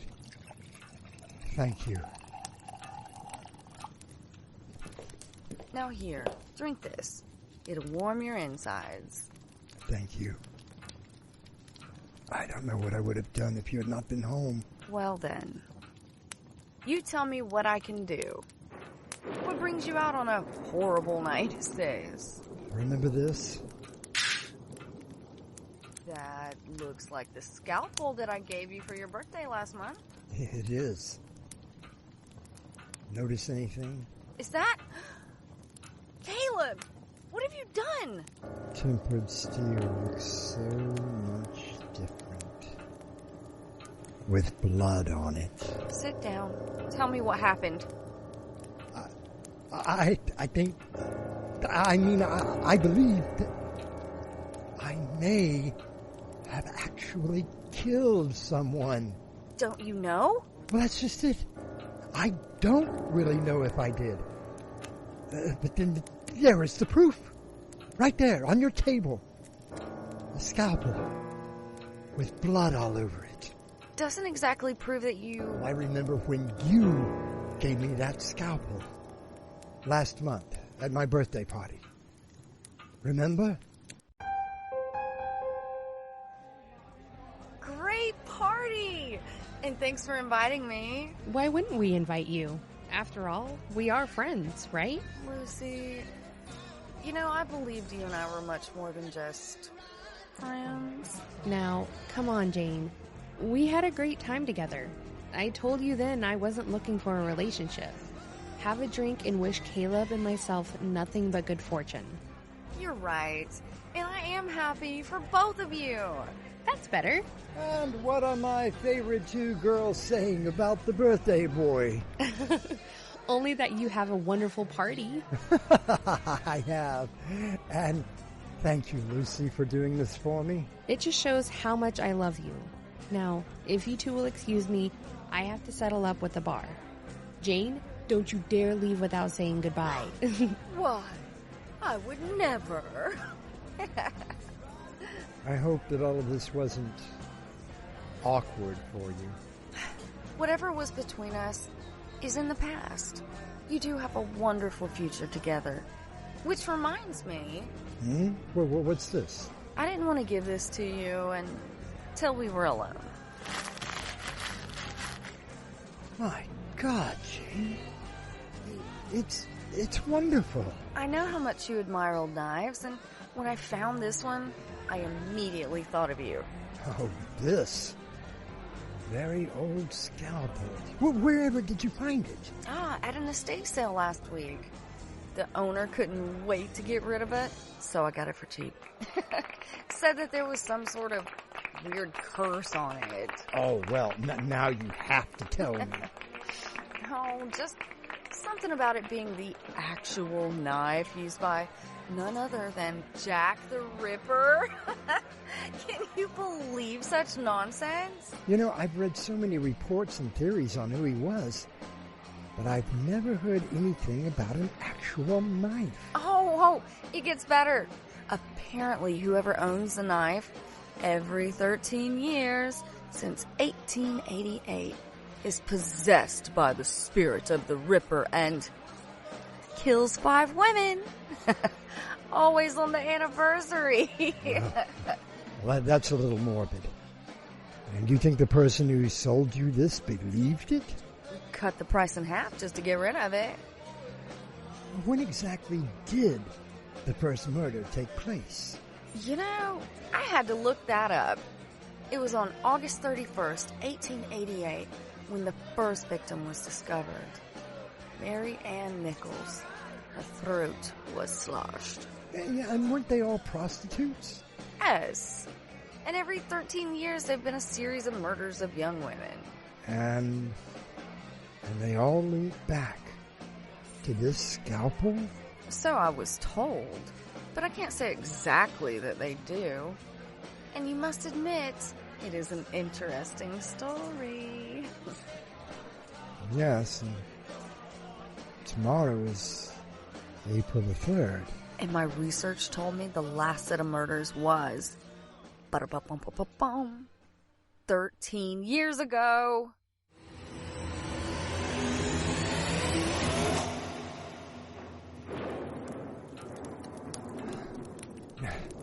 Now, naturally, I didn't believe any of it. Naturally. But please, tell me what happened. I didn't tell Lucy about the story, only that you had given me a special birthday present. I put the scalpel away, intending on framing it and displaying it in the shop. What happened?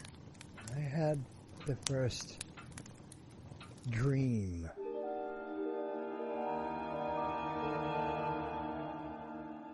No. Stay back. Stay back. Get away. No. Don't make me. Please, no. Caleb, wake up. What's going on? You were having a nightmare. No, Lucy, not a nightmare. Something worse. Do you want me to fix you something? No, I'm okay. What was the dream about? I was walking in the park, the one a few blocks from here. I saw a woman. Another woman? Caleb, how could you? No, nothing like that. When I got closer to her, I saw her face. It was covered in blood. There were long cuts across her face and throat. I looked down and saw my hand, holding a scalpel.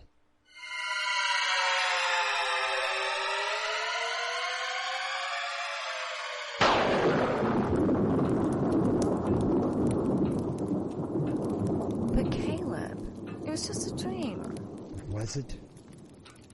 I couldn't sleep, so I got up and noticed that my shoes, the ones I was wearing that day, were by the door, covered in mud. What does that prove? It had rained that evening, after I returned home from the shop. I had not been out since the rain began. So how did the mud get on my shoes.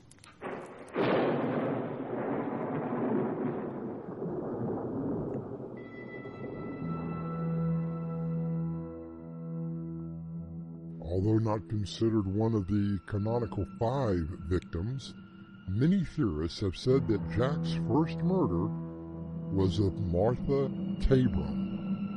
Found on the staircase, she had been stabbed 39 times.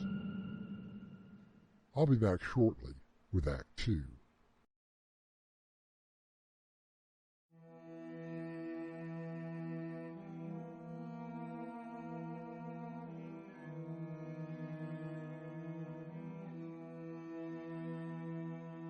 The author A.A. Milne once said, "No doubt Jack the Ripper excused himself on the grounds that it was human nature." Here, let me refresh your drink. Thank you, Jane. You know, I don't know what I would have done had you not been home. And where else would I be? You forget, my practice has always been here at my home. And you are a fine psychologist. I remember how much Lucy admired you. And I thank you, Caleb. Now, continue with your story. What happened the next morning? Well, I left before Lucy woke up. I didn't think that I could face anyone, especially her, that morning. It wasn't until I opened the shop that I found out what happened.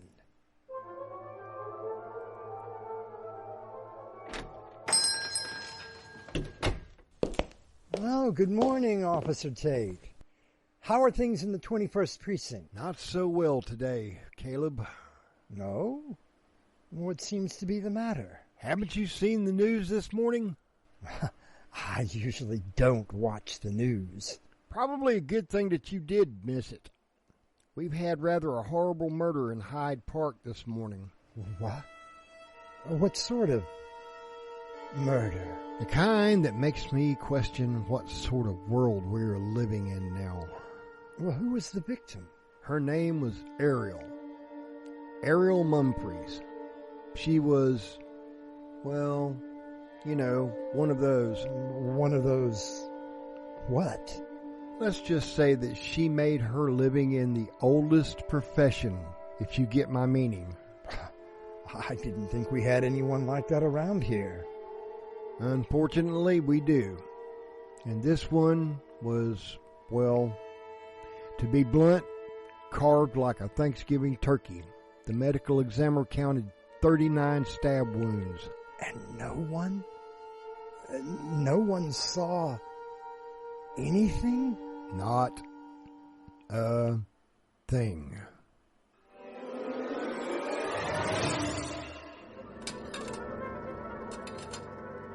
Caleb, what's wrong? You haven't touched your dinner. I'm not sure, Lucy. I suppose hearing about that murder this morning has my stomach upset. It was horrible, but we mustn't let bad news spoil our dinner. Bad news? Lucy, a woman was murdered in Hyde Park last night. And there isn't a thing we can do about it. Now come on, finish your dinner. Well, she was right. No, Jane, she was so callous about it. I've never known her to be like that. So what happened? Nothing. At least for about a week. I did notice that Lucy wasn't sleeping well. Well, for that matter, neither was I. I kept going back to that story you told me about the scalpel. Did you come up with any conclusions? Nothing. At least not until a week later.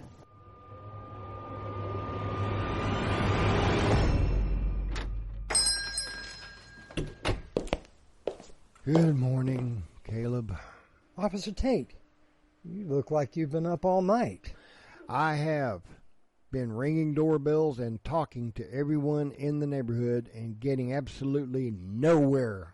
It's frustrating. Still no suspects in the murder last week? Last week? You really don't watch the news? There has been another one. Another one? Miss Shirley Braham, age 27, and on the other side of Hyde Park. Her throat was slashed wide open, practically decapitating her. And again, no one heard or saw anything. Just like before. I don't want to say it, but it looks like another Jack the Ripper.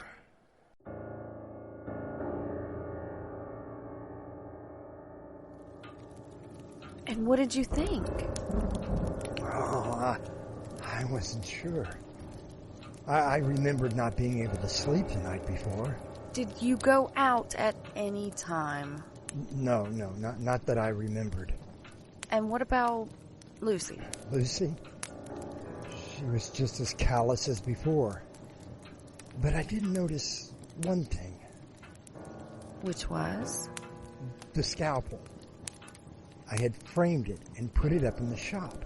But that evening, when I came home after hearing about the latest murder, I saw it, sitting in the sink.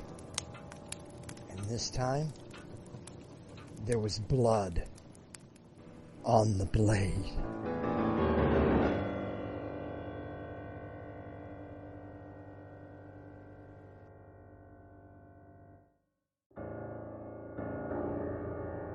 There has been much speculation as to the identity of the killer. It had been suggested that he or she was a doctor or butcher, based on the evidence of weapons and the mutilations that occurred, which showed a knowledge of human anatomy. Many theories have been put forward suggesting individuals who might be responsible. One theory links the murders with Queen Victoria's grandson, Prince Albert Victor, also known as the Duke of Clarence, although the evidence for this is insubstantial. I'll return shortly with our final act.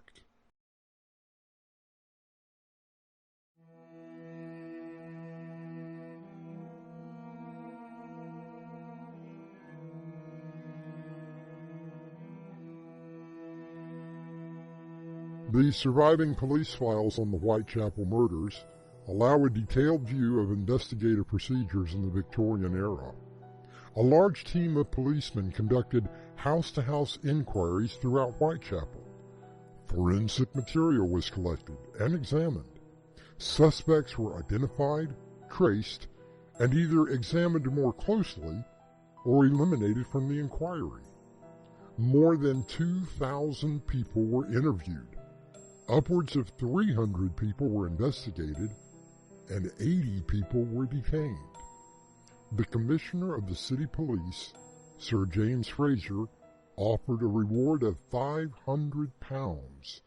for the arrest of the Ripper.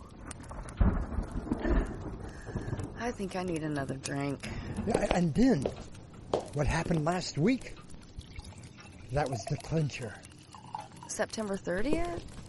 Yes, I do recall hearing about those. Well, I think that murder is not a strong enough word for what actually happened. 2 women on the same night, less than a mile from each other. And just like the 2 that Jack the Ripper murdered. No, Jane, not just murdered. Butchered. Practically torn apart. But why do you think what I told you about the scalpel and some maniac near your home have anything to do with the other? Because of where I found myself tonight. Where was that, Caleb? Standing at the edge of Hyde Park with the scalpel in my hand, covered in blood.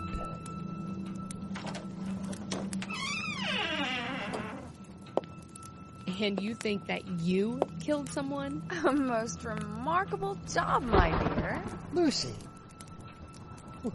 what are you doing here? My plan worked beautifully. What plan? Caleb, I'm surprised at you. You honestly believe that story of Jack the Ripper? Are you kidding me? But the murders, They are real. Simply a happy coincidence. You pathetic little man. I came up with this wonderful plan to drive you insane. You still love me, don't you, Jane? Of course I do. But why? For the oldest reason of all, Caleb. Money, money, money. Lots of money. And we want it. Well, I want it. Lucy. You were half right about the murders and the legend of the scalpel. Lucy, be careful with that. You may cut yourself. Oh, don't be stupid. I did my own research. You see, I found a date stamped into the steel of the blade. 1888. So, Caleb really murdered those other girls? Are you kidding? Caleb? He could barely kill a spider. No, not Caleb. No, not you. Both of you should know that history is written by men. Who's to say that Jack wasn't really Jacqueline? And today is November 9th, the anniversary of the murder of Mary Jane Kelly.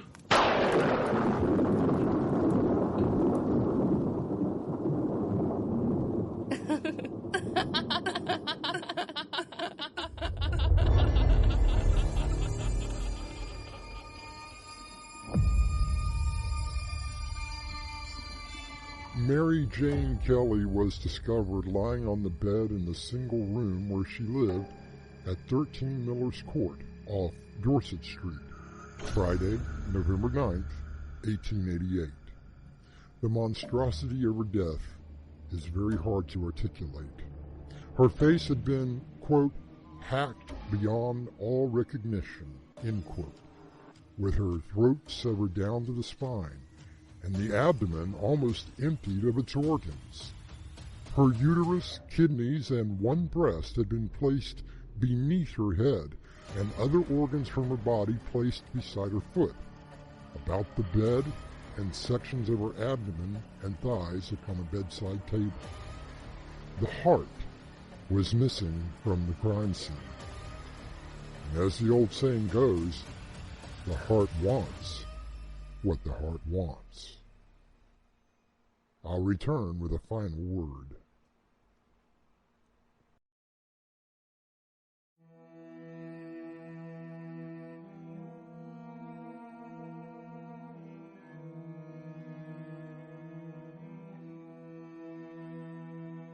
Jack the Ripper features in hundreds of works of fiction and works which straddle the boundaries between fact and fiction, including The Ripper Letters and A Hoax Diary.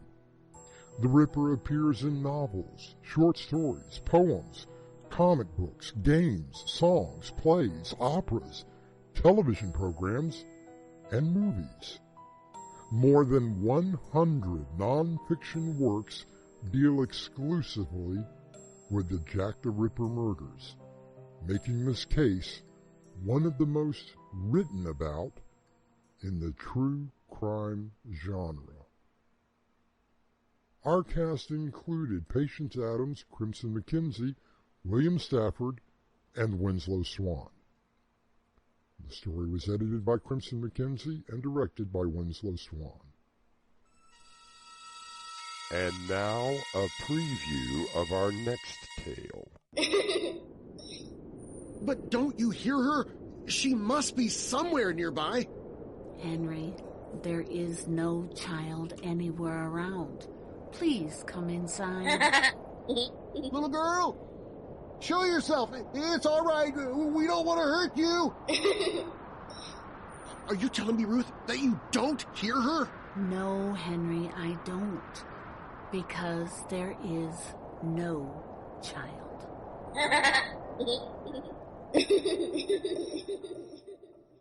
This is Artemis Black, inviting you to return with us to the doorway to Nightmare for another adventure into the world of your terrifying imagination. Until next time, slumber peacefully. Epilogue. The butler did it.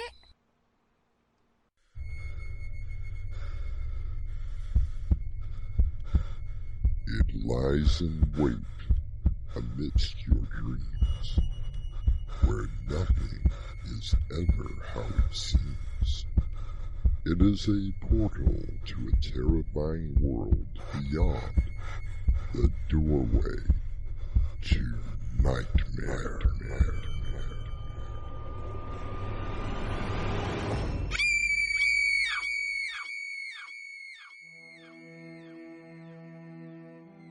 Come in.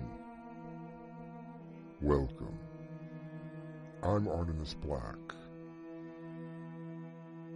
The most popular sort of story in the world of the paranormal is the ghost story, and the master of these is definitely M.R. James. While tonight's tale is loosely based on one of Mr. James's stories, I can assure you that what lies ahead is far more terrifying than the ghostly tales conjured up by him. But I thought you said that there were only 5 rooms. But there were. At least last night there were. Maybe you simply miscounted. I can assure you, Opal, that there were only 5 rooms in this dollhouse. Oh, but as you can see, there are now 7 rooms. Maybe the dolls decided they needed more room. Our mystery drama, Dollhouse, was suggested from a story by M.R. James and written especially for Doorway to Nightmare by Winslow Swan and edited by Crimson McKenzie. Our cast includes Mick Davis, Crimson McKenzie, Annie Mick, and Dave Arkhipov. I'll return shortly with Act 1.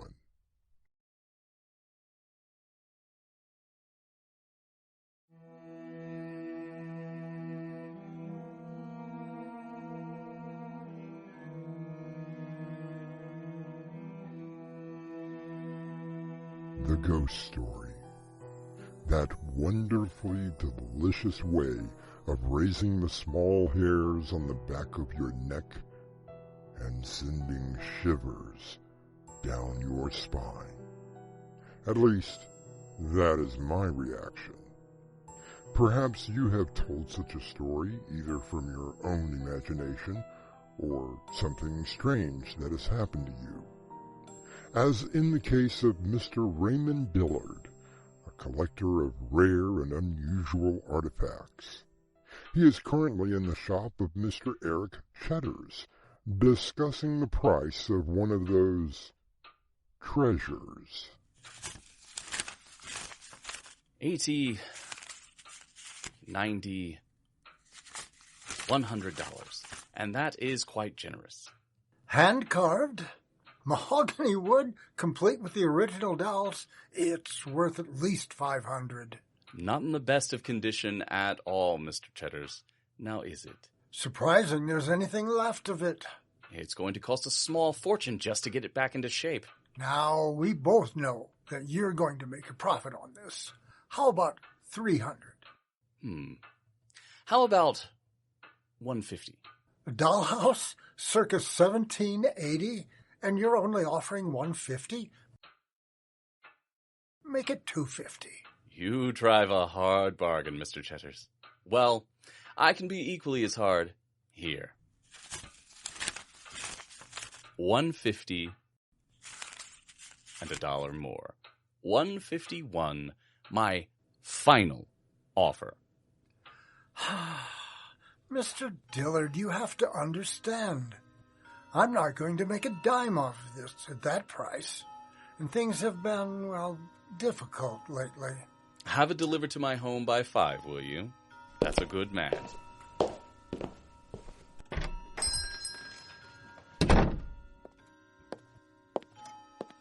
Did he take it? Got $150 out of him, the old miser. Good riddance to that horrible thing. And it couldn't go to a more deserving man. I couldn't agree more, Beth. Do you think... once it's gone, we won't... Don't you worry, my love. I believe we won't have any more restless nights. And you paid how much for it? Only a 151, and I can easily get 1,000 for it. Yes, Opal, it was definitely a steal. Have you looked inside yet? I was just about to. Let me start the recorder so that I can make a good assessment.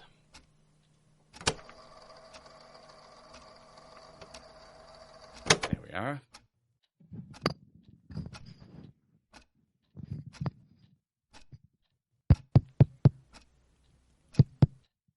Recording number 2513 on new acquisition, Raymond Dillard. We have a beautiful doll's house, hand-carved out of what appears to be mahogany wood. Now, let's open it up and see what we have.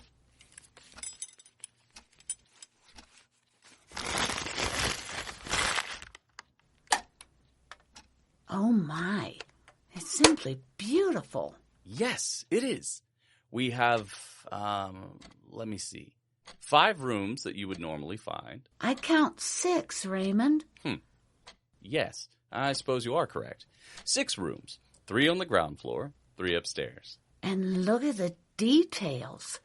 Miniature paintings on the wall. The furniture is in perfect shape. We have what appears to be a family. Mother and father, 2 children, a boy and girl, and obviously a grandfather. Raymond, look. At what, Opal? What do you see? For an instant, I thought I saw another doll in the upstairs bedroom closet. Nothing there now, at least. I don't see anything. Perhaps it was simply a trick of the light. Well, it is getting late. Both of our minds are playing tricks. I'll give it a good once-over tomorrow.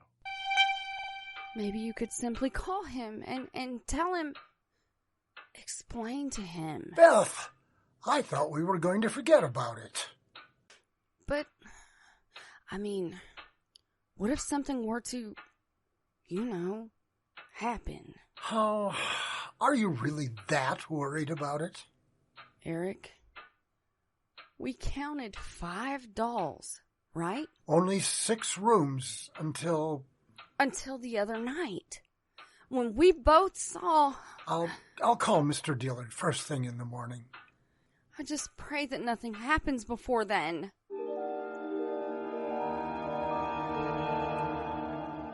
From ghoulies and ghosties and long-legged beasties and things that go bump in the night, good Lord, deliver us. An old prayer, but one that I believe all of us has uttered at some time. I'll return shortly with Act 2.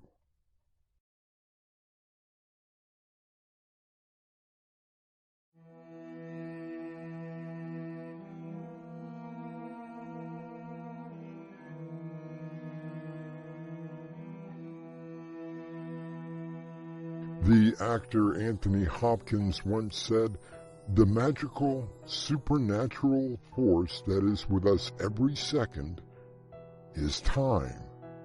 We can't even comprehend it. It is such an illusion. It's such a strange thing." Opal, come in here quick. Look at the dollhouse. Okay, so what am I supposed to... Oh, dear Lord. Yes, you do see it, don't you? What could have happened? Tell me what you see first. The old man, the grandfather doll. We put him in an upstairs bed last night. But look at him now. He's in the bed, but now there's a butcher knife buried in his chest. And blood, or what looks like blood, is covering the bed.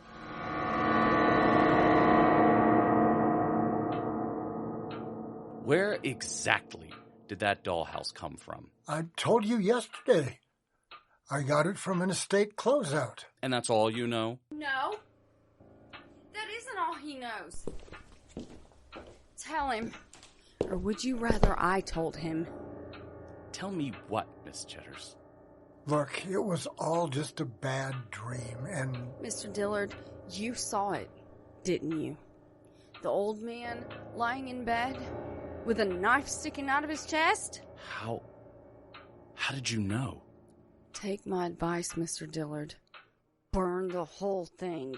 Dolls and all.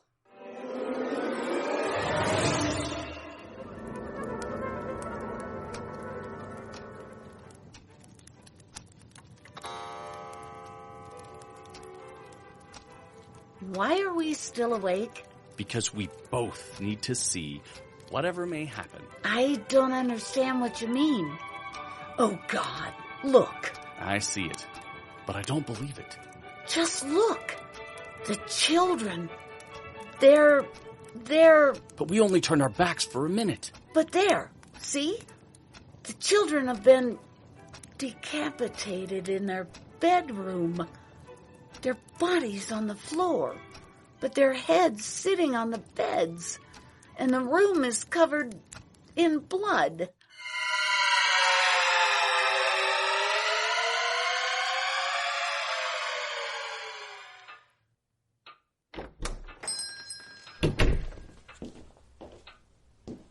Well, Mr. Dillard, did you destroy the dollhouse? No, Mrs. Cheddars, I didn't.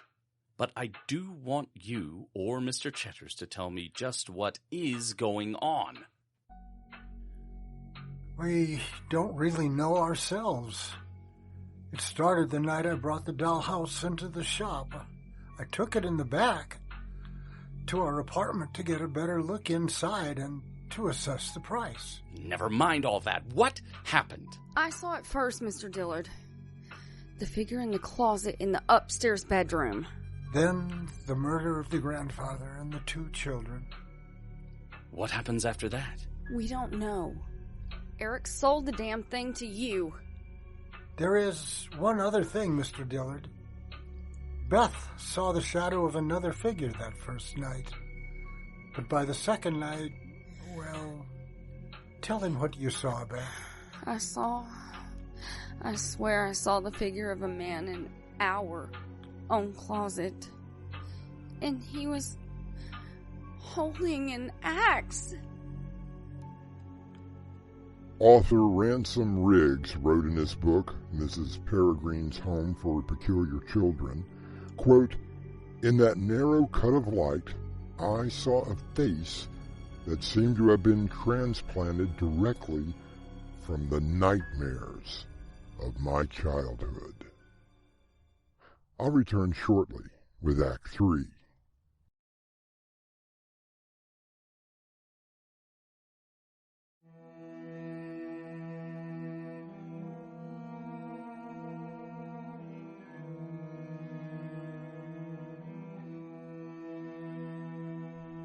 The author Richard Matheson once said, "I think that we are yearning for something beyond the everyday. And I will tell you, I don't believe in the supernatural. I believe in the supernormal."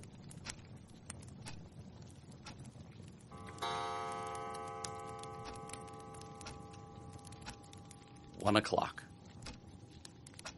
That seems to be the time something happens. But what are we supposed to do? Just keep looking at the dollhouse. If anything is going to happen, I want to witness it. And what if nothing happens? Then perhaps we have broken whatever supernatural thing is going on. Now, keep watching.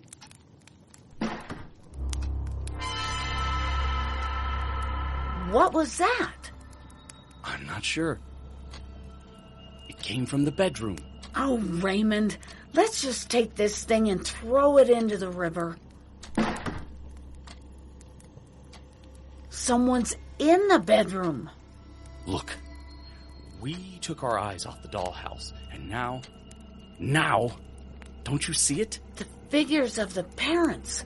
They're both, oh God. They're in the kitchen. Their heads on the table. And the entire room is covered in blood. Don't leave me here. I'm just going to see what is making that... Oh, my lord. No, it can't be. What do you see? An axe. Leaning against the wall, and it's covered in blood.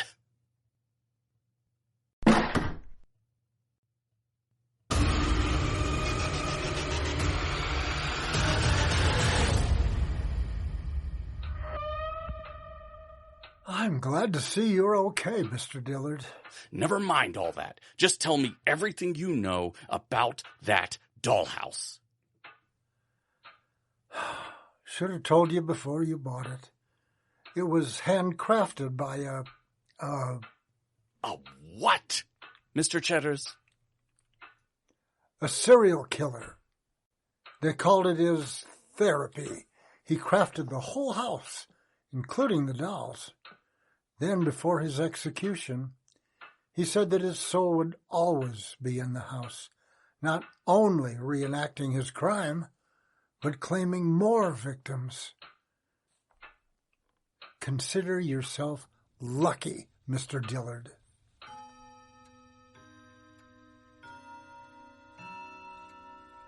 From all the accounts that I have heard, Mr. Raymond Dillard returned home, gathered up the dollhouse, and burned it in the backyard. Whenever someone asks him about it, he simply shakes his head, remembering the image of the bloody axe in the kitchen.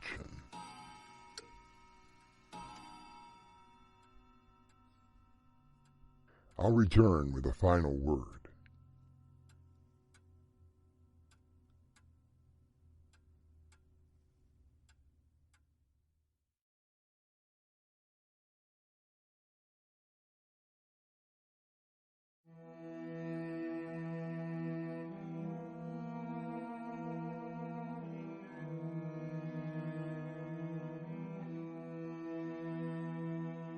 British film director Terence Fisher once asked if he believed in the supernatural. His answer? Oh yes, certainly. I can't accept that you die and that's the end. Physically, maybe it is a fact, but there is something about the mind that is more than that. Perhaps Mr. Fisher was on to something. What are your thoughts? Our cast included Dave Arkhipov, Annie Mick, Mick Davis, and Crimson McKenzie. The story was edited by Crimson McKenzie and directed by Winslow Swan. And now a preview of our next tale. I smell that clean mountain air. I'm already starting to feel better. I'm very happy for you, Dan. Too bad it won't last for long.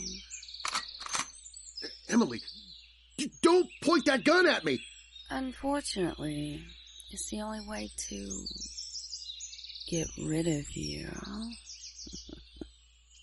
This is Artemis Black, inviting you to return with us to the Doorway to Nightmare for another adventure into your terrifying imagination. Until next time, slumber peacefully. Epilogue. Oi, the butler did it.